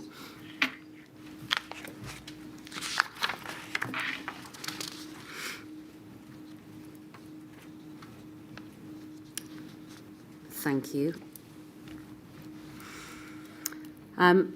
We have identified 4 specific areas where respondents indicated that action would help stand the department in a stronger position ahead of any future health emergency. And going down to the second paragraph headed Preparedness of the Adult Social Care Sector, we see this. Some commented that emergency planning had assumed that care providers would be responsible for their own response and a centralised government role had not been anticipated. Initial government expectations stemmed from the complex and largely private nature of adult social care in the UK. Though contingency plans were in place and tested, some respondents stated that the pandemic highlighted glaring omissions in strategic direction of integration and preparedness, meaning that the social care system was not able to respond to a major health emergency. Ms Swinson, do you accept that there were glaring omissions in strategic direction of integration and preparedness, which meant that the social care system could not respond? There was certainly, this is a report of what people said from the team. We were not self-congratulatory about everything going well. We wanted to learn from wave 1 for wave 2. Which is to be commended. It completely reflects that feedback. Of course, in terms of understanding about adult social care data and the national system, that was the legal and regulatory system that was set up since in the 2022 Act. There are additional powers the government has taken. It was not something that, in terms of data sharing, for example, in the legal system that was in place in 2020, it was not a system that was a nationally directed one. Social care is managed through local authorities and the responsibility of upper-tier local authorities. All right. So do I summarise your evidence in this way? You wouldn't use the phrase glaring omissions, but you do accept that those involved in the system acknowledged here that there were difficulties in strategic direction of integration and preparedness within the system. I think that's fair, and the social care system not being able to respond to a major health emergency is obviously, there are very many different providers, and that would be varied. But I think how you have explained it is fair. Thank you. Moving finally then on to clinical countermeasures and PPE. This will, of course, form part of a future module. But I just want to ask you some questions, please, about your responsibility and involvement in the provision of stockpiles, and for you to explain to us really how Public Health England managed stockpiles relating to pandemics. Okay. So you've provided your evidence on the review of countermeasures for pandemic influenza and infectious diseases. Now, that's a document. We don't need to put it up, and we can take down the one that's currently on the screen, please. But that's a document which opens with the following. The COVID-19 pandemic has shown clinical countermeasures held from an influenza pandemic have limited applicability to non-influenza pandemic threats, and that is something which you would accept. And that the PPE stockpile has been designed with influenza in mind, restricting its utility for other infectious diseases. Beyond pandemic influenza, what is the current position regarding stockpiles for HCIDs? And what is the planning in terms of a future pandemic? Yes. So we are bringing together an assessment with our Deputy Chief Medical Officer that looks at obviously what was already in place before the pandemic, for some things that are still there, for example, for flu, where stocks have been used through the COVID pandemic, and where there are different stockpiles, for example, antibiotics for a whole range of things. So we are reviewing those countermeasures, both kind of the wind down from COVID ones. We've got COVID treatments and antivirals now as well, to say what are the countermeasures we wish to keep on an ongoing basis, compared to the wider scope of not just flu but pandemics, and indeed on the points you raised, for example, on PPE, that is also relevant for chemical or biological non-pandemics, but other high-consequence infectious diseases, as you've mentioned, and other major threats that could be chemical, biological, radionuclear. Has there been an improvement, do you think, in the systems that are now in place in terms of the provision of PPE, both in stockpiles and the range of PPE which is now being considered? Yes, I think that is fair. It is now managed by the NHS supply chain. Yes. In terms of countermeasures, there are things that are used in day-to-day health and care, And so it is about having a stock that you can rotate and use. There's another set of things for how they're stored and how we should approach them where you would not expect to use it day to day. It is actually an insurance policy against a threat that may or may not happen.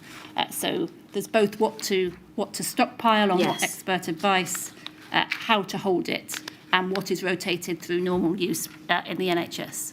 Thank you.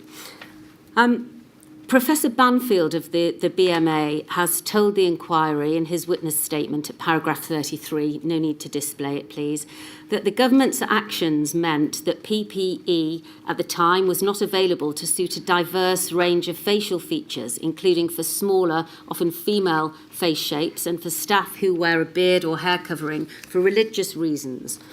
Do you accept that there is a need to consider sufficient supplies of PPE to fit a wide range of face shapes and sizes, and that wasn't perhaps adequately considered as part of pandemic planning prior to COVID-19? Yes, I do. Was that foreseeable and should it have been done? In terms of the assumptions about PPE before the pandemic, there were a number of assumptions that turned out not to be the case. It was never the case that the assumption was that it would be above business as usual volumes. So it would be an additional stockpile for people to draw on, but that business as usual stocks would continue. Clearly, because of the global demand and in fact the pandemic starting in China and there being lockdowns there, and that's where a lot of the manufacturing was, that the overall supply chain collapse. So that was one assumption, the behavioural use and the fact that a second assumption is that PPE would be used just for symptomatic patients. Yes. Actually, very much more was needed in COVID-19, as we've set out, I think, in Chris Wormald's statement number 6 or 7, as it is now, it was used in the pandemic for asymptomatic, for all health and care. And so the volumes were very, very much greater than we had ever assumed. Was one of the problems in planning in this way a lack of data? The reason that I ask you that is, returning to the ORC Lessons Learned review, which we've already touched upon, there is a statement in there as follows. There was insufficient data available to consider equality issues around PPE provision. A retrospective equality impact assessment is now being undertaken and will help address these concerns. Yes, and my apologies, because you asked about the different types of face masks. Yes. That is something that definitely came out in Wave 1. Kevin Fenton from Public Health England carried out a review. It was evident in the first few months that is something where there were not enough different types of face mask, and that is something both in business as usual and in our stockpiles, of course, we need to make sure are covered in future, now and in the future. Right. Thank you very much. Those are all the questions which I have for Miss Swinson. Would you excuse my back, my lady? And in the usual way, I think my lady has provided a provisional consent for certain questions to be asked. And I will turn to Miss Monroe, King's Counsel, to ask those questions if, my lady, that is appropriate. Yes. Thank you Ms. very Monroe, much. thank you.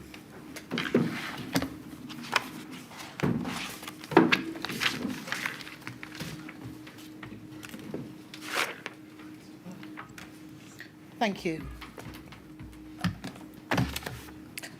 Good afternoon, Ms. Swinton. My name's Alison Monroe, and I represent COVID Bereaved Families UK. Just a few questions in relation to World Health Organization Research and Development Blueprint reports. We don't need to have these brought up, but for reference, my lady, they are found. The 2017 report is at INQ 000149108. And just to contextualise those reports for you, Ms. Swinton, the 2017 and the 2018 reports, the WHO Research and Development Blueprints, as they're called, determined that there was an urgent need for research and development into MERS and SARS and other highly pathogenic coronavirus diseases. The 2018 Blueprint report also prioritised disease X, and both reports noted the importance of cross-cutting research and development which would help to address a range of different pathogens or diseases at the same time. Finally, Professor Sir Peter Horby of NERVTAG and Dr. Miles Carroll of the PHE were members of these prioritisation committees. Now, at the time of their publications, would you have read those reports? I had not read those reports, no. You've not read them? I have. They were in the 2017, I think, was in my witness bundle. I'm aware of what it is and aware of some of the work flowing from it, but I don't think I had read that at the time. Would there any of the information in those reports have been brought to your attention at the time?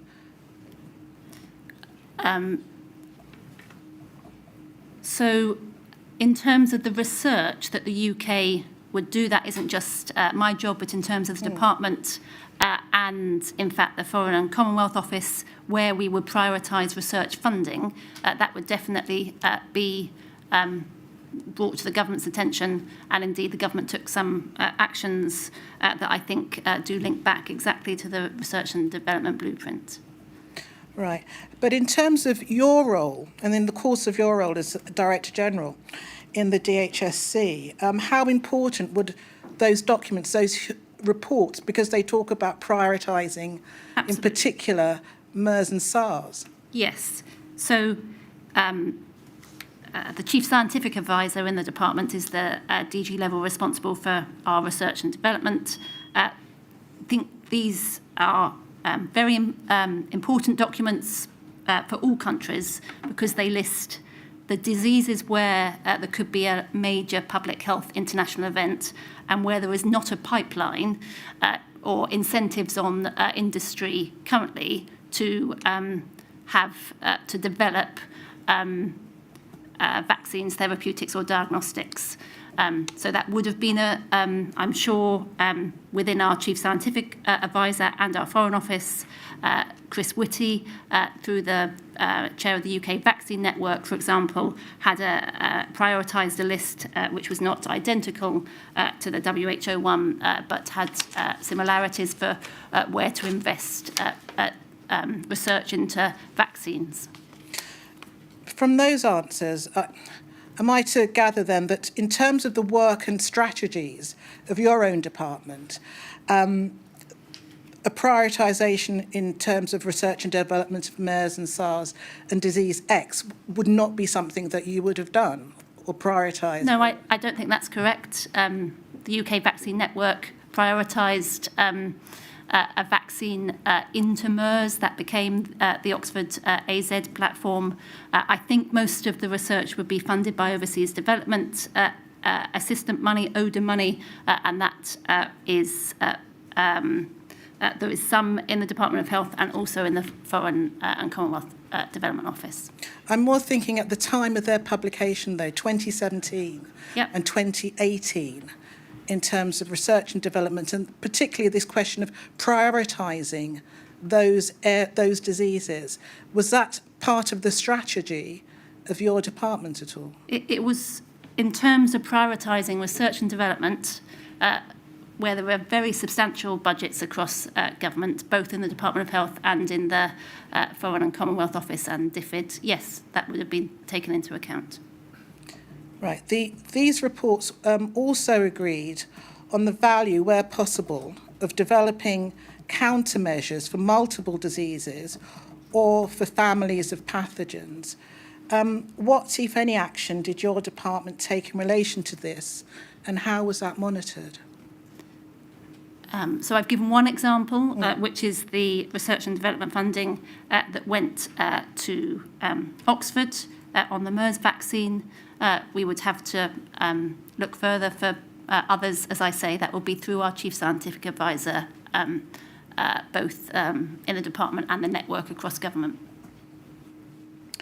Can you assist on this, please? What, if any, action was there taken to update the UK's list of high consequent infectious diseases to include disease X or highly pathogenic diseases following those reports in 2017 and 2018? So the high consequence infectious disease list is kept under review by groups or the Chief Medical Officer, the Medical Director of the NHS, and the Advisory Committee on Dangerous Pathogens. It's not a static list. It does change. It is pathogens that actually exist, and there's quite a long list. Disease X, as you have put in your question, is the idea of a novel pathogen that would arise. Clearly, you need to do research into have flexible research in order to be able to respond to a pathogen that doesn't yet exist. In terms of the findings from those two reports from 2017 and 2018, to what extent were they considered or reflected in the national risk assessment?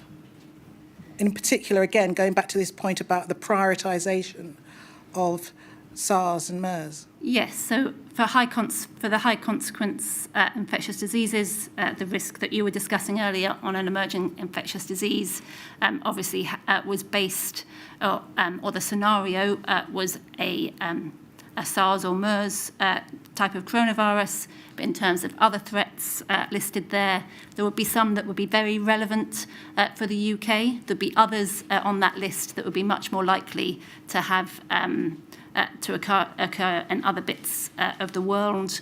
And I think Sir Chris Whitty's statement sets out those diseases in part of his statement. But the question was, how were they reflected in the national risk assessment? So they would have. So the type of diseases which had a potential for international spread, a public health event of emergency concern, as the WHO calls it, would be reflected in the emerging infectious disease risk that went on a COVID, SARS, MERS scenario.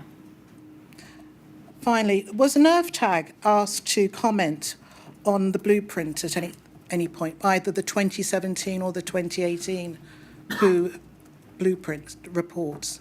So those reports were, and the process was run by the World Health Organization. They brought together an expert group to do so. I think it was from individuals rather than groups, so I don't think NervTag themselves would have been asked, but that would have been up to the World Health Organization.